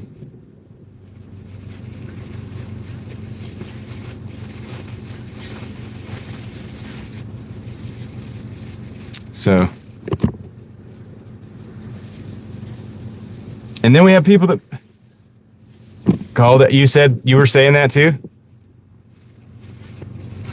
See, yeah. So there's just these different dichotomy, I guess is what you would call it. It's like it's different on one side. It's like this is like this and this is like this. And they're all in the same city. You guys see the nice neighborhoods here because I take good orders on DoorDash. I take the orders that pay more. You know, I mean, everybody should, right? And those oftentimes are going to nice neighborhoods. There's a reason you don't see New Bern Avenue much.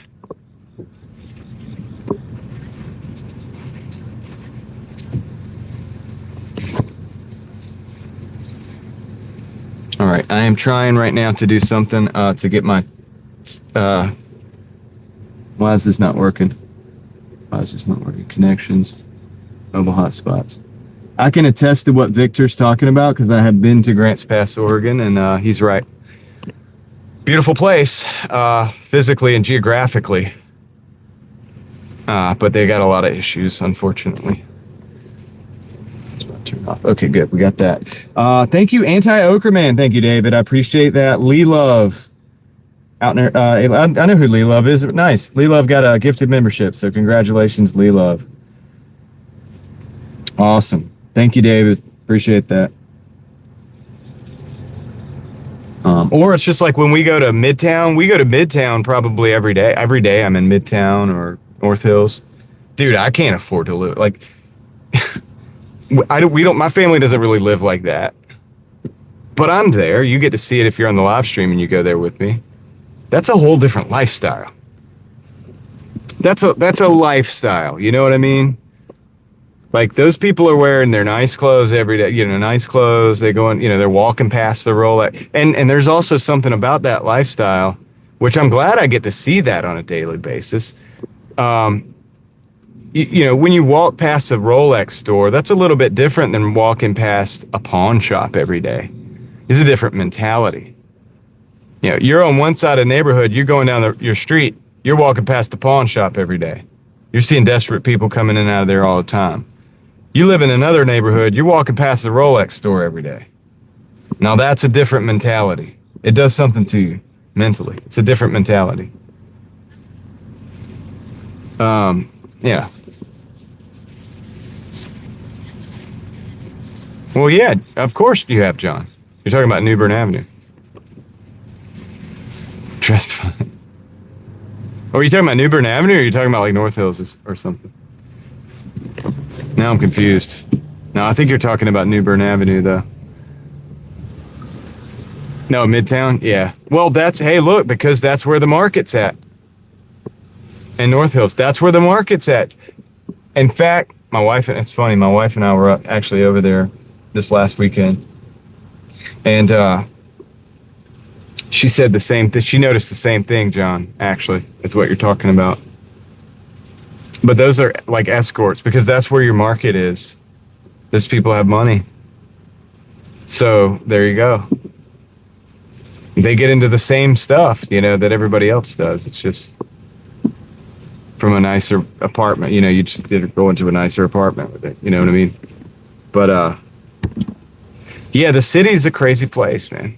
That's why my wife and I have chosen to live out in the middle of nowhere. We like it. We like living in the middle of nowhere. It's not like we did that because it's like, oh yeah, once again, oh, I'm so sorry you live in the middle of nowhere. You got to drive 10 minutes to get to a grocery store. It's like, no, we love that. Actually, that's what we wanted. We prefer it. We prefer it.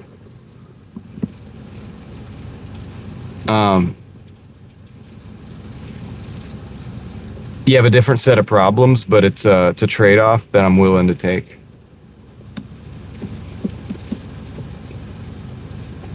Make that decision most times, unless I'm younger. Like when I was younger, I lived in the city and I liked it. I lived in Raleigh for like 3 or 4 years, and I enjoyed it. I enjoyed my time living in an apartment and stuff. But that time taught me the downsides. If I'm living in a David, there he is. Shout out Anti-Okerman. I love that name. It's awesome. If you live in an apartment, for example, and your neighbor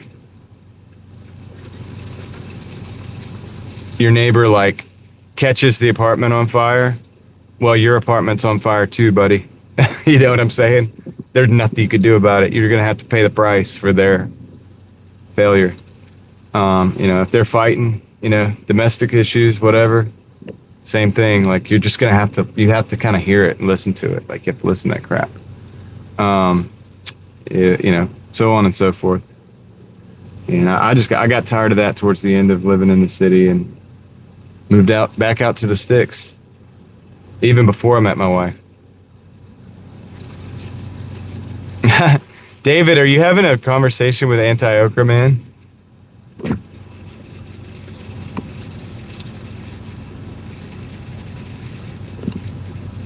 But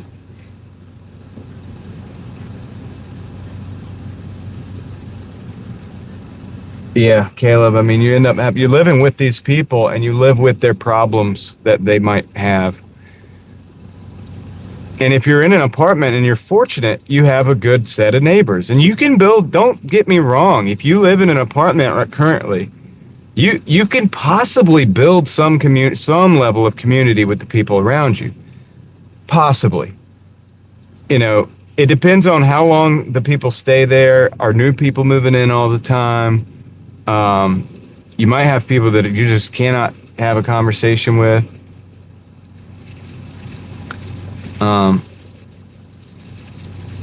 But you might have the worst type of people, like what Caleb's talking about.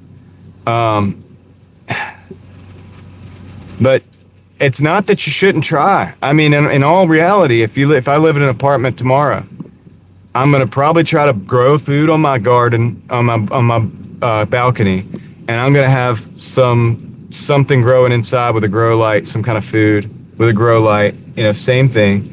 It's not going to be on the scale that we could do it in the country, but I'm going to have that. And if that conversation gets started with my neighbor, I'm going to give them cuttings from my plant. I'm going to start seedlings for them, let them grow. I'm going to help them if I can, if it's a situation where I can build a good relationship with them. It might not be possible depending on your situation, but it could be possible also. Because when that power goes out, and we've seen the power go out in Raleigh here on the live stream, no less than 3 times. When that power goes out and it's really dark, and in the city, it gets really dark when the power goes out. You're going to be in that building with all of those people. Oh, and when the power's out and there's no fans running, no AC running, no TVs running, it's going to get quiet and you're going to hear everything. So it's better to have a good relationship with those individuals, in my opinion. Just saying.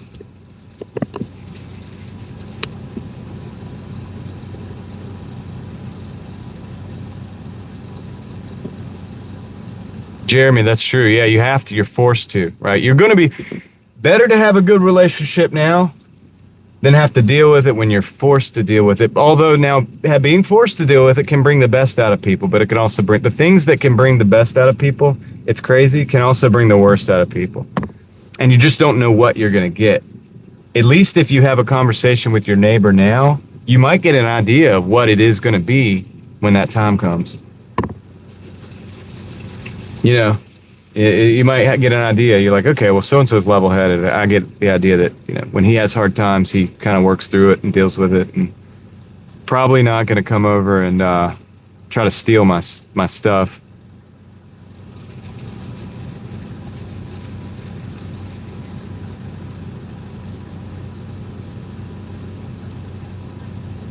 I mean, you're not wrong.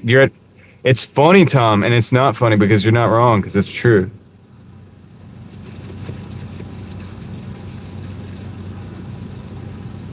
So if you can avoid having a standoff with your neighbors when the power goes out for 2 days by already having a deeply established, or at least established relationship with them that's like functional and maybe even transactory a little bit. It's good to maybe do some horse trading, stuff. Have a precedent on how those things might work. When the power's out for 2 days and they have water and you don't, or you have water and they don't, you know, might be a little more livable. Because the power will come back on, most likely. That's how it works. Most SHTF stuff is just stuff like that. Power going off for a couple of days, or like a flood, or like that type of thing. It's stuff that's coming back. Yeah. I got...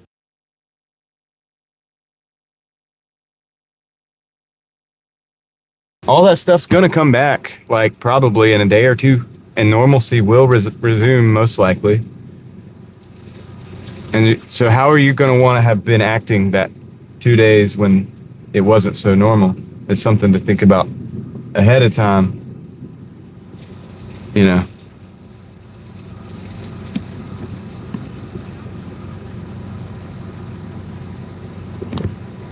Camper vans are cool.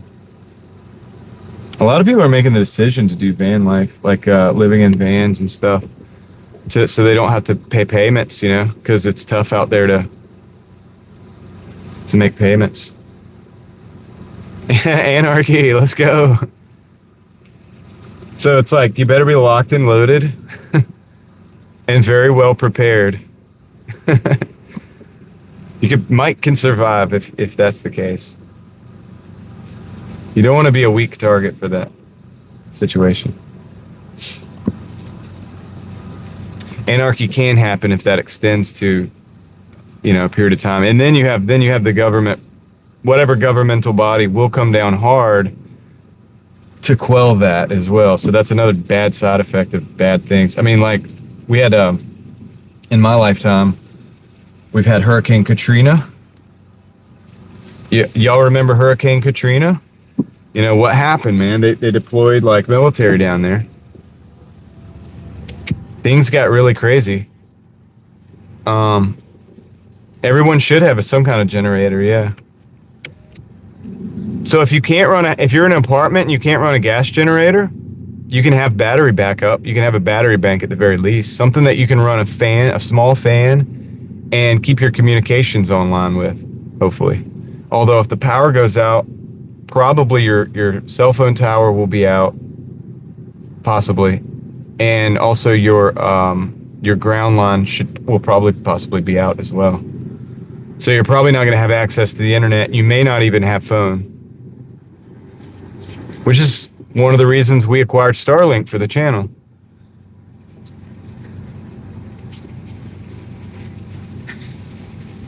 That way, so if things go down in my area, I can broadcast out.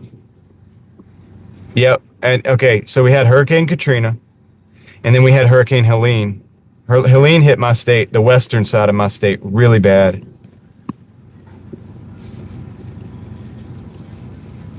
Yeah, that's true, Caleb. Yep.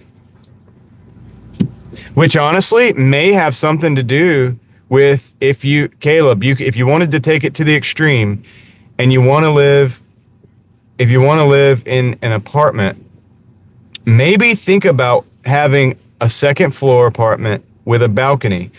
Second floor, if it floods, your stuff may not get destroyed. With a balcony, and you may want to make sure that balcony gets sunlight. This will allow you to do several things. It'll allow you to acquire solar power for your backup. Thank you, sir. It'll allow you to grow plants as well. So if when you go to sign that lease or whatever and get that apartment, if you have the ability to request a balcony with the sunny side that gets sun, this can be a big thing for you. It may also have a view of the sky. Well, that would be important if you were running a Starlink as a secondary or tertiary communication system.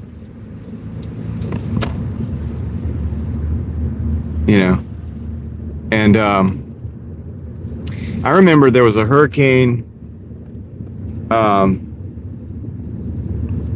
remember Hurricane Fran and also Floyd. Floyd flooded around Eastern Carolina. Fran was terrible too. There was a couple times in my youth where we didn't have power for about a week, I think it was. Now that really messed up a lot of people. The good thing is so you know, I grew up, we had a cast iron wood stove. We had my dad's electrician, so I mean, we had a generator. We had all this stuff, different things, and we live in the woods. You know, my dad's like a hunter and like, yeah, all this stuff, dude. He built the house that I grew up in. He built it. Him and his brothers, my uncles. So different type of situation, right? The blizzard of 2000, Caleb. Yeah, 20 inches of snow in North Carolina. I lived through that, and that was a situation. Once again, we had that blizzard. We had wood heat in a cast iron, in a big stove, you know, with a flat top. We could cook on that stove. We could heat water, you know, boil water. We could do a lot of things. That was awesome. It made it not so bad. Okay, we had heat. We had, you know, ability to cook our food with a generator. Had the ability to have some power during the daytime and stuff like that. Power was out for a long time with that. 20 inches of snow in North Carolina. Now, we haven't seen anything like that in a long time since. Doesn't mean it can't happen again. Doesn't mean it's not going to be a hurricane. Hurricane Helene, man, it really messed a lot of people up. Granted, you can have all these things, and with, you know, a lot of people, Hurricane Helene just got washed away. There's just nothing they can do. It's one of the most sad things happened in recent history as far as like natural disaster, especially in my area. That was terrible. But you know, if I buy a property, we're gonna have wood heat. We're gonna have a wood stove. You know, I mean, my parents to this day, that's how they have a wood stove. That's how they heat the house. You know, that's how they do it. Wintertime, power goes out. They're not that screwed. Because one of the big things about the power going out in the wintertime is it starts to get cold. These houses are not made to without the HVAC system. They don't really do well. They get hot in the summertime and they get cold in the wintertime. The houses are not built like they used to be. So when you know, it's built for power, it's built for the HVAC systems of the day. So if that HVAC system goes down, you've immediately, it's a lot like a refrigerator. Refrigerators are not meant to stay cool without having power. You cut the power to a refrigerator, it starts to not do so well. You open it up, whatever, it doesn't really do so well. It doesn't work like a cooler or a chest freezer. A chest freezer lasts quite a bit longer and actually uses quite a bit less power once you get it frozen, once you get it cold, to stay going. So if you have, like I said, if you had a generator or even one of those big battery backups. Now I have the battery backups. I don't have a battery backup big enough to run my chest freezer, but I'm working on that. I'm saving up for that. But you know, that uses a lot less power. Yep, I remember that, Caleb, and I think we've discussed that one because that was a malicious intent. And it exposed the weakness of the power grid, you know. And we got a lot of stuff going on around the world, guys. We got a lot of enemies. You know, if you want to destabilize a country like America where everybody relies on the power grid, what do you think might be the, you know, and I'm just going to say it. Like, I mean, I don't even have to say it. Think about it. What do you think you might do to provide a little destabilization, to get the government scrambling, to keep things under control and use up resources?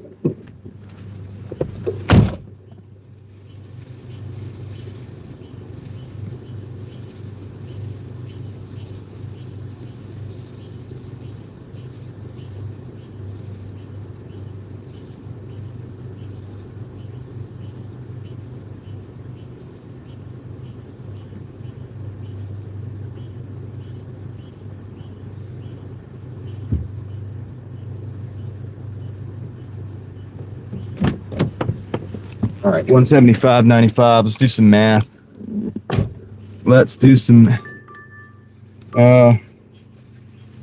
It's a Taco Bell 7 miles, 7.6 miles, 1085. It's okay. We got to go down Leesville. That's quite a ways out, but honestly, Might take it anyway. Let's take it. Because our total right now on 170. Okay. Oh, I lost the totals. Oh yeah, 5402 was the Uber number, right? And the DoorDash number is 175.95. Crystal's already on it. 229.27. Yeah, so this is gonna put us at 239.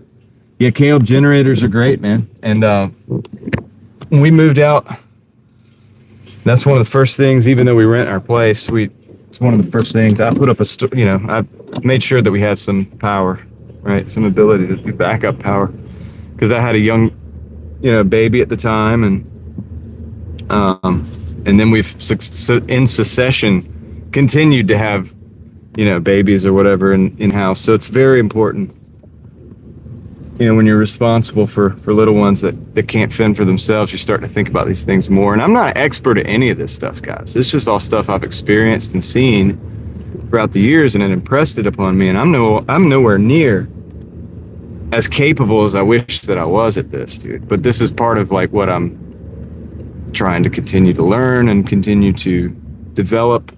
And I like to share that for other people, because I think that if everybody in our country was a little bit more ready or a little bit more prepared in any way, shape, or form, then that would harden us up as an individuals in the country. Forget the government or like the fact that, like global conflicts and stuff like that. Just the people at home, like the civilian population, if you will. That's where a lot of the cracks show when you're trying to destabilize a country, is the civilian,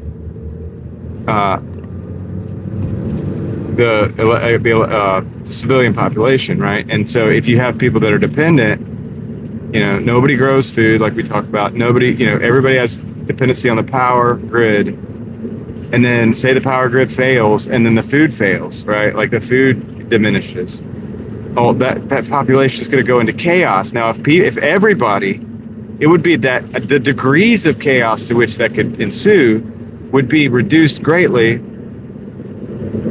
The more people, heat with wood, which we don't have a wood stove where we live, because unfortunately, we rent right now. So we're not set up with a wood stove at this time. And that's unfortunate. I hate that. We have Mr. Buddy heaters and stuff like that for emergency, situations, and I have a kerosene heater for an emergency. Kerosene heaters are quite effective. I don't like the way they smell, but it's good in an emergency, so we keep that. But so we have to have these emergency backups, which are kind of stupid. It's honestly kind of stupid when you could just have wood heat, you know what I mean? If every house was built the way they used to be, we just have wood heat, and we would have to really worry about that too much. But I have to have those things because I have children, right? And I have to keep them warm. If power goes out, and my house is built for HVAC, it's not built for survival long term without the grid. And everybody else's house is that way too.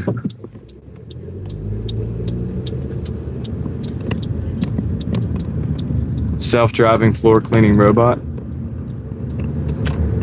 So that's one that I'm acutely aware of, especially since I grew up with wood heat. I grew up splitting wood and stuff like that for the wood stove. And so I know, like, I'm acutely aware of that weakness in my own personal situation right now, which I've overcompensated for in other ways. Like I said, the kerosene heater, we have the Mr. Buddies, we have all this different stuff that, to try to make sure that there's contingencies. But at the same time, it's like, you almost don't even need all that stuff. You have wood heat, like, duh. So our society's gotten away from that. So if everybody hardened up their situation one way or another, we could help each other and probably get through with less chaos and less negative consequences. And one thing that I do know from traveling in different parts of America. What's up, Zay? I'm glad you made it back. Oh, you fixed the Suburban. That is wonderful. I'm so glad to hear about that. Awesome. What was it? Was it the head gasket?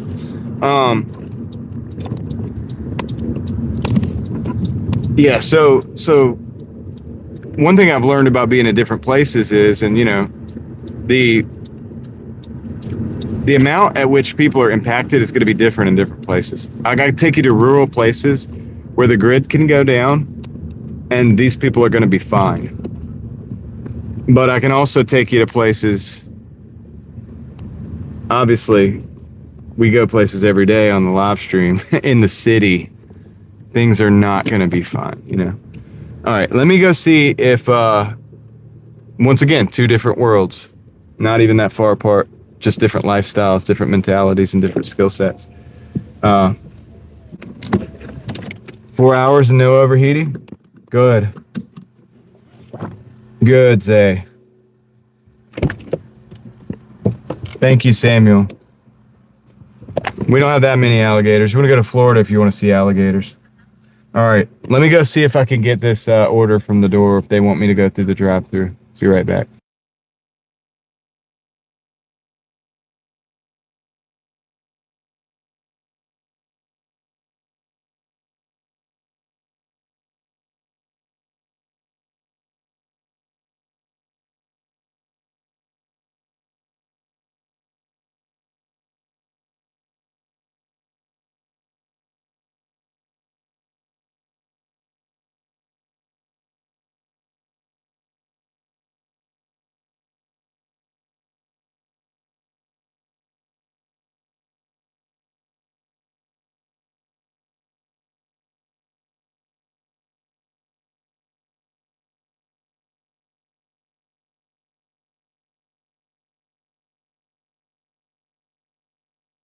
Ridiculous, man. Ridiculous, dude. Dude, I'm about to just get off this order.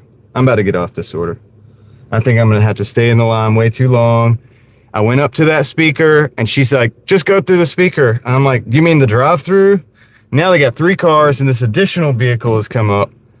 I'm going to, and now they're blocking the driveway. They're not moving. I'm going to see if I can get off of here. Let me see if I can get out of this order and get down to Sheets or something. Let's see. Let's additional resources, chat with support, current order, unassign or cancel, not be affected, unassign. I got it. I weaseled out, guys, of the thing. All right, we're near Pinecrest. I'm just gonna go down Pinecrest. All right, it's been unassigned. We're out of here. I'm not playing that game tonight.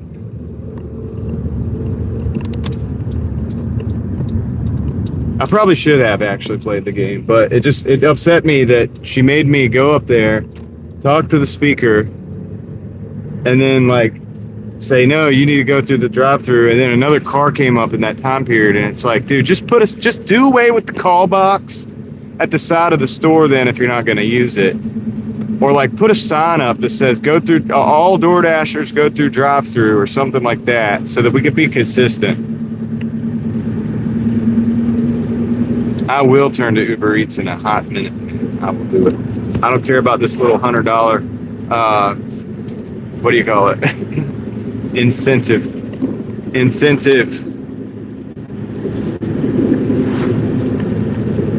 I don't care.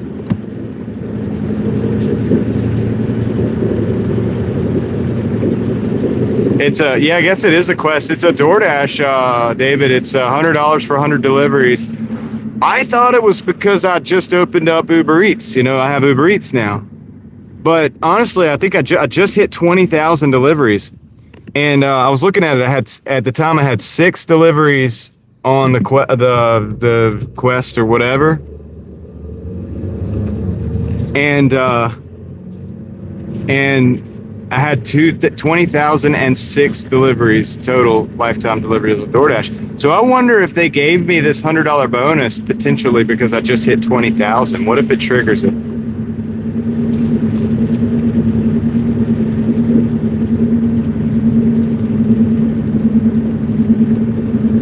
Later, Samuel. Take care. It's the inconsistency for me too, man. That's that anti-ochre man knows it. I bet if you ask David Hunt, he knows too.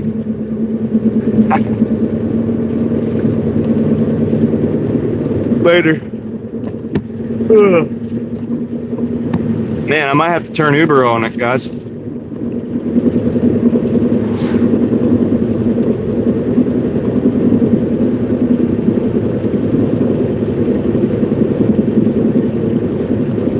We're in North Carolina.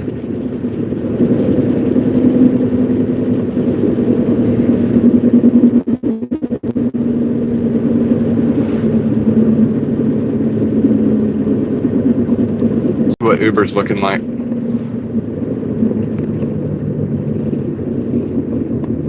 It's like, it's busy at Western Boulevard. It's like, dude, I don't really want to go to Western Boulevard, man.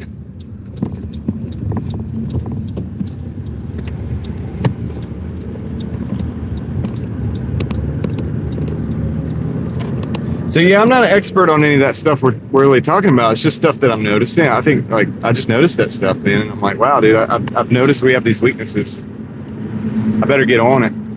So, like, I'm trying to figure this stuff out, dude, as quickly as I can. And I feel like the quicker we all figure it out. If I can inspire one person to grow one plant that has food, that makes a little difference. And then if that person likes that and then grows 10 plants that have food, well, they just got their situation better. And if another person buys a generator, then their situation's better.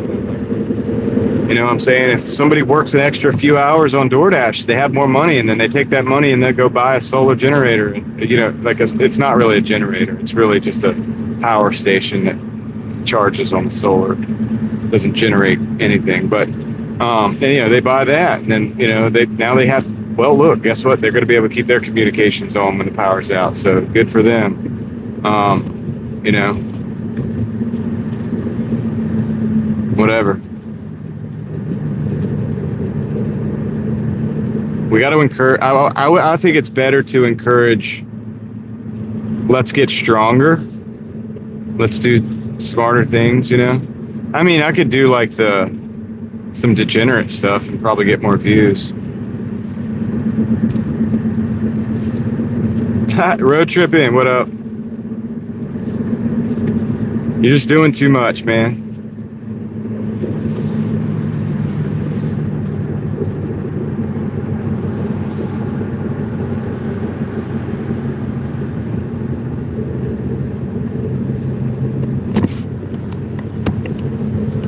All right. Not getting any orders. Why we're not? I'm about to turn Uber on if we don't get any orders. Let's see. We got 3 live promos. We have 250 peak pay on. Maybe that's why I'm not getting orders. Everybody's excited about the 250.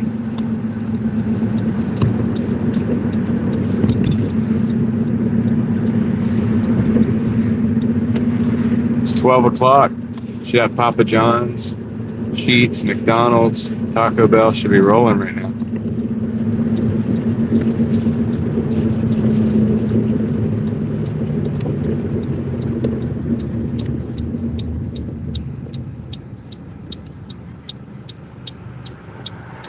Anti-Ochre Man, thank you for the gifted membership. Young Shura, congratulations. Nailed it. Thank you, David. I appreciate that, man. Thanks again. Yeah, why is it so slow though? Why we be slow on Doordash? Come on, Doordash. Doordash, let's go.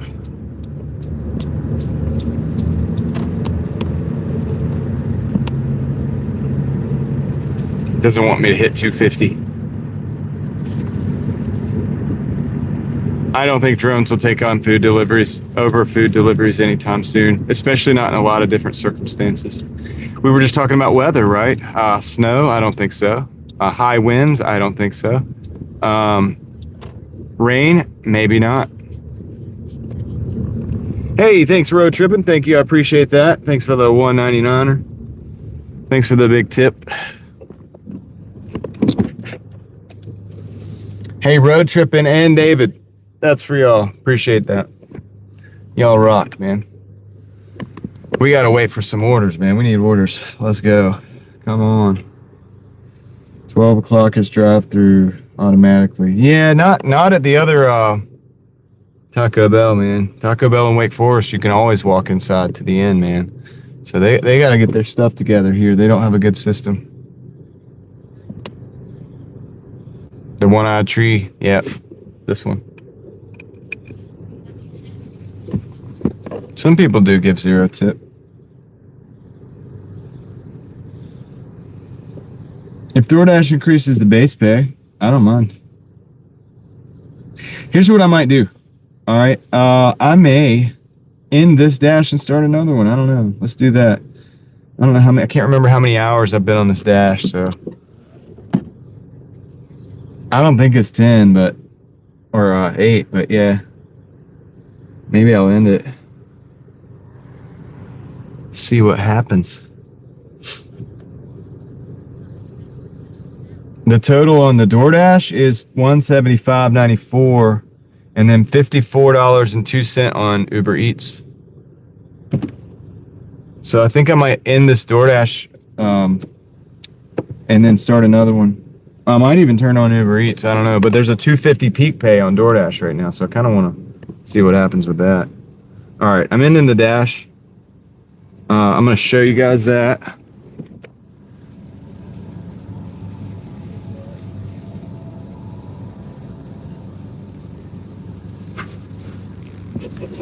Okay, so done. We hit 1,200 on DoorDash for the week so far. $250 peak pay. We got 10. Thank you, Crystal. We got 10 of the deliveries that we need out of the 100.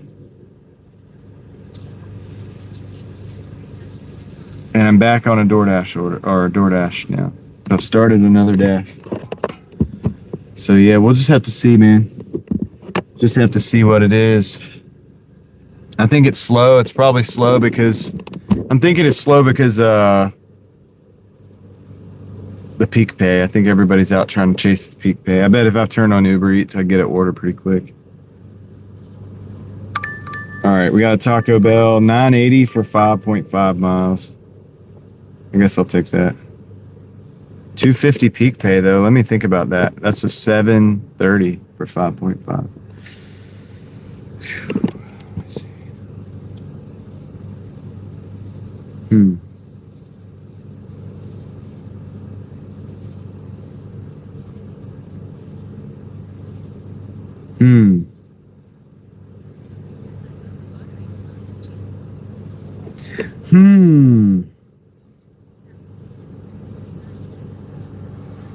No, it's a different Taco Bell.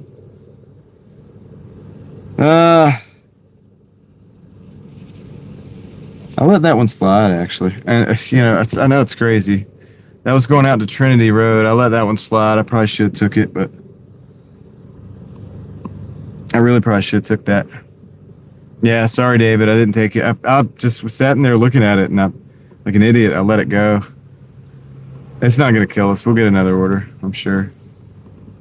Hoping for like a Papa John's or something. What would that have put us at? Man, we're at 229. I'm thinking we're gonna go for 250 at the least. We really only need like $21. 229.97. We need $20.03 to be exact to get to 350 or a 250. Maybe I should have took that. That would have been almost half of it. Idiot. It's okay.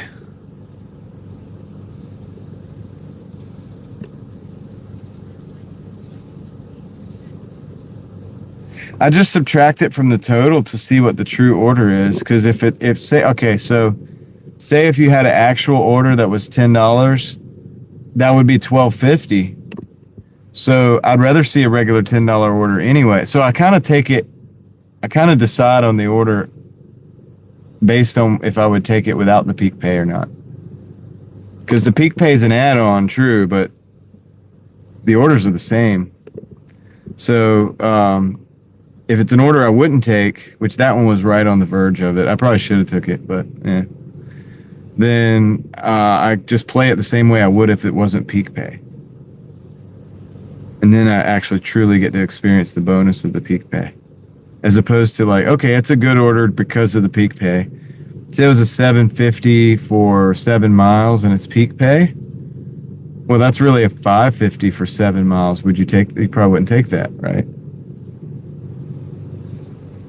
But if you took it because it was 1-to-1, due to the peak pay, but the next order it might be like a $12.50 for the same 5 or 7 miles or whatever, which is actually close to what this one was. I really should have took it. But anyway, it's okay.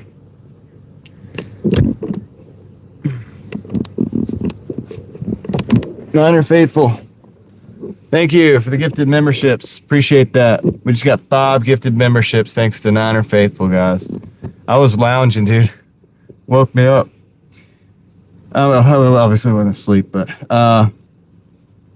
congratulations, FRTV21, class 73752, Joey Girl, J Honey Wow, 9557, and Christy. Congratulations, guys. I think Godzilla's behind on the chat. Y'all let Godzilla know he's behind on the chat. You behind, bro? I'm gonna go back to relaxing. Thank you, Niner Faithful. Big shout out, Niner Faithful, for the gifted memberships. I'm gonna turn the car off too. I'm not wasting fuel. Not in this environment. Yeah, dude. About to turn the Uber on. Let's see what happens with Uber, I guess. Wait, service policy animal. That doesn't have anything to do with me. Service animal policy. I'm not doing rides. Man, there's nothing in my area. Wait, Uber. I did not get a haircut. No, it's just kind of sticky right now because it's really humid outside, so it's like sitting down. Sometimes when it's like it kind of sticks up more some days, and some days it doesn't. There's just one of those days where it doesn't stick up as much.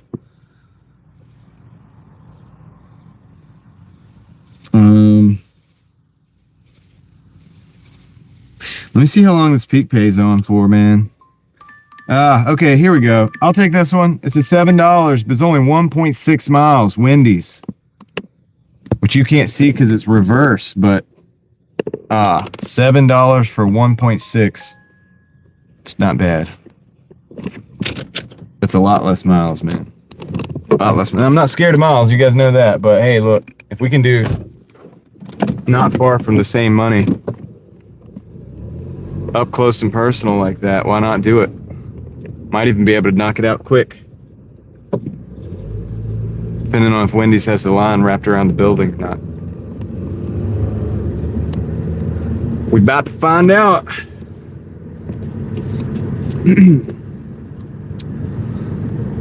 Let's see what they got.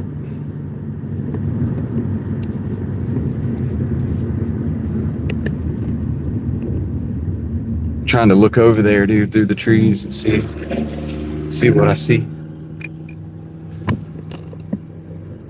I think we might be in good shape. This way we don't have to drive all the way down to Trinity Road, you know? That's over down past Lake Boone Trail, that other order. Plus, Taco Bell's got way more people in the drive-thru line from what I can see. Although I see a couple people over there at Wendy's too, so I don't know. I won't know till I go around this little corner. Need a drone we can just put up in the air, kind of do a little recon.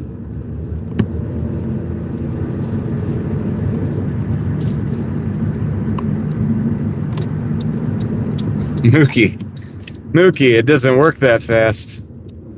We're 10 orders out of the 100. I think I'm like 90 away. Thank you, David. I appreciate everything, man. Have a good night. Don't eat too much okra. I know you're gonna dream about it, but you know, don't get too carried away.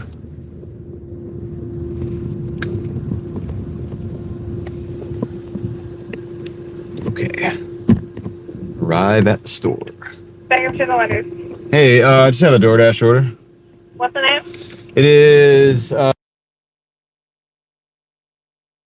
thank you.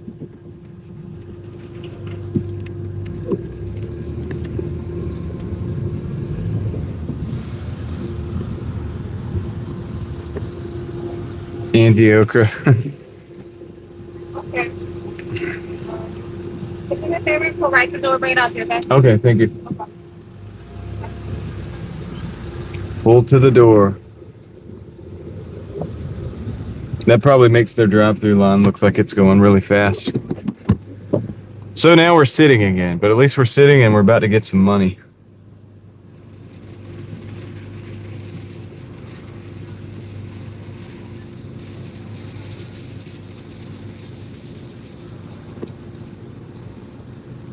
Glumio, that's what I'm trying to say.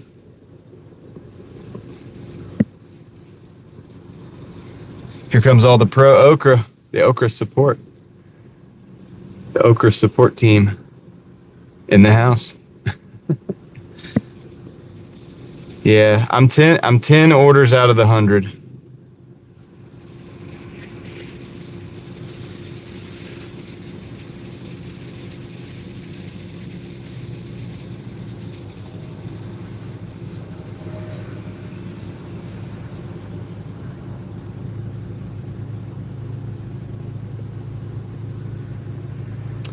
I have seen it put into soups and stuff like that. Now, I don't know that I would like those soups necessarily, but I have seen it put into soups and stews.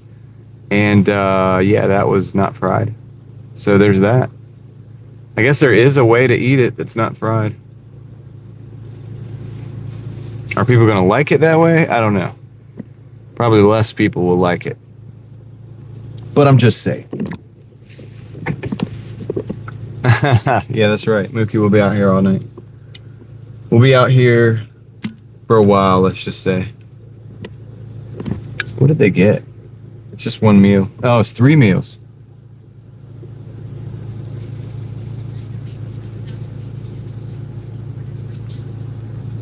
Niner Faithful, I was when you gave those memberships, but right now I'm at Wendy's. We just got a Wendy's order. $7 for 1.6 miles.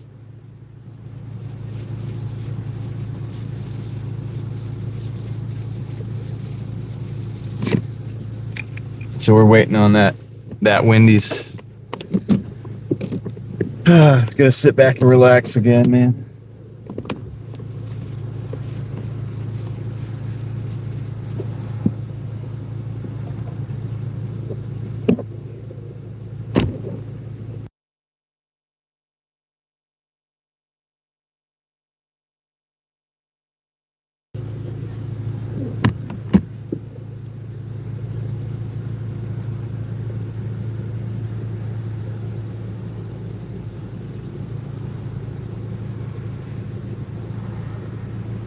I don't know if it's the easiest job ever, maybe for me.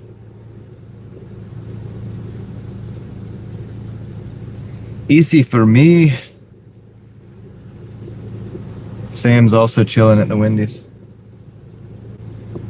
Waiting for order.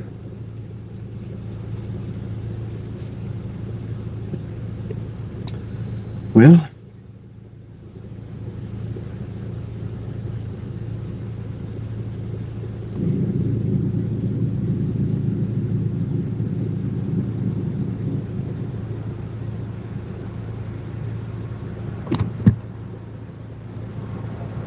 Eva, thank you. Thank you, Eva. I appreciate that. Thank you for the 5. Thank you for the sticker. Bravo. There we go. Thank you. I appreciate that. We're going to put that in the Mafia war chest. Because you never know what's going to happen.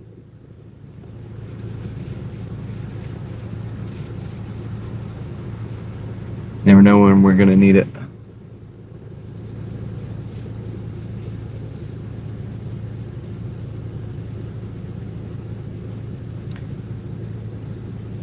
Well, over halfway through the year and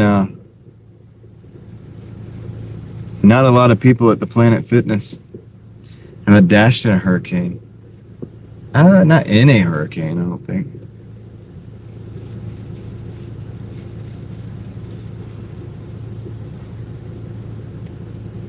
I've definitely dashed in some adverse conditions. The other day was pretty bad. All the trees down and stuff. Every which way we went. Everywhere we went, it seemed like it was like a video game. It seemed like everywhere you went, it was blocked off. Yeah, they might shut it off, Niner Faithful. Sometimes, so like when it snows, Here, a lot of times they'll shut Dash all the way off. They don't even let you go out. But honestly, it's kind of smart because a lot of the stores don't operate either. So probably half of the stores aren't even operational when the snow comes. This isn't like up north, you know, the snow just cripples us. That was a cool looking bus.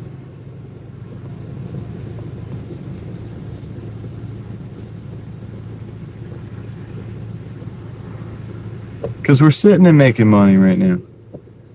And I'm waiting on it.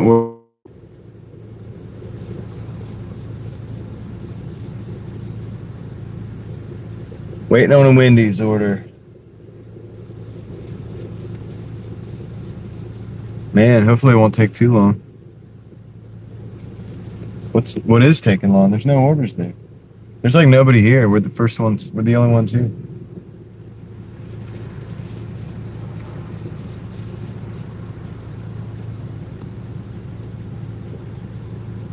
Ellie. That's okay. I appreciate it. We're going to change that microphone right away. Perfect timing, by the way. Hope you and your friends have had fun today. Wait. Oh, I can't. Uh-oh. We're in trouble, Ellie. Wait, did I already do it? Nope, we're in trouble. I got to charge the microphones up. I guess the charge box wasn't charged. Dang. So they're both red. Ellie, we're going to see if we can get another 30 minutes out of this. See if I could charge my other microphone. Guys, if it goes quiet, you got to let me know. Yeah, look. It's red. I guess I should have plugged it up. This is supposed to be green. I messed up. I really messed up on this one. I'm going to give it 20 minutes. I got it plugged up. We're going to see, like, if at 20 minutes, you know, maybe we can get some more charge on it, and then I'll switch the mics out. We are in the drive-thru. We're waiting, like, at the door.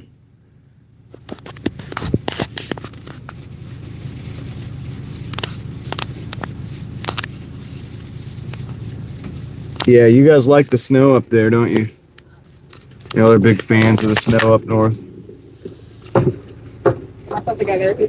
All right, nice. Well, let me put this down. These 2 bags. That one. Okay. Sweet, thank you. Have a good night. You too. Okay. I know, rookie mistake. If you're out there and you make mistakes, me too.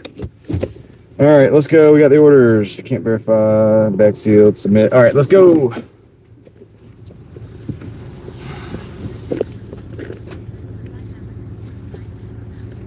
We might be all right, Ellie. We might be all right.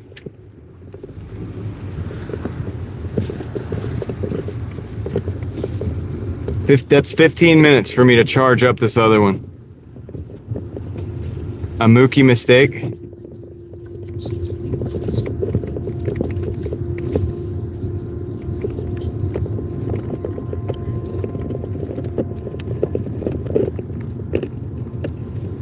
Who's not fired? Me? Wait. Me? You were gonna fire me? Take care, David.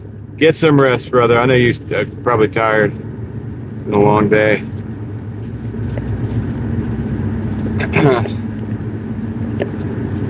Thank you for everything, by the way, too.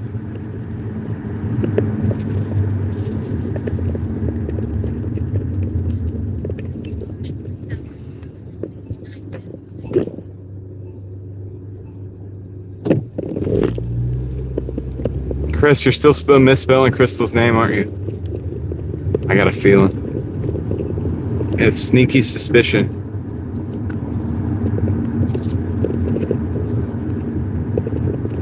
This is how close the drop-off was for that. This is why I took it. Look, watch this. Watch how close.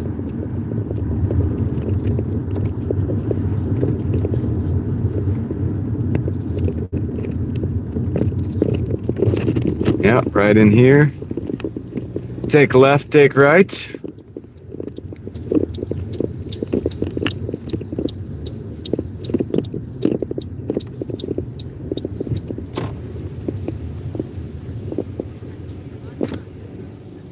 You're welcome, Chris. All right.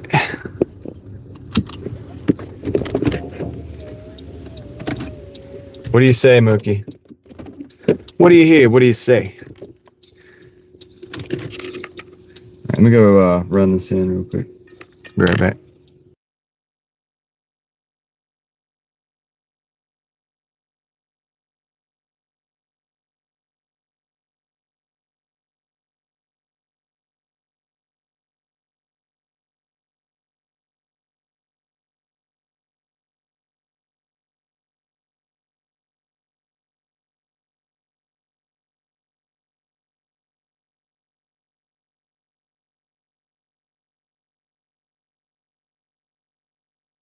Well, that was easier than expected. They came on out, got the food. $7 for 19 for 19 minutes. Ain't bad, I guess.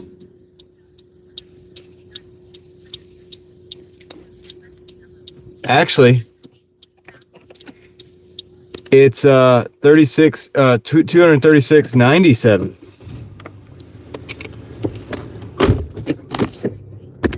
Mookie. It's the other idiots you gotta watch out for. Am I right or am I right? Come on, you know I'm right. All right, so cool. So that's that. Let's see if we get another one. Have my back anymore? You better have my back. Oh, dude, I don't want to go through all that. I'm gonna back up.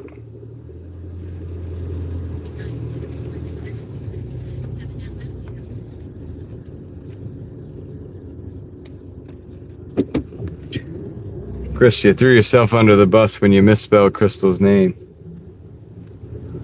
Sorry to tell you.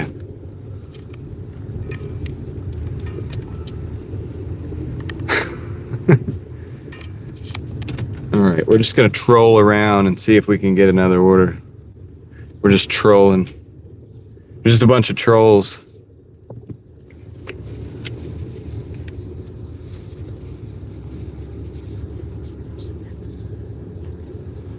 Leslie, how's it going out there tonight? Or how's it going your way tonight?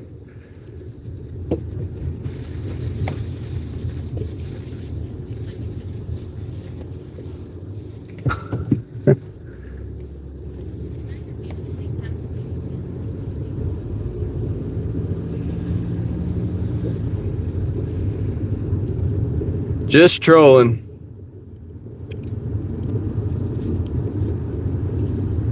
Hoping for orders, hoping for some money to come in. DoorDash, please send me money. I could probably get on Uber and get an order right now, though, too. So I'm thinking about it. I'm really just hoping. 150, okay. Customer had an attitude. Nope. Eva, I'm not on DoorDash and Uber right now, but you know what? I might do it. Well, okay. This is 19 for 13, but I'm not going to take it. It's a double, but it's going into carry. I don't really want to go all the way into carry right now, so we're going to decline that. 50% acceptance rate moving forward. And, yeah. Not wanting to do that. That's with the 250 peak pay. That's really kind of garbage, to be honest with you. We're platinum again, though, somehow. Oh, I bet that rating went off. I bet the quality rate. Oh, no, it's still bad. All right. Well, when that goes off, we'll really be platinum. We'll be super platinum. We'll be triple platinum.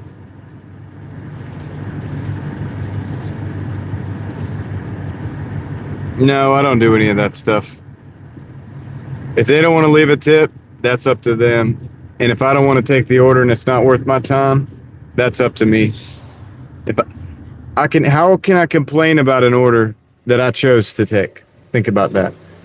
I've seen this on YouTube. Sometimes people complaining about orders and no tips and stuff like that on orders that they took. And it's like, how ridiculous do you have to be to complain about an order when you're the one that took the order? You took it. Now, that's different than like the restaurant's slow. Yeah, they didn't leave the light on at the drop-off location, or their instructions weren't good. That's all different stuff. But the whole idea of like complaining because somebody didn't tip on an order that you chose as a contractor to take, that's very childish and quite frankly pathetic. That's true, Jethro. I agree, but like, here's the thing: is like, if the order's not very good, I'm just not going to take it. Like, you get what I'm saying? So you just don't have to take those orders. Just don't take them. I mean, don't do it. Then you could save yourself all the complaining, and guess what? Somebody else might take that no tip order or whatever, but you don't have to do it. You know. We live in this world right now where it's like, dude, we're contractors, right? We don't have to. I see a $3 for 2 miles. I don't take it. You know why? Because I'm a contractor. I don't have to take it. You know, this is a 1099. So,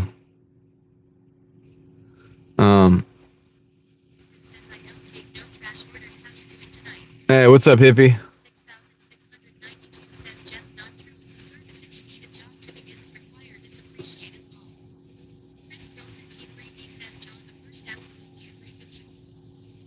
I mean, here's the thing.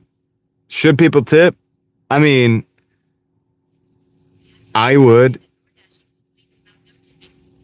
Well, I mean, yeah, Jethro, she can do that if she wants to, but here's the thing. She doesn't have to take the order, you know? I took an order the other day. It was a $33 order, and it had a 0 tip on it. It was all base pay. It was a long trip.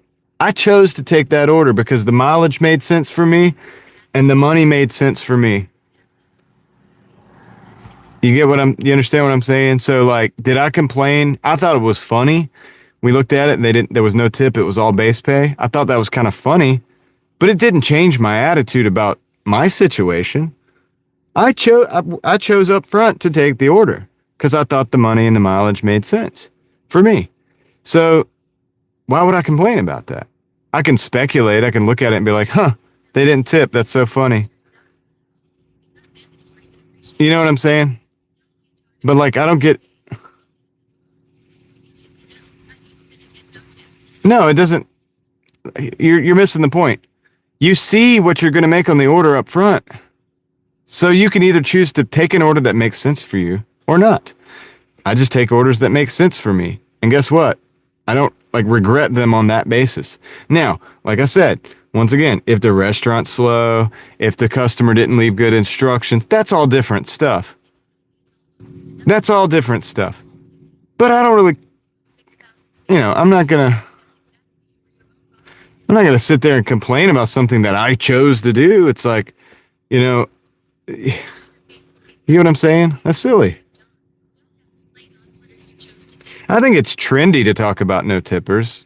It's trendy to do that, but I'm not a trendy kind of guy, if you haven't noticed. I don't really care about that stuff. It's like, dude, I'm just here to make money. And if the money makes sense, I'm going to do it. If not, whatever. I'm not here to morally berate somebody and tell them what they should or shouldn't do. If Doordash wants that customer bad enough and they want to put that base pay up high enough to make it worth it for me, cool. I'll take the money. Give me the money. I'll take the delivery. I don't even, to be honest, a lot of times I don't even look at the tips unless there's an additional tip given or something like that, or it's obviously a gracious tip. If I take a $20, and the reason, here, I'll tell you this. The only reason I even look at the tips a lot of times is because if it's a really good tip, it's a very high paying order, it's a really good tip, I want to be able to say thank you. So sometimes I will look at it, and if it's like a $20 tip or something, a lot of times I'll just say thank you for that. I will send a little message and say thank you, I appreciate it. But other than that, you know, it's like, I'm not taking this. The Marco 680, I don't think I'm not sure about the peak pay. Let me check that. But if we're still in peak pay, we are. 250. That's a terrible order for 250 peak pay. So does that make sense? But I don't look at the tip to be like, oh man, I should like do something to this customer's food. You know, come on. Hey, we got a Taco Bell 15. Look, check this out, guys. Flip it around so you can see it. I'll even sit in the drive-through line for this one.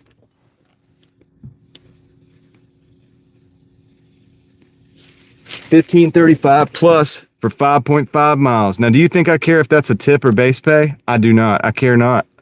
That money makes sense. If I get there and it's a 0 tip, I don't care. Because that money makes sense right there. 15 plus, 15 whatever plus. 15.35 plus.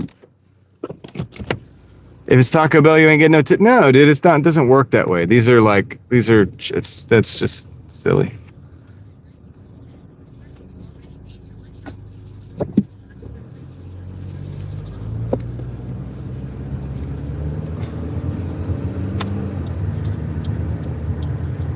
Dude, you think high people don't tip? Dude, high people tip a lot. And people that eating fast food at midnight probably tip a lot. And I'm thankful when people tip. So that's the thing.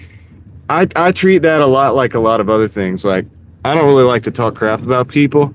Typically, if I'm going to talk about a person, it's going to be good. And if it's not, if I don't want to do that, I usually don't talk about them at all. And that's kind of how I operate. So same with the fit.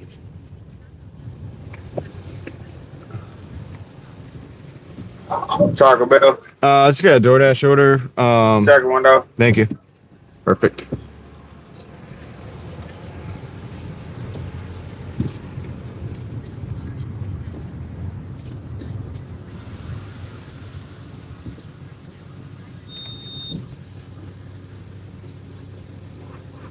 Yeah. Here's the thing. Exactly, Sam. It's not our place to do that. And Crystal, the only thing I will say that it is nice to see the tip because sometimes I like to say thank you. So it is, for me, it's good that I see the tip sometimes, and I don't always look at it though. I'll be honest, I rarely do.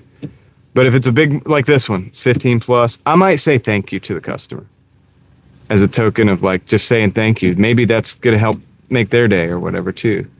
So they know they're appreciated. So I will do that.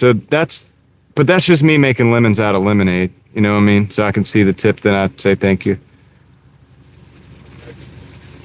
But yeah. See, the thing about the internet, man, the thing about YouTube and like TikTok and all that stuff, there's a lot of people that complain about, like complaining kind of like, there's this whole contingency of people that like to watch people complain because then they also complain and then we can all play victim together.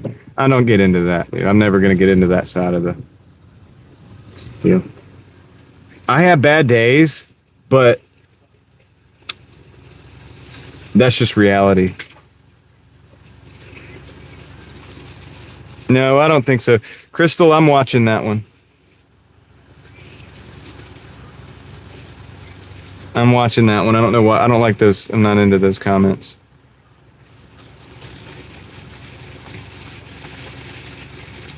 But, I mean, we can leave it for now.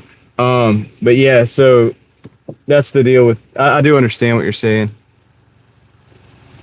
I do understand what you're saying, though, about the negativity around tips. I mean, technically, it's good to see them, like I said, because some people should be able to be thankful. I want to be able to tell the person thank you for a good tip. I think that's good, and I think it's good for them to hear somebody say thank you. That way, so that they can know that they're appreciated, and also that it makes it know it. You know, they know that like they made an impact on somebody's day. When I say thank you, I really appreciate that. Actually, you might be the wrong one.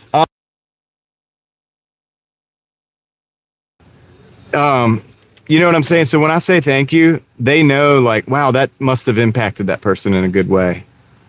And that's kind of cool. So I don't know. So as long as it's there, that's what I'll be doing. But if they ever take it away, I guess it is what it is, and I'll still just be going for what I need to go for. I don't think so. No, it was not meant to be any kind of reference. Maybe if it resembles something, I'm not sure. I don't even know what that is. I do make lemons out of lemonade, Mookie. I've been known to make a mean lemonade before.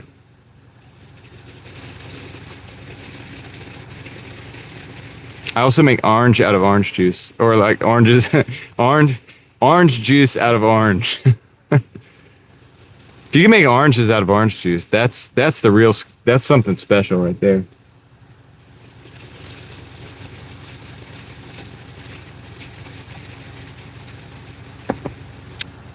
Johnny Rockets, we're at 236.97 on the day with a 1535 plus on board. Well, about to be on board. We're about to get it from the drive-through right now.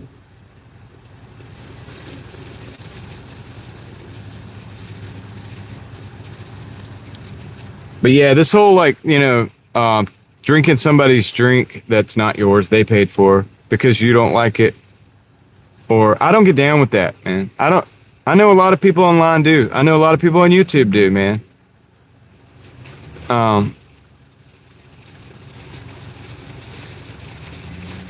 Yeah, Glomio, you make a point. You make a point, right? They already have to pay so much for these services. And so it's kind of rough. Good job, Heather. It's kind of rough already, man, for these individuals. Yeah, I don't think I have, Ethan, but I'll check it out.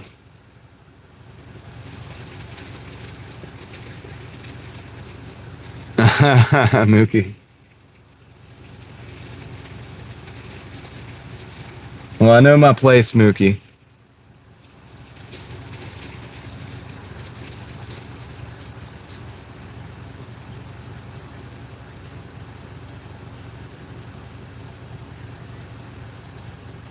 Yeah, hippie, it's not good. It's not bad. Good job, Heather. You started an hour after I did, so.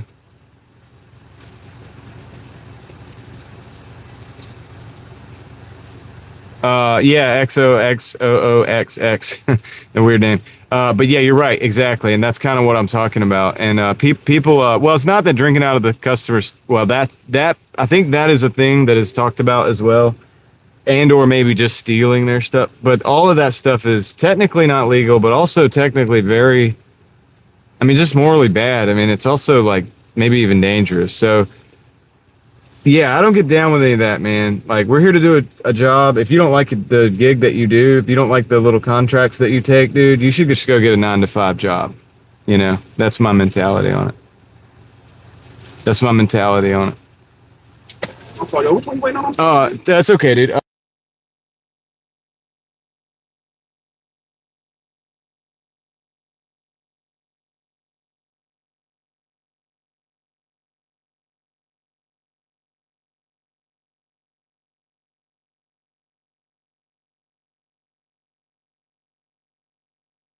Trying to figure out if he. Oh, really? Okay.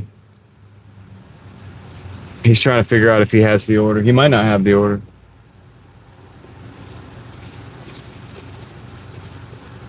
Right, Mookie. I agree with that. I agree with that. That's true. Just be a professional. So we do have rights. Okay. All right. He's got it. He's at the order. We're just gonna sit, I guess, and wait.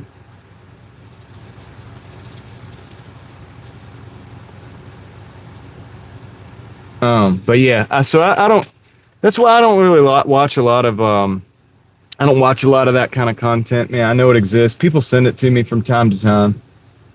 Somebody complaining about somebody that didn't tip, and then they take their drink, or they do this or that. And everybody rallies around behind them. Yeah, they should have tipped. They should have tipped, man. You did right. Like, you showed them. It's like, that's just stupid. Honestly, it's pathetic, dude. I'm going to go as far as to say it's pathetic behavior.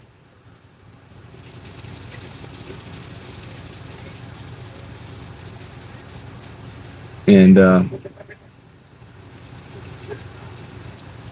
have the ability to stand behind that statement firmly if anybody had a problem with it. Send that to anybody that you know. If you know if they have a problem with it, whatever. I don't care. It is what it is, man. It's true. The truth is the truth in it. You know. Maybe that individual should go get a regular job. Then maybe they don't have what it takes to be somebody that works for themselves or doesn't 1099 work. Yep. Maybe they want a universal basic income or something. I don't know. That way they don't. If Papa Government can take care of them and tell them what to do every day, and they don't have to work anymore. You know. Of course, that's not true. They'll be forced to work. You get see all those things come with a cost. That's why I'd rather fight for freedom, hard fought, than just be handed everything.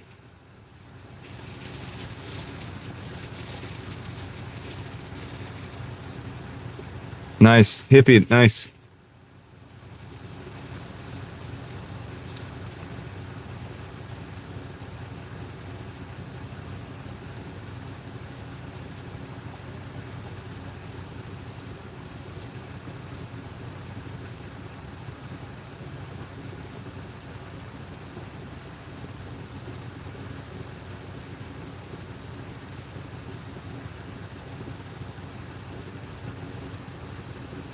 Yeah. Mookie, yeah. Wow, Heather. And they did that on YouTube, like on the live stream?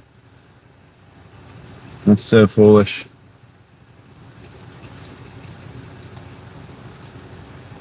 Right on, hippie. Hey, I won't be out here, hippie, because it's my day off, but I hope you have a good day out tomorrow. I'll be back Monday, Lord willing.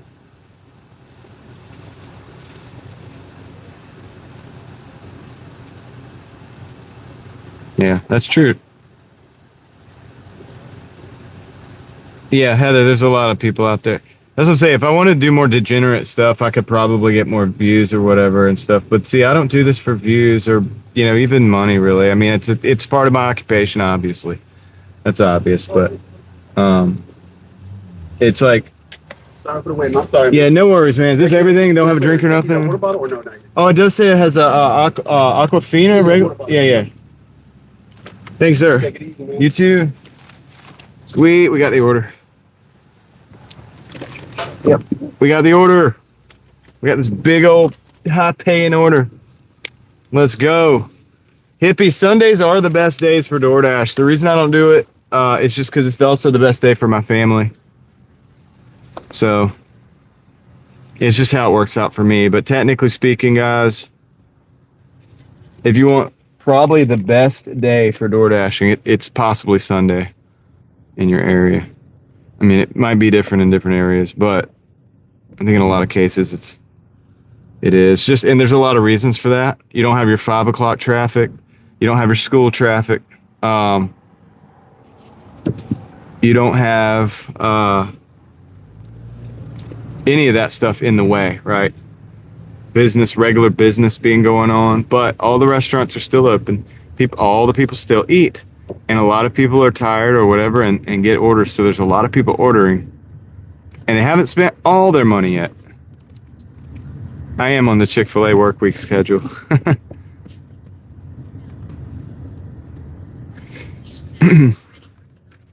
Mookie's over there singing, "We are family."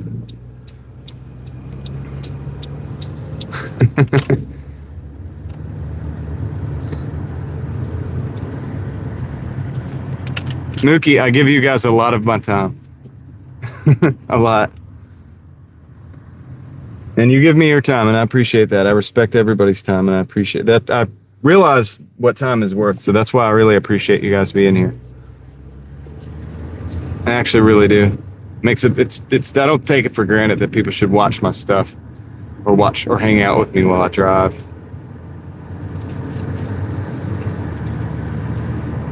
Joe. What up, Joe? Hey, Joe.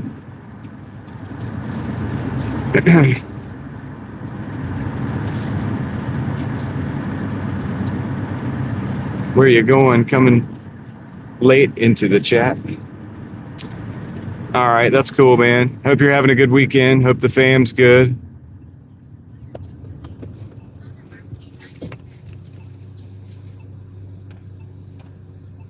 We got 9 minutes on this, 5 miles. We're gonna see how much we make on it.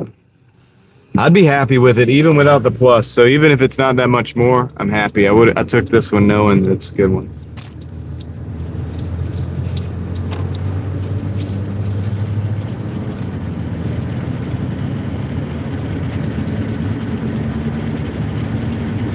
Protein mini pancakes. That's cool. That's cool.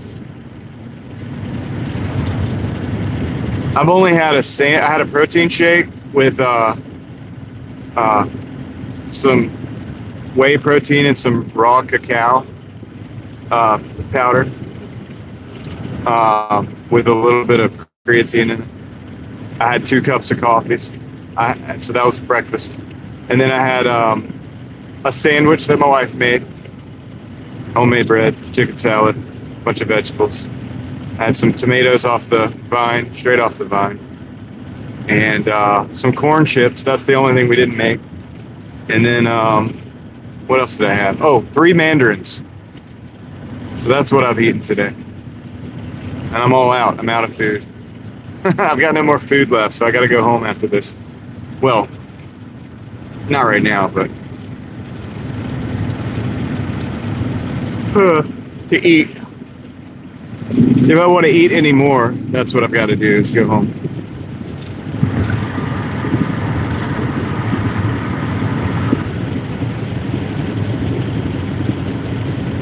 It was, Joe. It was pretty good.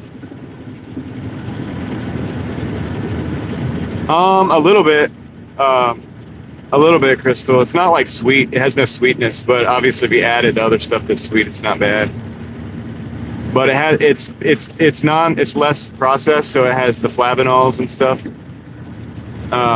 Which that's what I eat it for, really, is the health benefits of it, not necessarily the flavor.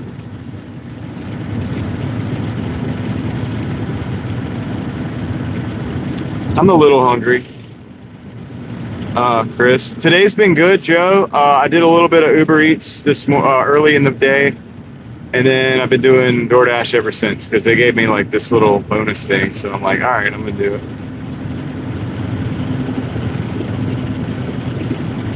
Oh, I don't know, Heather. I don't think 2 hours. I was out until like 4 last night, Heather, this morning. So I'm not sure that I want to do that again. Plus, I got to drive my family and I are going somewhere tomorrow, so I got to like get up and drive there. But I still got at least another hour or so, a little more maybe. I could keep going for a little while.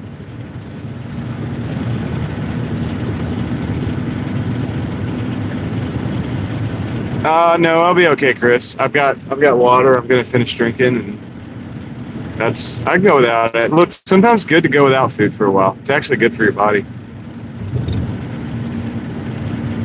Yeah, Caleb was here for a little bit, Joe.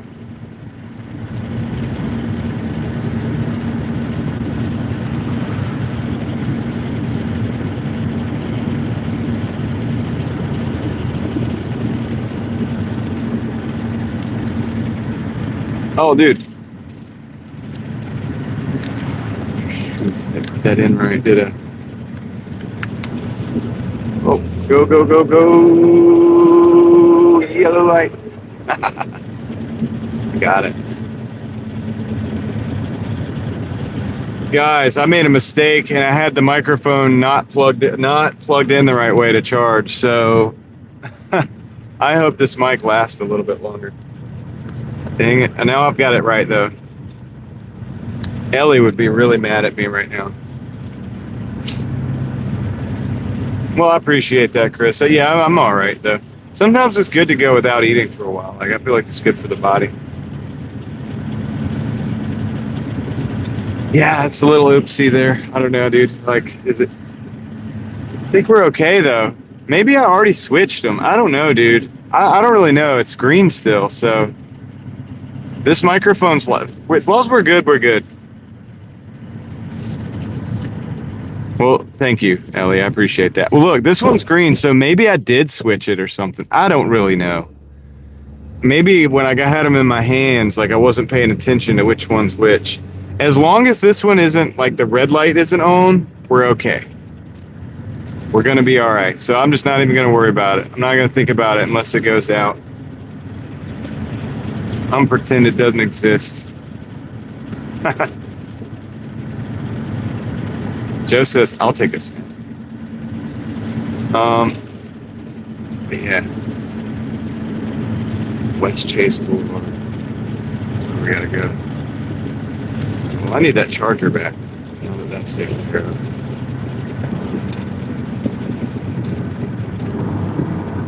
Oh, beef jerky is good though. Probably eat some of that if I had it.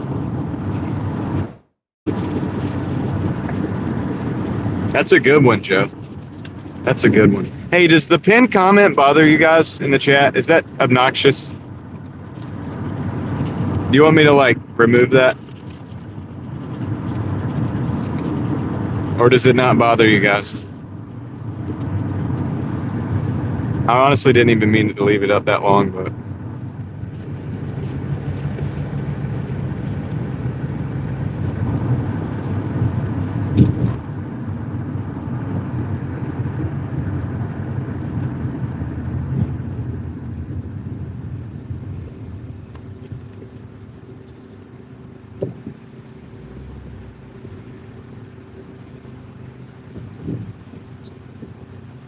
Okay.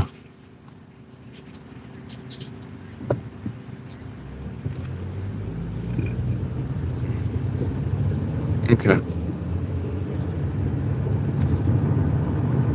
Yeah, that's what I'm saying. I can just, oh, you can, oh, anybody can do, okay, got you. So you can get rid of it if you want. I got you, good. Yeah, like if you're already, like, okay.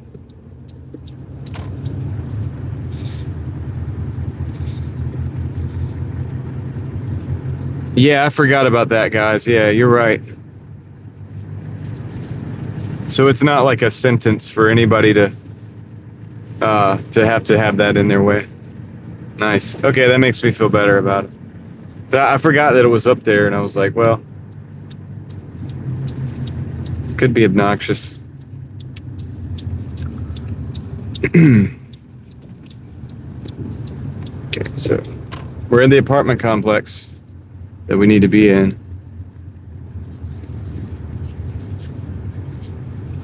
Right on. Thanks, Gator. How you doing tonight?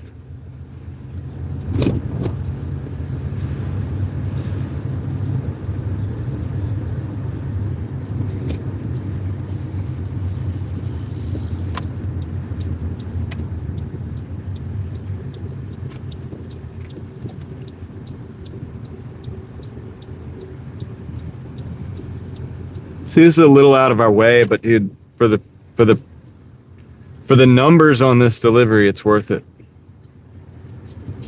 Oh, deer jerky? Yes, fantastic. Never lasts, though. Everybody eats it. It gets eaten so fast, dude. I've never seen a batch of deer jerky make it for very long. It's funny, like I remember back in like in high school or whatever, you know, whoever would make like deer jerky, you know, sometimes it was me or whatever, and then, you know, my family or whatever, but whoever it was, you know, maybe other people would bring it too. So everybody would have these like little bags of deer jerky, like little baggies, you know, the Ziploc baggies of deer jerky, right? Like lots of little ones, like little deer jerky dealers, you know, and they never lasted, you know. They never lasted.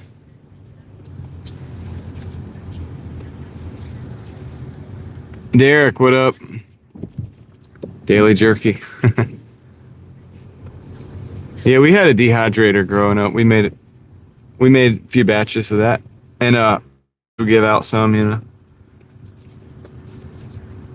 And there's a couple other people that, you know, would do it, and they'd bring some to school, and they were very popular. You'd be very popular. You bring some deer jerky to school. Okay, I'll be right back. Let me go drop this.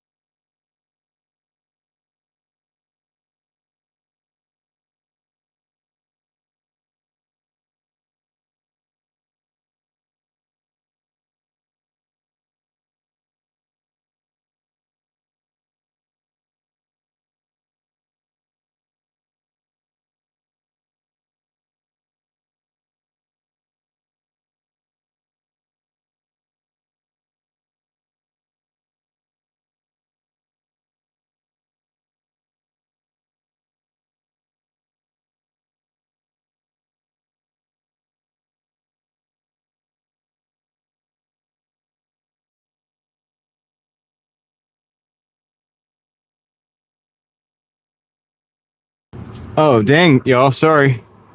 It was muted. It was muted. I got it. All right. So, okay, I'll try to explain everything I was just talking about. So that ended up being a $10.75 tip.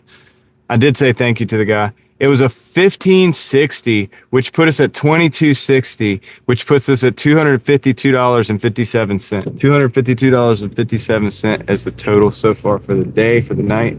Don't know how much longer I'm gonna go. $250 was about my goal, you know. So we'll see. Let's see. We'll drive back. We're in a different zone. I'm not switching zones, so we're just gonna drive back over here. Kind of see what happens. Man. I went a little out of zone on that one, but it was worth it. $15.60, man. I'll take it. Man. But if the tip had been a 0, I would have not complained a single bit. Like, you know, why would I do that? Stupid. All right. All right.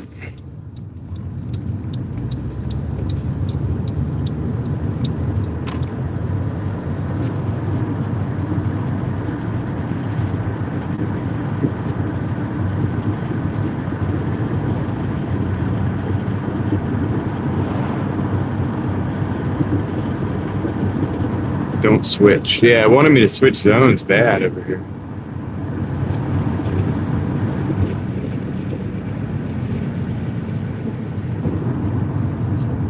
Good morning, George McCormick.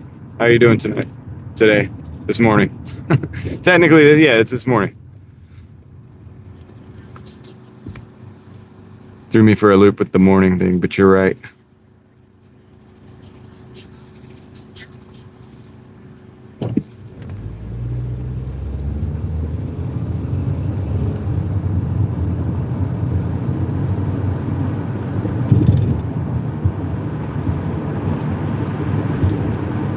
Driving away from the fairgrounds. We were just near the fairgrounds, so I should have probably told you guys, like, that drop-off was right next to the fairgrounds.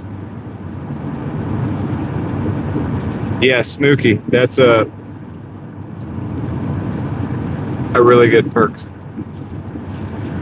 GGP. That's funny. I have a very good relation with GG. He's very strong, but we have a very good relationship.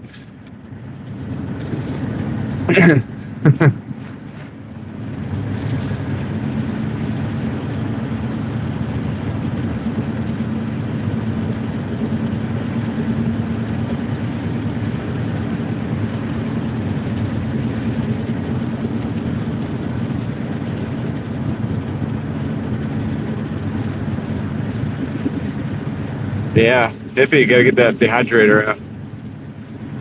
Hunting season will be here before you know it. Dorton Arena is still there, Mookie.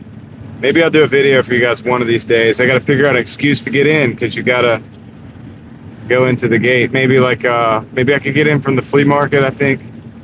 I'm not sure. One Saturday or something.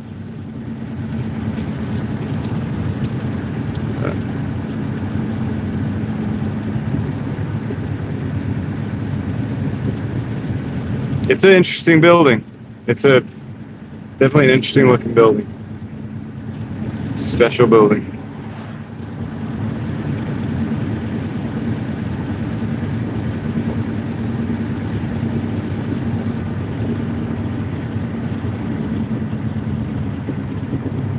Honestly, that's my favorite way to eat deer, and I know it's the snackiest way, and it's like probably not the healthiest, but it's probably not the most smartest way or whatever, but and probably not the healthiest way. I don't know, but yeah, my favorite way to eat deer is jerky.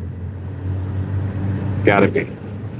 I know we were just talking about that then, and the conversation's probably over by now, but I just wanted to say that. I think it's my favorite way, dude, to be honest.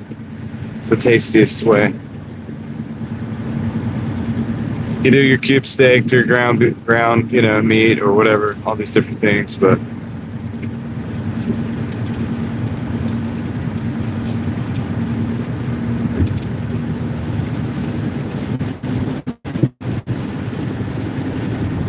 to me, It's pretty good.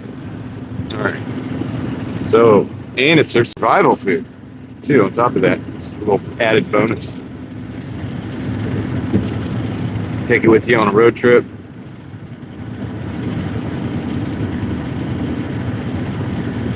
Yeah, store-bought's not as good.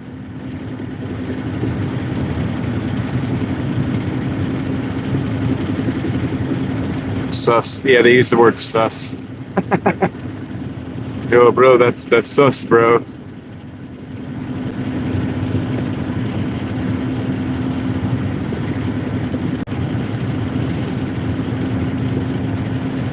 Sausage, yeah. It's a flavorful way of doing it, Deborah. I think I like venison sausage better than pork sausage, to be honest with you.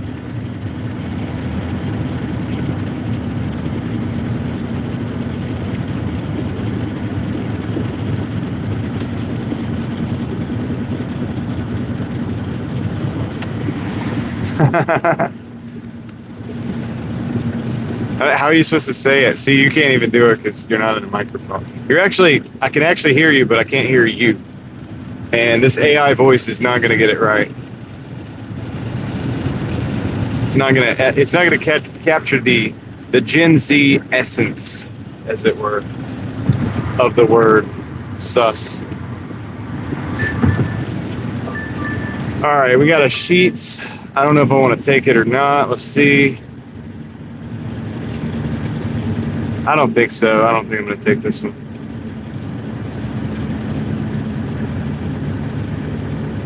Put me back into gold. I don't care.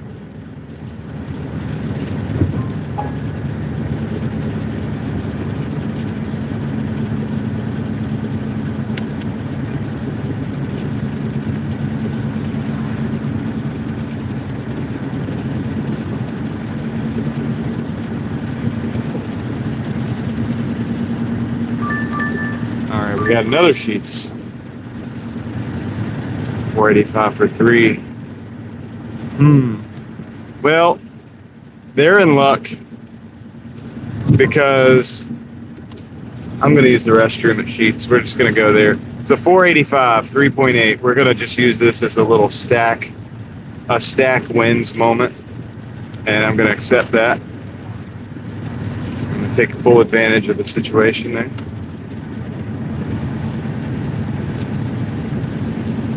Gotta go by there anyway, so might as well get paid for it. What up, LV? Welcome back.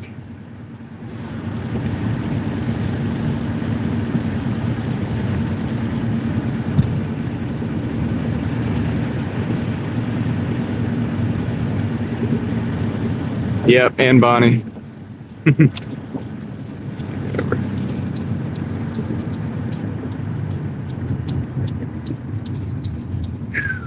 What's the temperature now, David? Now that it's like morning time.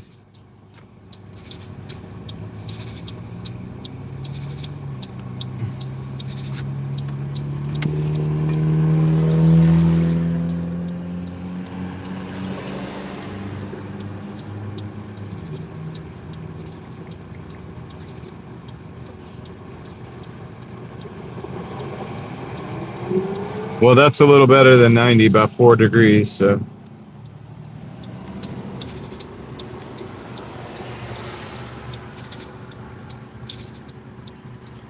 $81 here, David.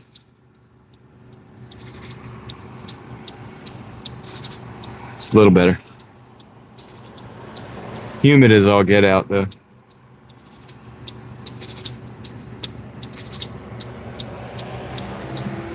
Oh, the pickup window. At least is it raining? It's not raining though, is it? Hopefully.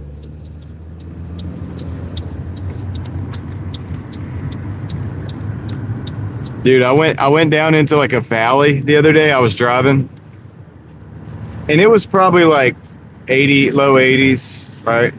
At night, humid, North Carolina night, summer night. But I went into a valley, right? I think it was a swamp valley.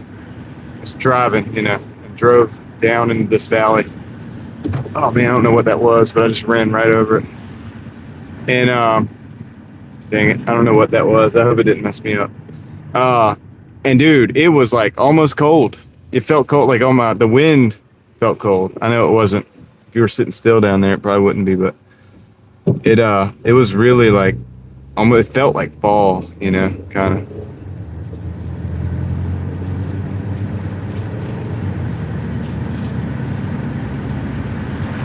Making butter, that's awesome.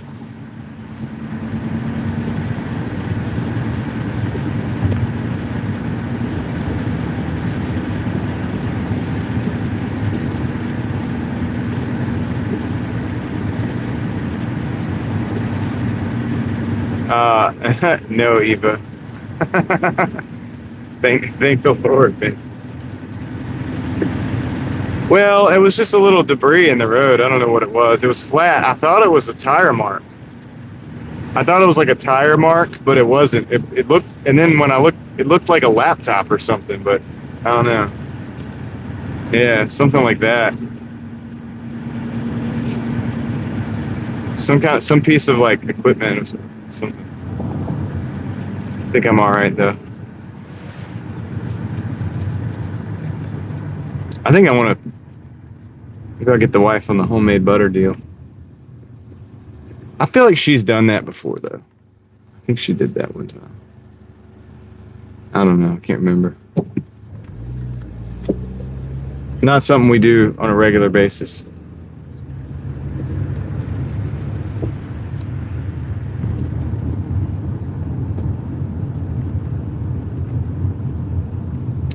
Maybe it will be.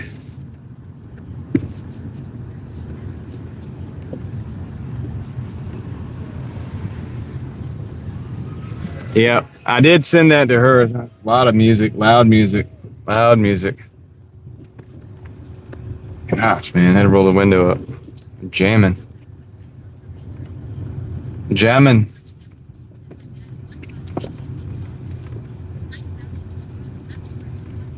You got some sketty and meat sauce?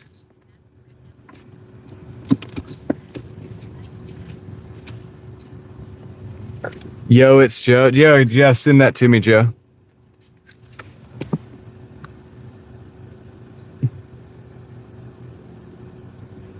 All right.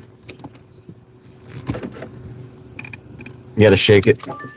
Uh-oh, they're sending me another one. What are they doing? This is a 550. I'm gonna take it. It's another 550, and it's like literally across the street, I think. So I'm taking that. All right, looks like we got 2 orders.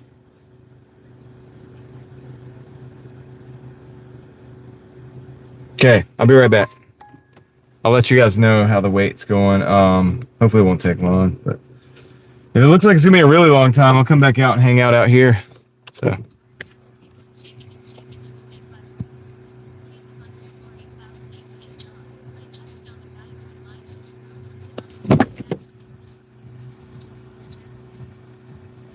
Oh, nice. Yeah, that's kind of smart, Caleb.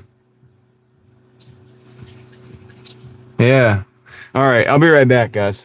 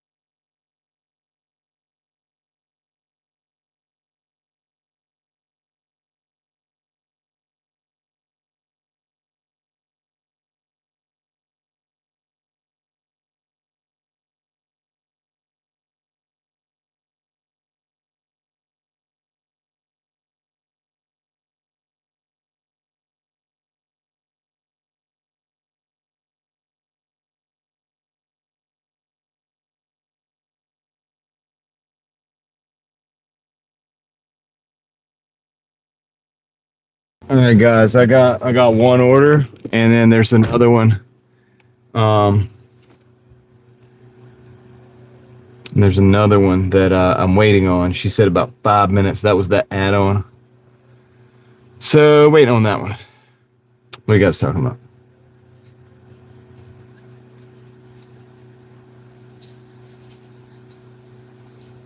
Are you heading out, Joe? Good night, man. Hope you have a good weekend. You know I'm not going to be up here tomorrow, so we'll talk to you hopefully soon. Dang,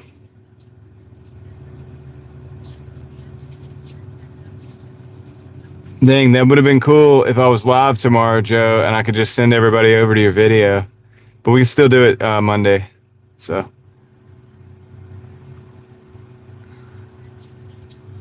we can still do it Monday, so that's cool.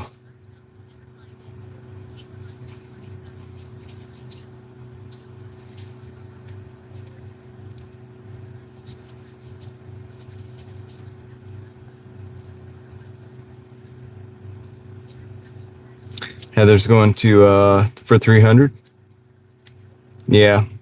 Yeah. Heather, I am probably going to be done after this because I got to drive in the morning with the family. So, yeah. So I'm probably going to, after these two orders, but this is going to take a little while because I got about 5 minutes to wait on this one. And then, yeah, let me refill my water while I'm out here. I got a little bit left. Let's see what we got put in here. Yeah, I told her I'd be back in there in about 4 or 5 minutes because she was like, that's cool.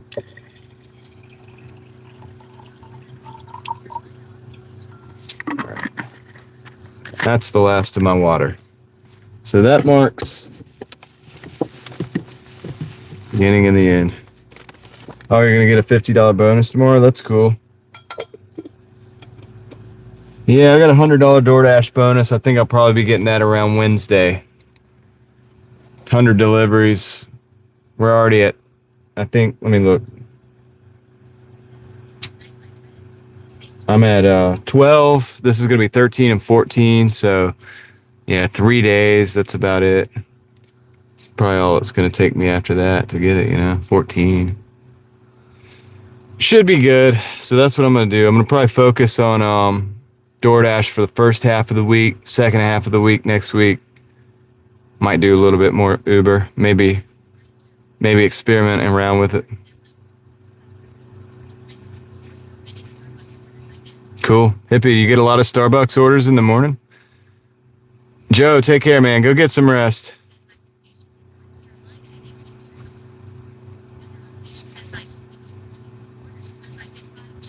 Oh yeah, you'll get 20 orders on Sunday. No problem. Well, have a good night, Heather.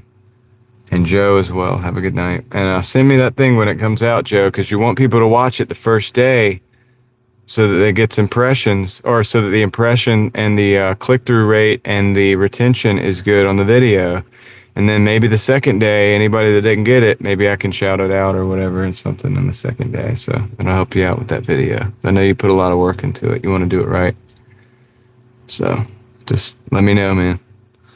But I won't be able to do, my power is diminished when I'm not, live. But at the very least, I can watch it, and I'll watch it all the way through. Yeah, man. Second day is pretty important too, actually. So second day on the video, it takes the data from the first day, it feels like. Sometimes it takes way off. I've had videos that I got like 100 views, 120 views on in the first day, and then they go into the thousands after the second and third day. So it just depends. But it's not guaranteed, but, the algorithm, it kind of looks and sees what people thought about it. It kind of like knows what people think, and I don't know, it's weird. The algorithm works to match up content with people that watch it. That's what its job is to do for the most part. Family in South Carolina, yeah.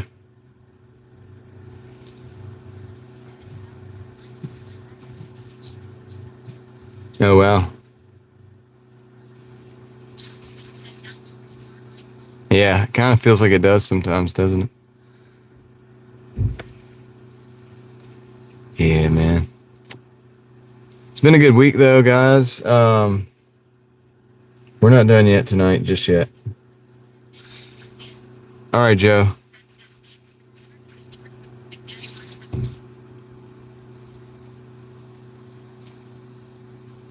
I'm gonna go in here and see if I can get this order now. All right, sounds good, Heather. Good night. I'm not gonna be too far behind you, but we'll talk. I guess next week, probably. To be honest.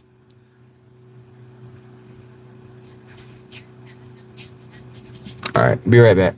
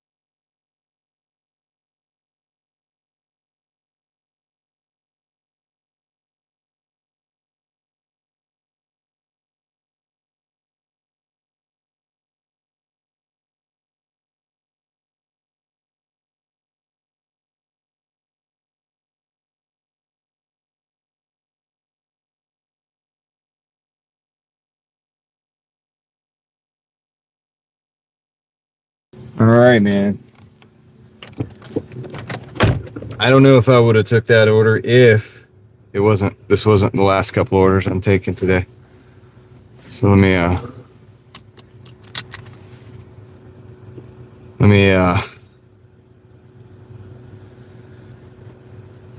let's go. I don't know what else to say. Let's just go.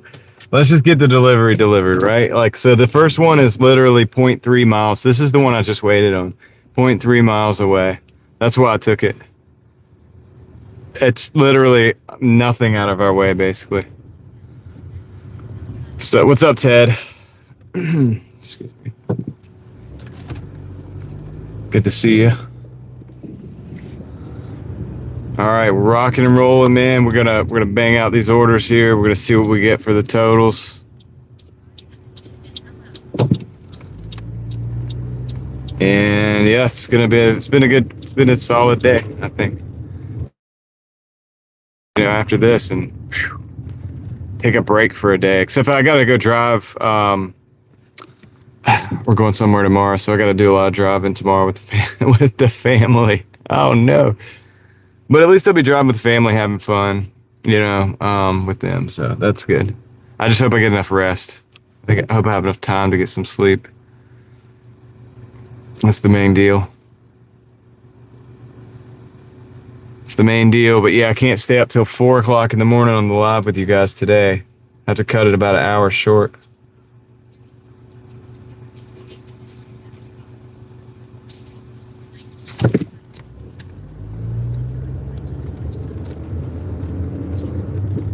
Joseph Gilmore, what's up? Good to see you. How you been? How you been? Catching me at the end of the night, kind of like I'm like, you know, I'm as tired as you get at this point. One of the kids drive? Yeah, that's tough. Although my oldest daughter would love to drive. She drives golf cart sometimes. She grew up. She had the ride-on toys, all the you know, electric vehicles I could get her. She loves to drive, but she would do it. If I said, "Hey, you think you can drive this van?" She'd probably do it. It's not a good idea though. All right, I'll be right back. Let me go and drop this one off, the first order. And we got one more to go after that.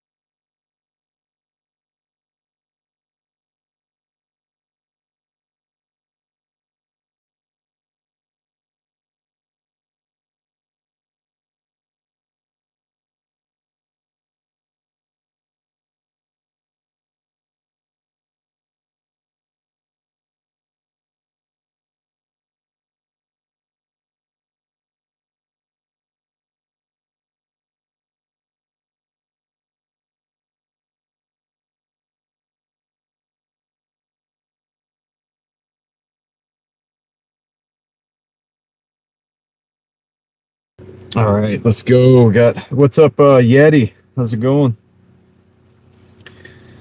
And yeah, so we got. Let me see. We got directions. We got 4 minutes on this one. 1.7 miles. We got to go down Glenwood a little ways down to Ebenezer Church Road. Then we're gonna. From there, we will then advance towards some kind of parking lot, I guess, and yeah. We'll discuss things. We'll do a recap on the week. I'll show you the numbers. I'll show you the Uber numbers. I'll show you the Doordash numbers. We'll look at everything. We'll look at it all. I mean, if you need a cheap phone and if Verizon has good coverage in your network, I would say Visible is not a bad deal. Actually, at this point, I would say. As I pay $45 for unlimited, pretty much everything. And it holds up. I use it. It's the one that I use for the text-to-speech phone. Now, there's some spots out here that, it cuts out, so just know that. But really, that's not a problem with the service. That's a problem with, Verizon network or the Verizon tower. So wherever, I got the top plan. Yes, sir. I got the top plan. Because I need the unlimited. Because if one of my other phones goes down, I'm going to have to stream from that phone. But also, in addition to that, I use it for the text-to-speech and all this. And I don't need it, lagging behind because it's not on an unlimited plan or anything like that. So, yeah, for me, it's totally worth it. Now, if you don't need the unlimited data, it's even better because they have a $25 plan that you can have. You can have a phone with some data, but you can have a phone line for $25. That's insane. So yeah, there's options, and I think it's pretty good. I don't know. Don't quote me on that price, but at least when I was looking at it, I think one of the lower tier plans is $25. It's hard to beat.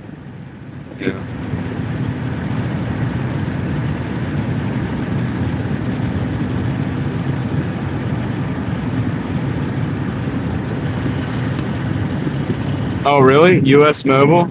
I'll look into that. Maybe the T-Mobile is better, so depending. I've had better luck with the T-Mobile right now, but there's times where most of the overlap is there, but I'll check out US Cellular too. I'm not against changing it. Dude, nobody knows this Visible number anyway. I don't use it as a phone. I don't even use it as a phone. I just use it for the data. I originally wanted new plans because I was going to try to bond them using the Speedify network. Well, two of the phones are T-Mobile, Ted. And then one of them is what's called Visible, which is basically an extension. It's like a way of getting Verizon slightly cheaper.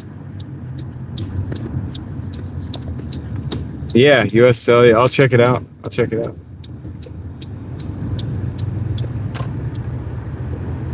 I'm on a month-to-month plan anyway with this one, so I can always end it, and if I can find a better deal, it's the third phone, so it's not a priority. The number's not some number that everybody knows. Nobody actually knows it. Well, a couple people do, but yeah, it's good most places, Ted. There's a couple places where it gives out. Also, I'm running it on an older phone, a very much older phone. So if I was running it on a newer phone, I think it would hold up better. It would be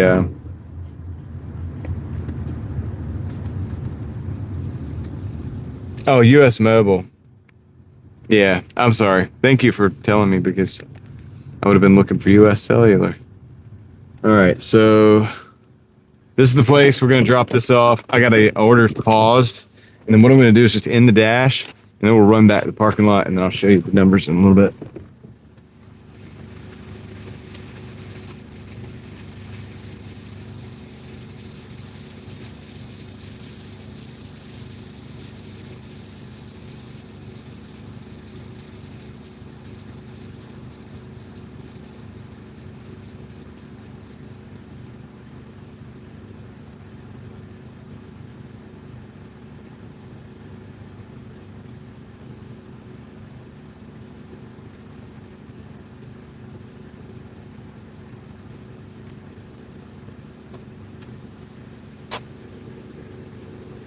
All right, we're gonna end that dash. It's gonna put us at 32 for that dash. All right, now let's get back. We're 14 deliveries out of the 100. We made it over 1,200. We'll look at the details in the parking lot. Let's go. Crystal left. You hope the scorpions didn't get her? Yeah. I got a feeling she's all right. there she is. Scorpions did not get her.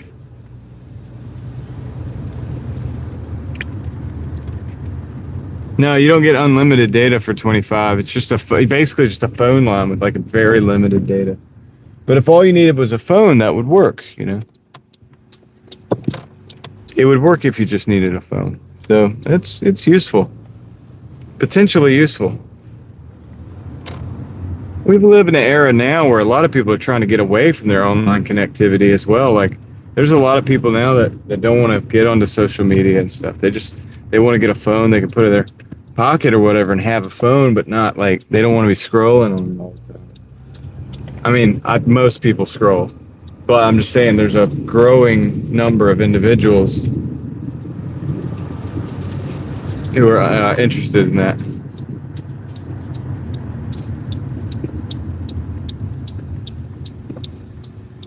I might have to switch the mics now.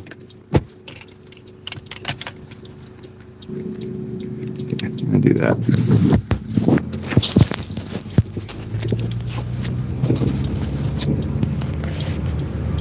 Switching mics.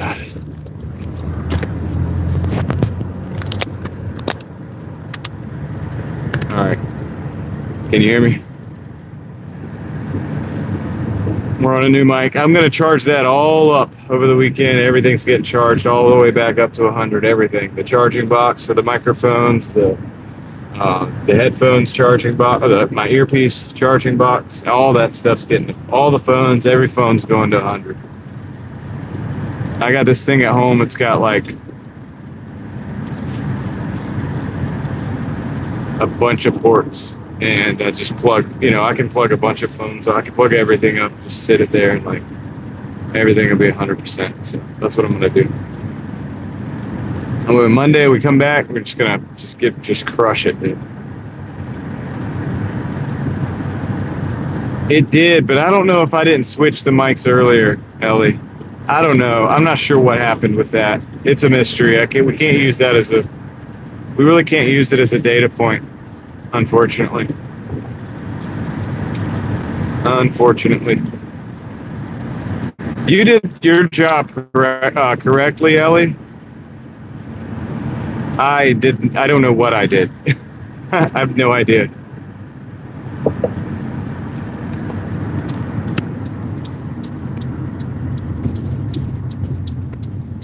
US Mobile, pretty good. That's good.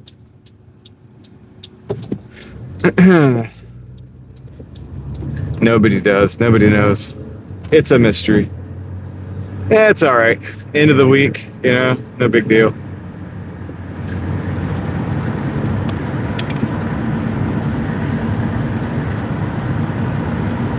Not the end of the world.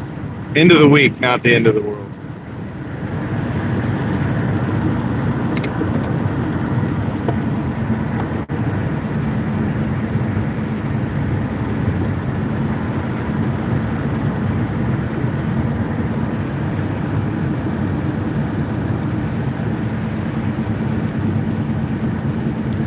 I'll look it up, LV. You get, you don't have to send me that. If you send me a reminder, that's great. If not, I'll try to remember and look into it. It's not like I need to switch today or anything. Everything's working pretty good right now the way I have it. So what I'm trying to do also is, I'm in this mode right now. I just need to grind everything out and I'm not trying to buy a whole lot of extra equipment right now. I'm not trying to buy a whole lot of extra things. I definitely don't want any new subscriptions. In fact, I'm trying to get rid of as many subscriptions as possible at the moment. But yeah, so I'm not making any sudden moves right now. We're except for working my butt off, you know what I'm saying? Other than that, everything else is working, so we're just gonna keep it going. Oh, the trip today? Yeah, today, I know. So it's like a couple hours each way, I think. Well, a little bit. I mean, LV, believe it or not, it was $128 for the struts. which does hurt, but not as much as it would be if I had to have like a shop put it on and everything. And I'm actually thinking about getting the rear struts because they're only like $40, to be honest. The new mounts for the rear struts are like 40, so I may get both and have 80, but then I'll have all new struts around the car. I think it's gonna ride great, considering what these are doing. I think it's gonna ride good. Oh, let me just pull right in here. I was gonna pull around the wrong way. So it's not bad. I mean, I'm not unhappy with the situation because I did need that to be done. So I came out about as inexpensive as you could possibly do it. But it hurts. Yeah, of course it hurts. You know what I mean? Like all the expenses and stuff, but it's life. So it's the cost of doing business. And like I said, it beats a new car, beats a car payment, all the pieces in my book. So, all right, let's look at some numbers. Let me go to Uber first.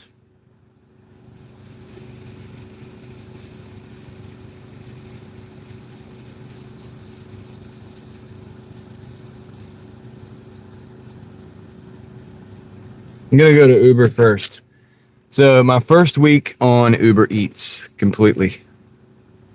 Made $86.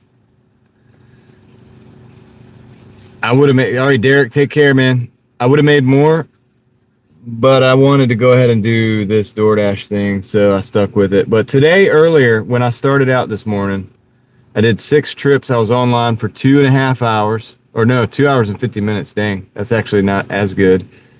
But it's not terrible. I did $54.02. So that was Uber. All right, so that's the deal. $41 in tips, $12.90 in net fare. All right, so that's good there. I'm gonna put this back up here for a second. Let's get into the numbers for DoorDash. Earnings weekly. All right, so here's the week. We'll look at the week recap here. This is what we did, $1233.81 for the week. I guess if you add $86 from Uber, we surpassed $1,300. 61 hours. That's a little on the low side because of the time that I spent on Uber. So 3 hours today, probably a couple hours last night. It's 5. That would bring me up to 65, 66 hours, which is still actually less hours than I normally work. But we made it over 1,300 as a total. Today, I started out the day with this first one, 175.95. What's up, Dawn? How are you doing? So at about 3:58 this evening, I resumed my DoorDash after the Uber stuff that I was doing, and finally got a good order from DoorDash, so I switched over. Pushed that out about 8 hours and 16 more minutes, so I'd been going about 3 at about 8. So that would have put me at what, 11 hours? Yeah, about 11 hours. So that was that. Did about 22 deliveries there. Then I came into this dash, started another one. Did another hour and 40 minutes. So that's what, 12 hours and 40 minutes. Not too bad. And then another 4 deliveries for 26 deliveries in the day. And yeah, that's it, man. That's the stuff. That's the numbers. And then here it is. That's what it looks like on paper. Wait, that's not what it looks like on paper. Hold on. I got to do a little more math. Hold on a second. 32.95. Let me do this real quick. I wasn't ready. All right, that's what it looks like on paper. So that's what we made for the day. $262.92. So, all right, that's that. That's the numbers. Let me get a fire ready. Of course, we're not going to be long. We'll do a little recap of the week. See what you guys want to look at, and that's the deal.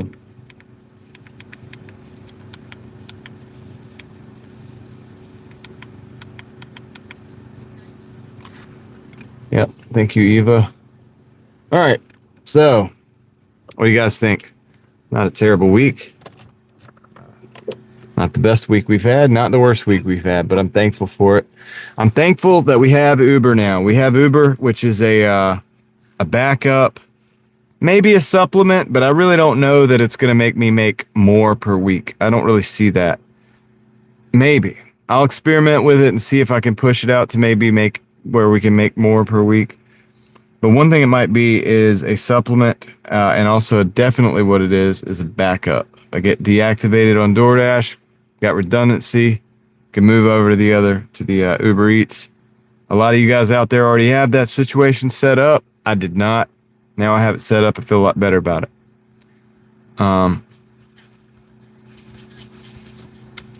Technically, I am gold, Crystal. I am not going to worry about that too much. Here, I'll show you my ratings. Hold on.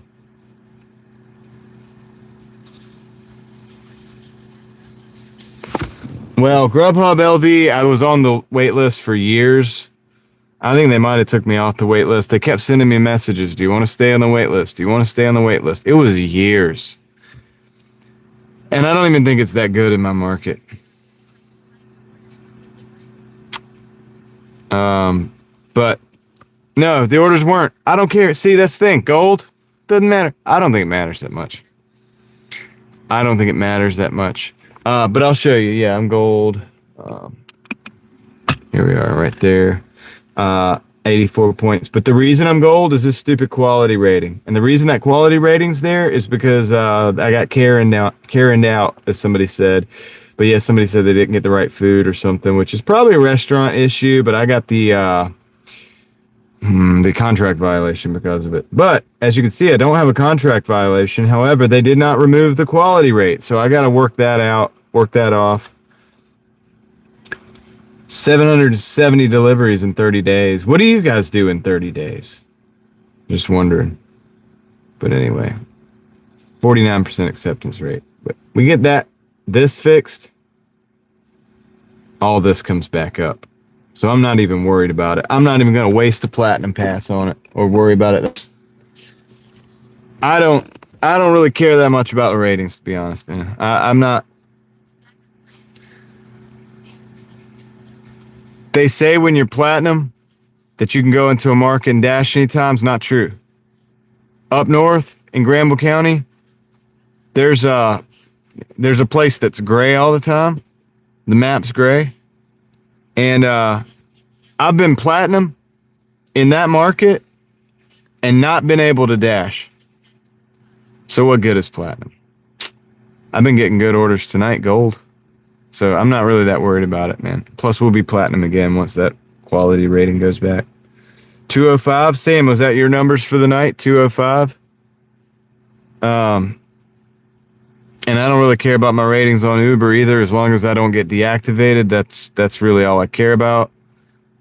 Because I'm just cherry picking over there, man. Today I took orders. I just cherry picked until I got good orders that I wanted. And that's going to be my Uber strategy for that. From what I can tell, it's the way to go. I don't know. So from what I can tell, yeah, if you could still make the money you need to make, I mean, if you make the same amount of money, like, who cares? It's what we're here to do is make money. I mean, you know, DoorDash, you're not doing that you're not just doing it for fun or prestige. You're not doing it to say, I'm a platinum driver. 205 in the last 30. But Sam, you use Flex and stuff, right? Can I use two phones and do them simultaneously? Ace, I could do them simultaneously on the same phone even. But you really can't, truly. I mean, here's my problem with multi-apping. Okay, it's not a problem. I did a little bit of it the last couple of days. I probably will do more of it, especially on slow days. When you get an order on either platform, unless you're going to dirty stack, you got to pause the other platform. I mean, you can only really take but so many orders at a time. So just having two apps running or whatever doesn't make you twice the money. It doesn't make you more money. you really can't do but so much, really. You know what I mean? You can only really take a couple orders at a time. You get what I'm saying? So really, that other app is always only just a backup, really, because unless you're, like I said, unless you dirty stack or whatever, you see another order, you get another order, and it happens to be going to a store that's real near the pickup on the other one. And then it also has a drop off that happens to be either really near the stores or really near the pickup on the other one. If they don't match up perfectly, you're probably just going to pause that other app anyway. So what's really the point? But yeah, I mean, you're multi-apping to make sure you get an order on a slow day. I get that. And I'll probably, look, I'm not above doing that too. I mean, I don't mind it. But like, I'm going to pick the good order, and then the other one's going to get paused or turned off. You can't do but so much. Yeah. Unless you can be two people at once, there's no way to do it. Instacart. Instacart, I'm not really a big fan of. I don't want to do shopping, but I'll do that if times get real hard. Roadie, I'm on the wait list, so that's that.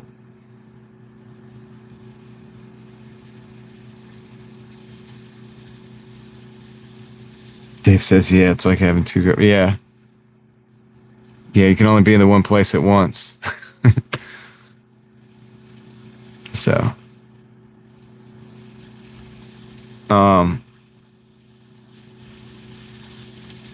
Roadies is just another app. But it's not like Doordash or Uber. It's got different deliveries, more. Oh, I don't know if professional the right word. I don't know. I've never done it, but heavier stuff, maybe more like hardware stuff, things like that. What did Jason say? Oh, yeah. Yeah. Yeah, do something for you for sure. Crystal. Yeah, I don't know about Happy Panda. I don't know if it's in my area or not, but I will say this. The Uber Eats, it kept me busy. I think I could, if DoorDash got deactivated or whatever, I think I could use Uber Eats for a good period of time if I had to.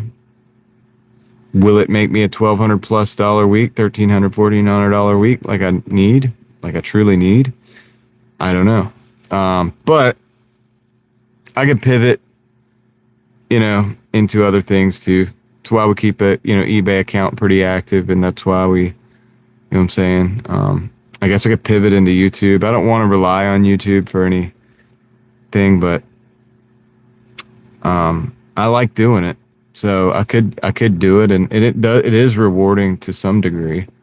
I don't know if I want to, I don't want to like lean on it like that for that. So that's beneficial, but it's like, it's better when it's built with the purpose in mind and not the outcome in mind. Does that make sense? That's why I said on my last video on Real Thoughts Project, because people were worried about the 8,000 watch hours and stuff. And it's like, well, dude, if you were making your YouTube channel to make money anyway, if you're just a small content creator and you're not like some kind of like super content creator guy that's going to pump things out like it's a machine, and you're looking at it from a like making money standpoint, you might be looking at it the wrong way. You're going to want to do things that you enjoy doing, that you believe in, that you have a drive to do, even when the money's not there, even when people aren't there. Something that you believe in so much that if you're talking to a screen on a live stream with one person, that you would still do it. If you're willing to do what it is that I don't really want to do catering. I think I'll talk about why I can't do catering in a minute. There's reasons. What I was talking about just now, though, you got to be willing to, like on YouTube, to talk to the one person on the live stream. There was a time when I had like 1 or 2 people on the live stream, but I was willing to do it. So you got to believe in what you're doing, man. And then maybe people will find that useful or helpful or entertaining or informative or inspiring or whatever, or maybe they won't. When I put videos up, I don't sit there and worry too much about the SEO and stuff like that. I'm sure I could do better at that. I'm not saying that if I wasn't taught like something like that, that I wouldn't, utilize good techniques to get videos pushed better or like picked up better by the algorithm. But when I put videos out, I usually I say, look, I personally think that this is what I want to put out, and I think that it should go out. The truth is, I pretty much give it to God. If the videos are going to go out, and if people are going to see that video or they're meant to see it, they'll see it. Okay. If 100 people are meant to see the video, 1,000, 10,000, or 100,000, and I've had all of those results, then that's what's meant to happen. And that's the way I put it. And that's why that takes a ton of stress off of me. That takes a ton of stress off of me, man. I don't have to worry about that part. I just put the message out. If it's meant to go, it goes. If it's not. If it's meant to get a lot of people to watch it, half the people hate on me for it. Half the people are like, oh yeah, I agree. Some people are like, well, I agree, but I disagree or whatever. And it's fine. It is what it is. I mean, it's going to be what it is, right? And that is not worrying about pleasing other people. That's about putting your message out, doing what it is that you're meant to be doing. We talked about it last night. And this doesn't just apply to me. The reason I even shared that with you guys last night about how my life changed drastically, and I think it was beyond my capability to do, but I believe it was because I was supposed to be positioned in certain places at certain times to do certain things, and I wasn't going to be able to do those things to their full effectiveness, in that state of mind or in that place where I was.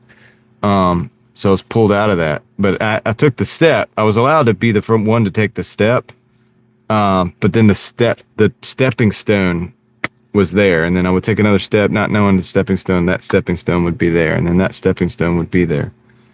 So everybody's here for a reason. So when you're doing YouTube and stuff like that, a lot of people worried about the 8,000 watch hours and stuff. It's like, well, we all have things that we need to be doing, and it may be this, it may not be that, I would just say, like, just put it out there if that's what it's supposed to be, and people are supposed to see it. I trust that they'll see it, like God will make it happen. I'm not in charge of that.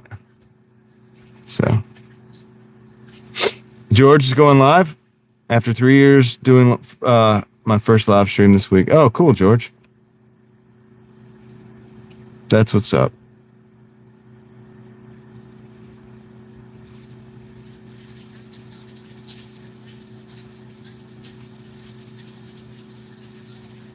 Yeah, Jethro. I mean, I just, I've done it for the fun of it.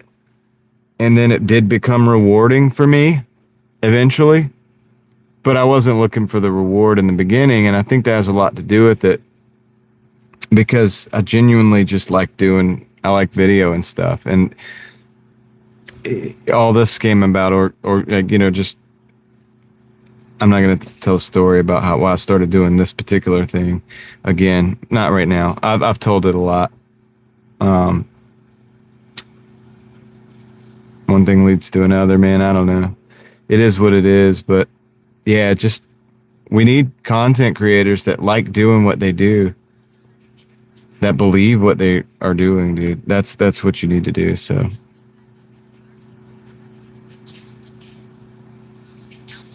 Maybe.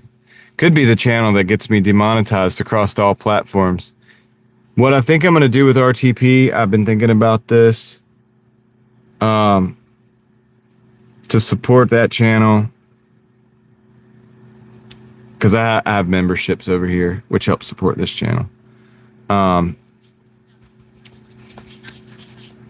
am looking at Patreon as an alternative kind of support platform. I have Buy Me a Coffee too, like I do for this channel. I mean, I don't have it for that channel, but I have that on this channel. But I don't know if I want to do that for the other one. But I guess Patreon is possible as well. And I guess I could put videos and stuff over there too. I'm looking at it as an option. Maybe I want to take most of my support for that channel off the platform. Thing is, if that channel goes down, this one does too, I think. So, but if that one's the reason it does, and I have off-platform support, I can continue pumping out videos or doing whatever. So I don't know. We'll see. But you might be right about that. You might not. LV, maybe. That's people tend to think what you're saying is true.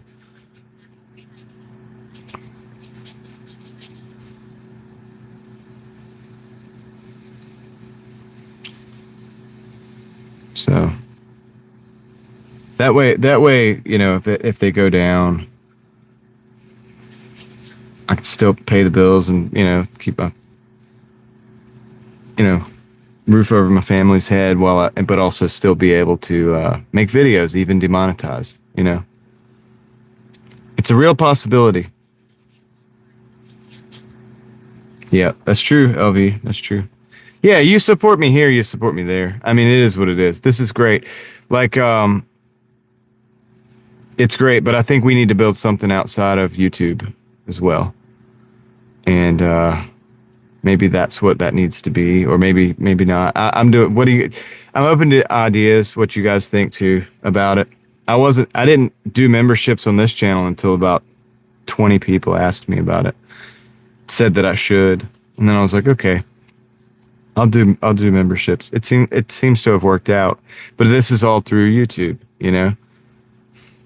So they take that away. They just take everything away.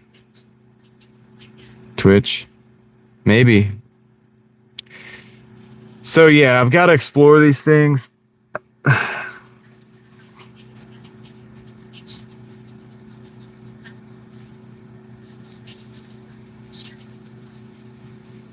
Yeah, Tom, that's true. But yeah, well, I would make everything available on Patreon over there. That's over there already.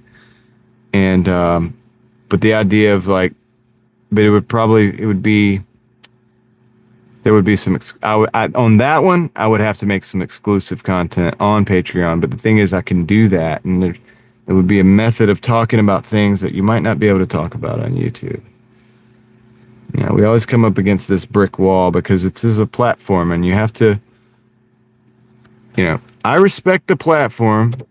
I don't like some of the rules, but I don't make the rules, and it's not my platform. The Beverly Hills of the internet, really? I don't know. I'm just looking at stuff that's outside of YouTube just for a backup. Okay, I don't want to you know what I'm saying? Put all my eggs in the one basket. That's all. I'll talk about stuff that gets a little touchy sometimes, man. It's just, you never know what's going to happen. YouTube's been good to me. I'm going to continue to be good to YouTube, I think. And, whatever. I'm very appreciative. I'm very thankful of YouTube. I'm thankful for the continued support here on this channel.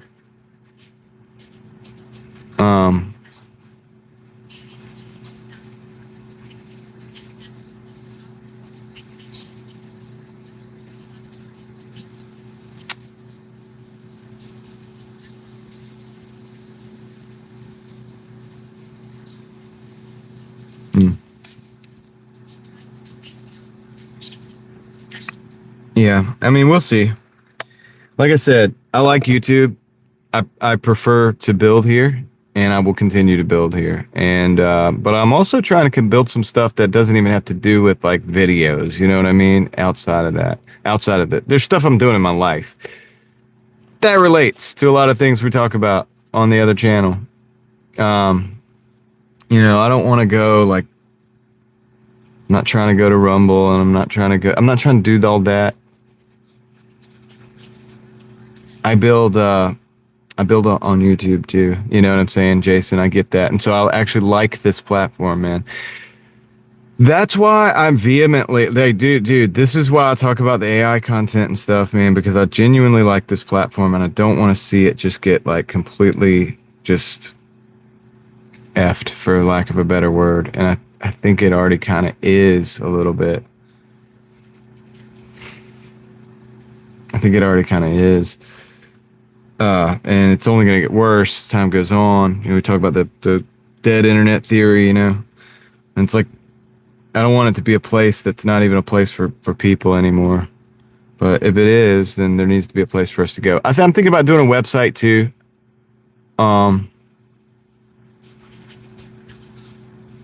So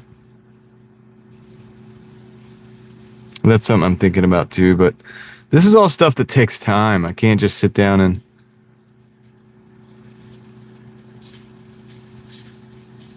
I can't just, you know, I'm not that good at building websites where I can just build a website overnight, you know. But I'd like to start with one. Heck, maybe we'll make a network of websites. That'd be kind of cool. Like, go old school web page. But I know a lot of people aren't going to go to the web page. But I mean, I think it's kind of a cool idea. You know, everybody goes to these mainstream platforms, right? You go to Instagram, Facebook, YouTube, even Twitch, you know, Twitter, whatever, all these. Nobody thinks about websites, you know. I think about websites. I'm like, where's the websites? I do remember GeoCities. Yeah. See, I think that was a cool era to be alive in. And so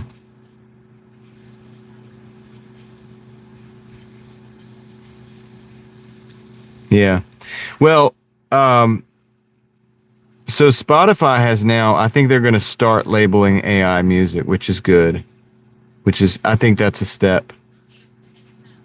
I still think that for YouTube, there should be like I don't know, man. I know this gets into a weird discussion, but I still think there should be an AI section, dude. For like, I don't know how you could do it, but I would love to just see like an AI section. Like, and then it's like, and then that way I could just not go to that section ever and just go to PeopleTube. You know what I mean? Because YouTube, not BotTube. But anyway. And then, you know, this is actually good because if you create AI content, there may actually be in that section, there will be subsections like fan films, for example, which is, I think, one of the only entertaining AI things that I ever even have entertained or looked at. Fan films, you know? And I'm not saying I even really like that because I prefer to see human actors too. Because, I mean, shoot, I would act in one of those films. Dude, if you're making a fan film and it's a cool film and I like it, I'll do some acting for you. You know what I mean? I'll do the, like, certain parts. I know people that would do it too, and I know people that will make music for you. So there's no reason to go to AI because we can do this. Like, but that being said, you know, there will be the cream of the crop of AI for people who are into that. If you're into that, I'll be on the human section, but some people are going to like that. And yeah, so the slop would still fall to the bottom and the best, I think, would still rise to the top if you want to call it the best. But you would know that it, you know, I'm in AI YouTube, like, you know what I mean? I'm in the AI generated YouTube section. And, you know, you would be able to go back over to the other one and it'd be like, I'm in the less than 50% AI section or whatever. I don't know. I know it's not a perfect solution, but I think it's, look, you guys would be surprised. There's a lot of people that like that idea. A lot of people like that idea. How much did I do on Doordash tonight? I did $262.92. Well, between Doordash and Uber Eats. 262.92. Yeah, a lot of people would like to just be able to completely get away from AI, and if they could just push a button and get to a different section where they know they're not going to encounter it at all, I believe people really would love that. I think there's more people than you think that would really love that, and I'm sorry, but I like like I said, I like this platform. I think something like that would help with this platform. You know, some form of that. It doesn't have to be as cut and dried. It doesn't have to be as black and white as that. I know there's nuance. I know there's people that it's like, well, I use certain real images and also use some AI, and it's a blend, it's hybrid. I get it, but they got to figure it out, man, because there's a lot of people, you would be surprised. There's a ton of people, especially young people, that just want to get away from it. There's young people that just have a deep hatred for AI, and I don't blame them. I don't blame them because they go to college, right? They're going to college. They're trying to get a job.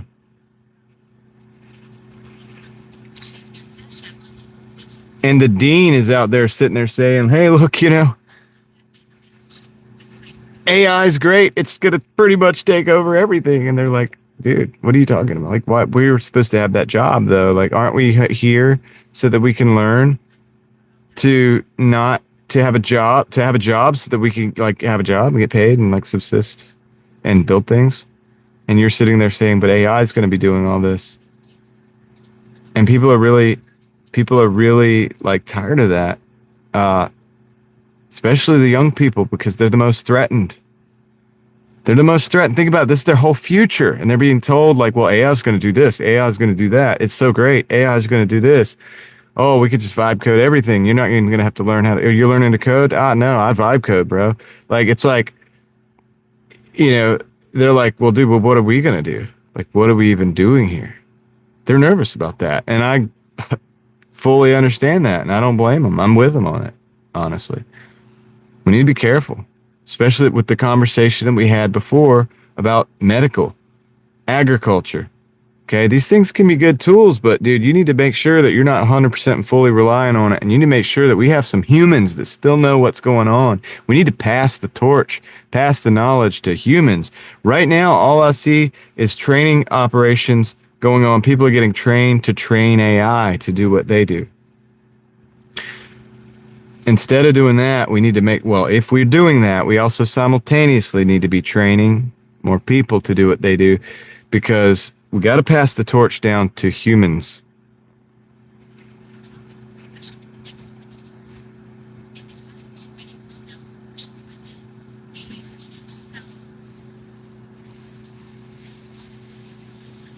A lot of videos are AI, Ace, and you got to be careful out there, because a lot of them, they're trying to make them look real. Some people can clone their face and they try to clone their voice. It's not 100%. You can still tell, and they'll use that because they feel like, well, if I'm sick or if I'm doing this, I could put the AI out there and I could still write the script. It's still me. It's approved by me, and and you can put it out there.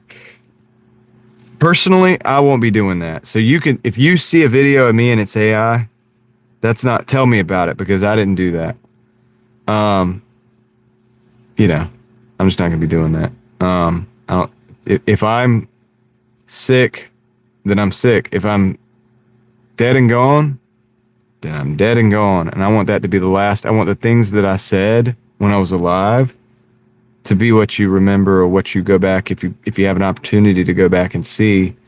I want you to be able to look at that from my real life when I was alive, when it was me talking and me saying it. I don't want you going and asking some AI version of me that's downloaded with every catalog of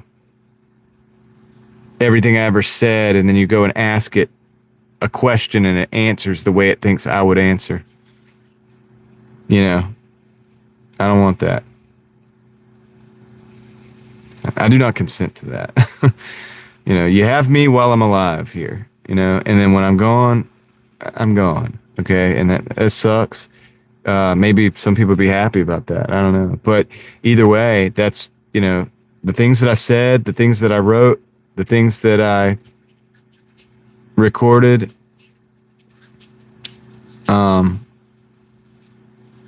That's what you get. That's what you got. Any books that I might have wrote, anything that that's what you got, and that's it. And then from there, you got to think for yourself. You got to move forward, and you got to think for yourself.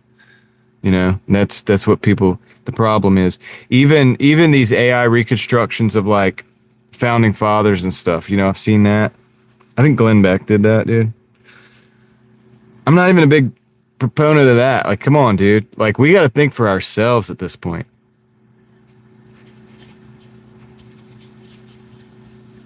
How long do we have to, why can't I stand up and be like, hey, look, I prefer to,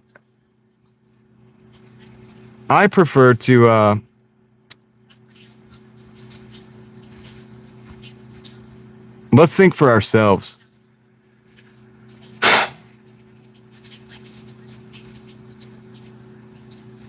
Would they give us a check to replace our work paychecks?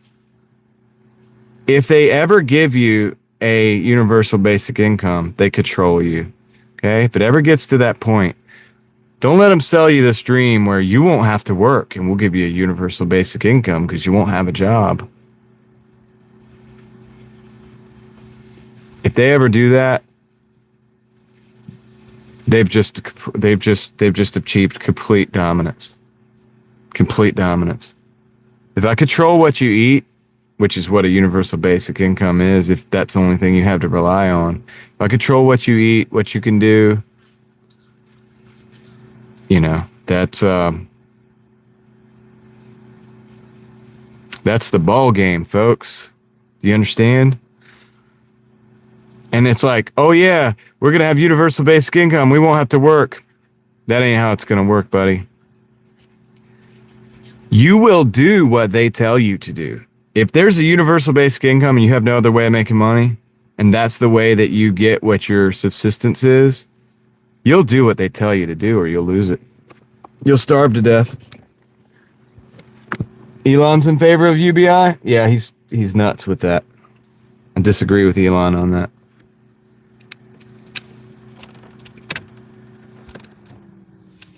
Oops, why did that turn off? I disagree with Elon on that, man. I think that's a bad move. Of course, I think he's just saying that because it pushes his products. See, he's got to tell you that because that's how you're going to believe that the Optimus robot is going to take over all these jobs and all these things, which they might. Those type of robotics they're going to be big in the future. Honestly, if I wanted to make a job for myself in the future, I'd probably get into the field of robotics. I'm just being real. You're going to want to know how to work on these things and build them. But he's got to sell that just like they've got to sell, AI is the end of everything. See, I don't think AI taking over like Terminator is necessarily the thing. I see the biggest problem being what we discussed earlier in the live stream. Like when my wife and I were in, the hospital or whatever, and okay, what's the symptoms? What's the vitals? Plug it in. Da-da-da-da-da. What do you think it is? I don't know yet. I'm about to read this thing. Hold on, I'll tell you what the computer says. Okay, it says here, I should probably do this, and that. It's literally an experience that we had. That's scary. Okay, because like I said, we could have just done that at home. Is that a good tool? That framework to where you could type in all this stuff and get some answers? Yeah, sure. But I could just have that at home. I don't even have to go to the hospital. I don't even have to go to the hospital for that.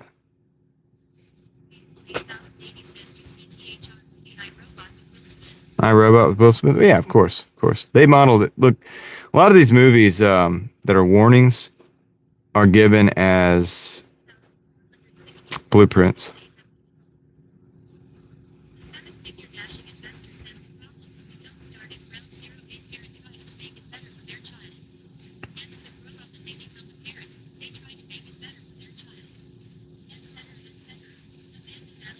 Well, yeah, Tom, that should be, yeah. Well, that's why they have bunkers, Amanda. Yeah.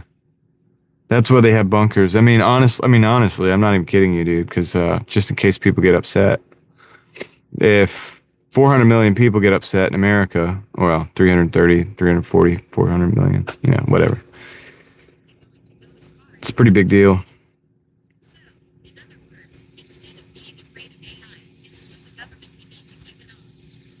Well, yeah, I mean, that's I guess something to think about. Yeah, the thing is, it's not just government right now. I mean, I'm a capitalist, but at this point, what we have is, to be honest with you, look at the flock camera situation. How did the flock cameras proliferate? Under a private company, So, yeah, I mean, government allows it, government benefits from it. Government shouldn't allow it, because if they were going to use it and utilize it, that would be a Fourth Amendment violation, right? And that's the issue we have. But yet and still, they can do it because it's a loophole, because they privatize it, because the private corporation can do it, the company can do it and get away with it. They're not beholden to the Fourth Amendment. The Constitution limits the government, not the people. So if you create a private entity or a corporation, this is their loophole. This is their workaround. And that's why all these companies, these AI companies, while they cater to the military, the government, all these things, they are not the government. They're separate. Okay, this is how they skirt everything, all the responsibility. And if they have to, they'll throw one of them down the bus, they'll throw one under the bus, just kind of like what I think might be happening with Flock.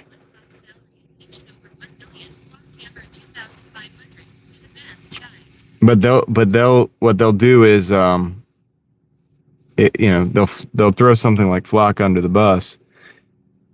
Another company will come and take its place with a superior technology. We'll talk about that on another day, but yeah. So they'll make us feel like we're really doing something. We got rid of Flock, which is great. I hate Flock cameras, whatever. We should get rid of them. Baseline. But beyond that, say your city backs off of it and they say, we're not using Flock anymore. Okay, what about Axon? What about all these other companies? Are you going to use another company with an AI database to basically track everybody? Or, we're going to track your sensors. We're not going to do it with a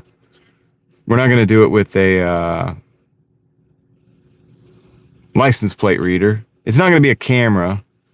It'll just be something that picks up on every signature in your car, your Bluetooth or your Wi-Fi from your phones, your Bluetooth earpiece, your tire pressure monitor system, sensors or whatever, the computer in the vehicle, so on and so forth.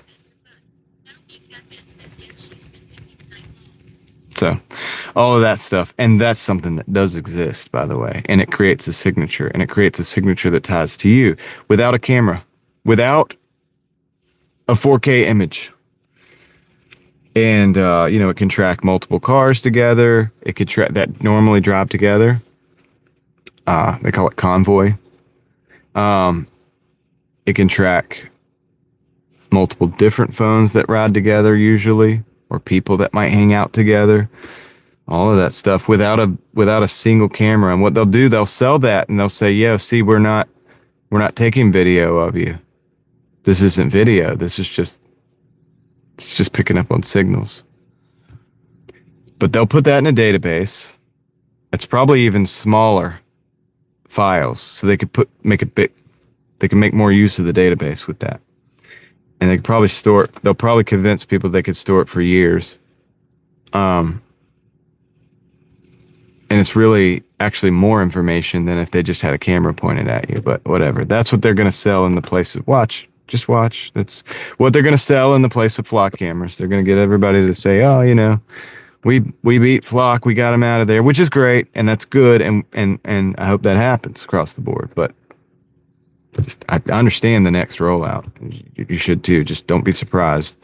That's what's going to happen. All right. So, yeah, but anyway, but yeah, the problem with AI is that people probably will become stupid independent. And if you ever have a grid down situation and you don't have the AI, like we talked about before, you don't have the classically trained doctors, you don't have the classically trained nurses even. Nobody could triage anybody because nobody knows the signs anymore because they use the dang computer to do it. They probably use the scanner to do it. And same thing with the agriculture. You put the agriculture in the hands of AI, it makes a slight miscalculation or has one single hallucination or something, makes the wrong mistake. Now, yeah, more stupid than now. Yeah, because you now have professionals that still were trained classically and actually know some things. And actually, I was talking about the people that give birth to babies. You know what I mean? Like, there's people that have done hundreds of those procedures. There's people that have done brain surgeries. There's people that have done open heart surgeries and stuff. You start giving it to the robots, you have people just assist. And then later on, eventually you have the robots teaching them. And then, they're learning how to use a robot instead of doing it themselves. So now you get to a point, and generationally, you get to a point where that first person that was used to train the robot, they knew everything. They trained the robot off of an individual who was classically trained. Eventually, what you learn and what that person's position becomes is, how do you use the robot? Take the robot out of the equation, this person's useless. You've just gone from being a knowledgeable civilization back to the Stone Age, potentially. Not all technology's going to completely advance things without its problems. I mean, look at the smartphone. It's great. We're using it right now.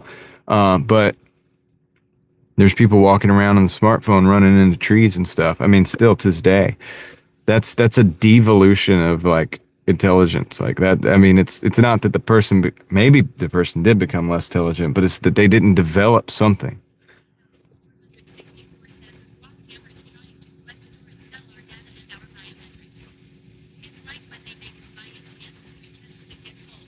Well, everything's selling data. I mean, if you have a company and you have to advertise, you know that. How do you think you advertise? If you ever advertise something on Facebook, if you got a business or something, you want to advertise on Facebook, you do targeted ads. Well, how do they target those ads? You're like, I want to target the people who are into automobiles, who are into cars, who want to modify their car. I got a product. I got some kind of product, whatever. It's a performance product for cars, maybe some kind of oil or something. I want to advertise to people who are into changing their own oil and working on their own car, okay? So you tell Facebook, you can do this. Just look, if you don't believe me, take out an ad on Facebook just to do it. You don't have to pay for it. Just don't go all the way to the end. But you go in and you do it, and it targets those people. How does it target those people? Because of the data. Because of the data. All your data is being sold. This conversation's being sold. It's being recorded and sold. I mean, that's just how it is. Every permission you give to every app, every time your voice is recorded and it's on some kind of platform, I mean, there's things that can watch this video and scrub that data, and they can say, okay, we got to build a profile on John. I'm sure there's something that has built a profile on me and you and others. If you have a presence online, why would they not build a personality profile on this guy? That way, so we could see, maybe how we can use him later or something. Try to figure out how we can manipulate him into doing something. I'm not lost on that. It's why I'm very careful when I start talking about these things. Some people talk about like these, I got a revolutionary idea. It's like, you sure that's your idea? You sure that's your idea? Or did somebody profile you, send you a couple videos, and somebody sent you an email, or you bumped into somebody in a grocery store, had an organic conversation, and now you're inspired to do something? How did that happen? See, I've had experiences in my life, guys. This stuff AI wasn't what it was and is back then, but people have been profiling individuals for a long time, getting people to do things, trying to get people to do stuff. somebody bumps into you on your route or your daily routine that, it's easily studyable. So they know that you're going to be there. They bump into you. You happen to talk about a conversation about something that you happen to be big on. Somebody gives you their card. You know what I mean? What happens when you make that phone call? Just saying, dude. Had a few cards sent my way. I don't usually make the phone call, though. See, because I understand how this stuff works. And your favorite YouTuber, your favorite influencer, your big influencers and stuff, especially the big ones, they get a lot of cards. Here's my card. They get a lot of those. How do you think people know how that's going to work? You know what I'm saying? It's easy. Psychological profile. You watch somebody's content. You look for weaknesses. You look for different tendencies, things like that. I mean, you even do it even if you're not a social media person or you're not a public figure or whatever. Like, I got tons of hours of me online, but maybe you don't. But maybe you post your stuff on Facebook, right? Maybe you post your beliefs on Facebook. Maybe you're on Facebook at your local town hall meeting, post saying, screw that. Like, you know what I mean? So-and-so's been a sellout since high school or whatever. You know what I mean? Okay, they know now. They're like, okay, this person's like a little bit of an activist. They're upset about what's going on in their community here, and they're willing to talk about it. Okay, all right, boom, I flagged that person, and they kind of know. All right, well, we could kind of feed this person some inside information, some real good information, maybe, and contact her, maybe, or him or whoever. And thank you, Don. 263. Christian, $263, as Don said. You get what I'm saying. LT says it's social engineering. Yeah, exactly. So that's easier with AI, probably, because AI can scrub. Yeah. Oh, of course you do. Yeah, Ace. We're beyond that point. That's old news. Yeah, it's been that way. I could be playing on your TV and, you can get an ad for, like what we were talking about earlier, like being prepared for certain situations. You might get an ad for like some kind of survival food or like a generator or, you know what I mean? Something like that. Yeah, sure.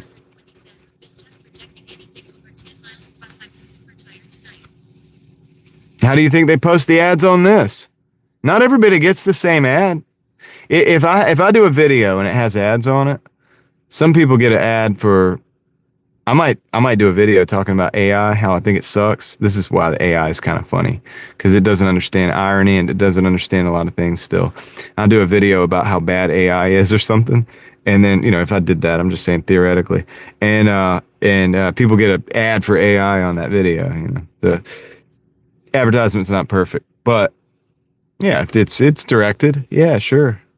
Call your friend up, start talking about something.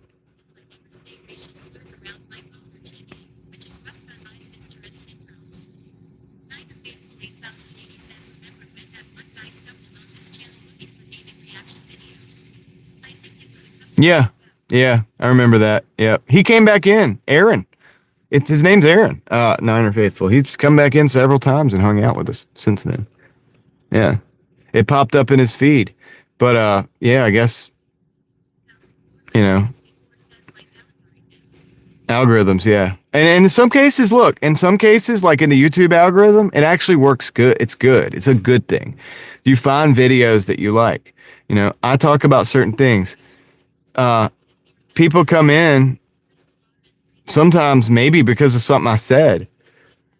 I'm local here in Raleigh. I never put Raleigh in the title. Sometimes I do. But people from Raleigh, I have a lot of locals that have ended up watching this show.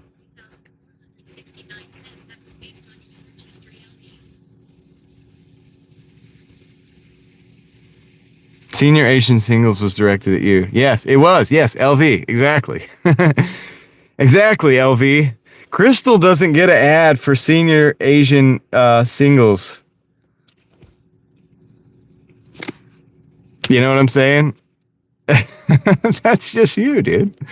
But this, everybody has their ads, tailored towards them. It's okay.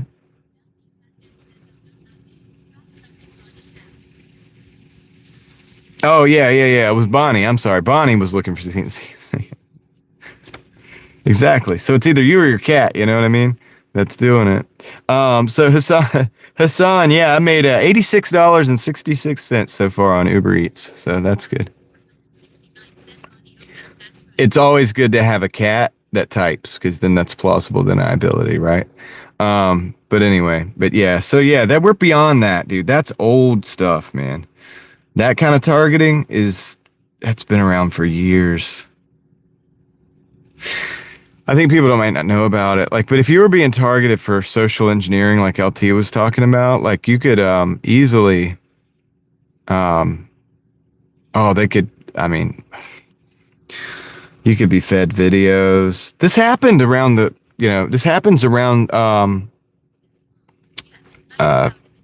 election time. You ever seen how people get whipped up in a frenzy around election time? Oh, it's the most important election ever. It's always the most important election ever. It's always, everything hinges on this. This is the end of our country if that doesn't go right. I mean, for both sides. They say the same thing, by the way, for both sides, guys. I know this because I created 2 profiles one time. One was a liberal. Like, one was not only a liberal, but like pretty leftist liberal. Like, you know what I mean? Like, and then one was, pretty right wing. Like, you know what I'm saying?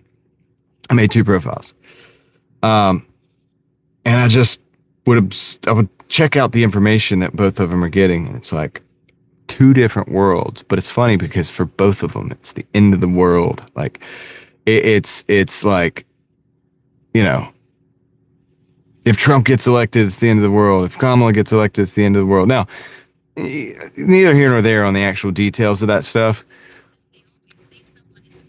But it's both sides. It's always both sides. And no matter how much, and here's the interesting thing that I learned about it, because this allowed me to step back, and I have little to do with politics anymore. It would allow me to see, because people expose people on the other side. So say you're a conservative or whatever, and you have like these candidates, and you say, oh, this is the candidate we need to get elected. Well, if you go to the other side and you watch their media, if there's any dirt on that candidate, they're going to bring it out. And you see who that person really is. Say you lean left, right? And you have a candidate that you really like. Same thing. Go to the other side. You're going to see things you don't see on that side. And it's good to look at that, because you might want to know who you're dealing with. You might want to know who you're voting for. And in most cases, I've found there's a lot of dirt on both. So I just, at a certain point, I'm like, okay, I think I see how this is working. And that's why it's like, okay, well, what do you do now, John? That's a pretty like grim view of the world. It's like, well, no, it's not, because it's like, I'm going to grow my plants. I'm going to make my little money. Not a lot. I mean, I just make enough money that I need to survive. I'm going to grow my plants. I'm going to work on my own cars. I'm going to build my communities, and I'm going to take care of my family. I'm going to try to spend as much time with my family as I can. And I'm going to try to teach them, the best I can, and be a good example as far as I can do. I'm not perfect. And I'm going to do those things, hey, have a generator, have some extra water, whatever. Nobody voted for the deep state. True. Exactly. And it's always there, no matter what. And it serves no matter who's in charge, And so that's actually true. Yeah, that's a good point. So I would say that most people never get what they really voted for. You're right, Crystal. No, Flock's not deep politics. When I say politics, I mean I'm a staunch conservative, or like I'm a liberal. I'm a liberal, okay? Or I'm a leftist, or like whatever. It's like, or I'm Trump. I'm a MAGA Trump all day long. Trump, MAGA wearing, red-blooded, let make America great again.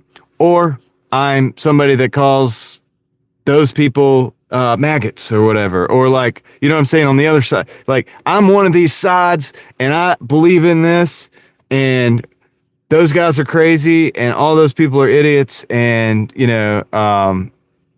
the world's going to come to an end, right? If that side gets elected, it's going to come to an end. Not realizing, dude, have you not seen that the same crap happens no matter who gets elected? I mean, how old are we? How stupid are we? How long have we been alive? Like, come on, think about this, dude. I'm only in my late 30s, man. And I've seen enough to know that no matter who gets elected, guess what? There's certain things that advance the same way all the time, no matter who gets elected. It can be, come on, man. Come on, man. It can be the greatest president ever. It could be like, fool me can't get fooled again. It's like, dude, it's all the same. Or like, you know what I mean? Or like hope and change. We got hope and change. We're going to, we got to bring back hope. You remember that? Hope and change. We're going to run on hope. We got to give the people hope. If they don't have hope, they won't believe the garbage that we're giving them. It doesn't matter who it is. There's certain things that always go in the same direction. If you can't realize that, dude, you probably can't even have a conversation, honestly. Like if it's like that, do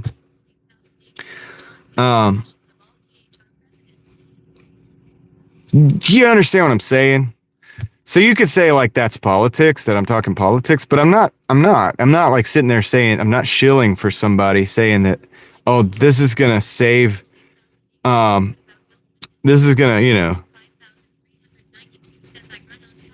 we got to get this guy elected. It's going to save the day. Come on. Sometimes like, you just got to realize like, we don't have much control over all of that.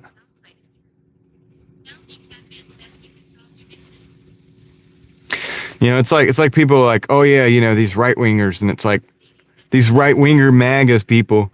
It's like, well, dude, Trump's pretty left, dude. I mean, Trump's like, he's like a straight up Democrat. I mean, like if you think about it, dude, he always was. Let's just be real. Just be real about it. Be honest about it. But people, they're like, well, we're supposed to hate this person. So they hate that person because they were told to, not because of any critical thinking or whatever. So that's the problem with tribes and teams when it comes to politics, Believe me, there's stuff that Trump's done. There's stuff that Biden's done, Obama, Bush, Clinton, all that stuff. I'm like, dude, that is terrible. Like, that sucks. Like, that's maybe borderline nefarious. I don't know, dude. I don't think these people are, like that stupid. I don't think they're stupid. Like, I don't think it's stupidity. So my mind just goes the other way. I'm like, well, dang, that's not good. But it doesn't, the truth is there's like a socioeconomic class that they all like belong to. And most of everybody, if you're here watching this, you probably don't belong to that class, people.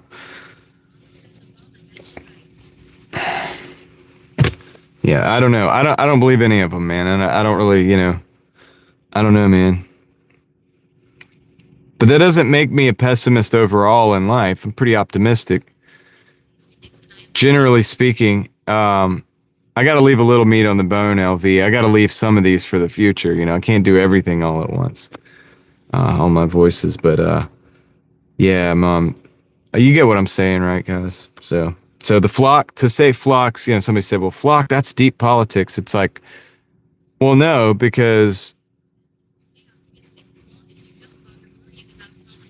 it's not politics. It's just, it's a push. It's that push that's been going in that same direction for a long, long time.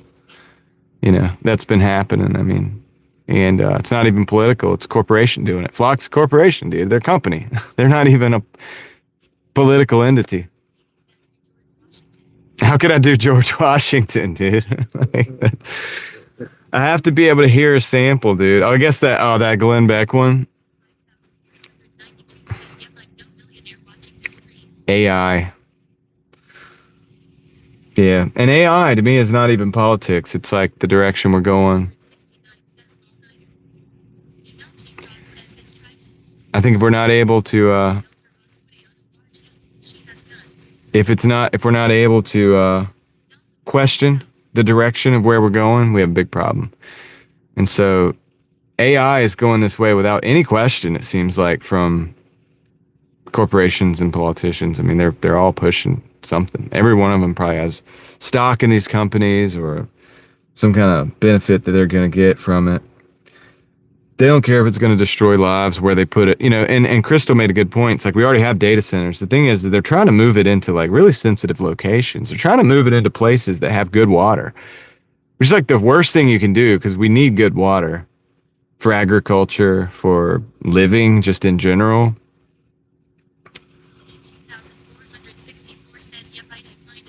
So, but just it, okay. I gotta go. But just the one thing I want to say is a major point of my other channel. If you have an idea of something you believe, just keep in mind where you might have got that idea from. Just think about that. Just think about it for a minute. And if you could trace it back to somebody you heard say something, that's great. That's fine. But then put the idea on its merits on its own. Just do that. Always do that, because you know, even YouTubers, like I see it all the time. It's like, you know, they talk about Mockingbird Media, and a lot of people think CNN and all those guys because the agency involvement and stuff, which is true. But think about Mockingbird. Think about that. What does that mean? Watch the political pundits, and just don't watch the political pundits, but just realize a lot of those talking points, they get sent out and they just get copied and copied and copied. Yeah, LT, the water part. Well, that's cooling, right? The thing is, if it needs more electric, you're going to probably need more cooling at the power station. That costs more water too. Think about that. All right. I'm going to get off here, guys. I appreciate y'all. Thank you for hanging out with me this long. If you didn't click off this long, I do have a link in the pinned comment to my second channel where we'll be building these conversations out even further at some point in the future. All right. So with that said, shout out to my mods. We have the best mods on YouTube, in my opinion. So Crystal, good job tonight. Thank you very much. Enjoy your day tomorrow. Please do something fun. No, it ain't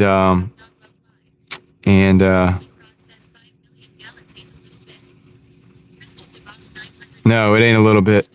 It ain't a little bit. LT, you're on it.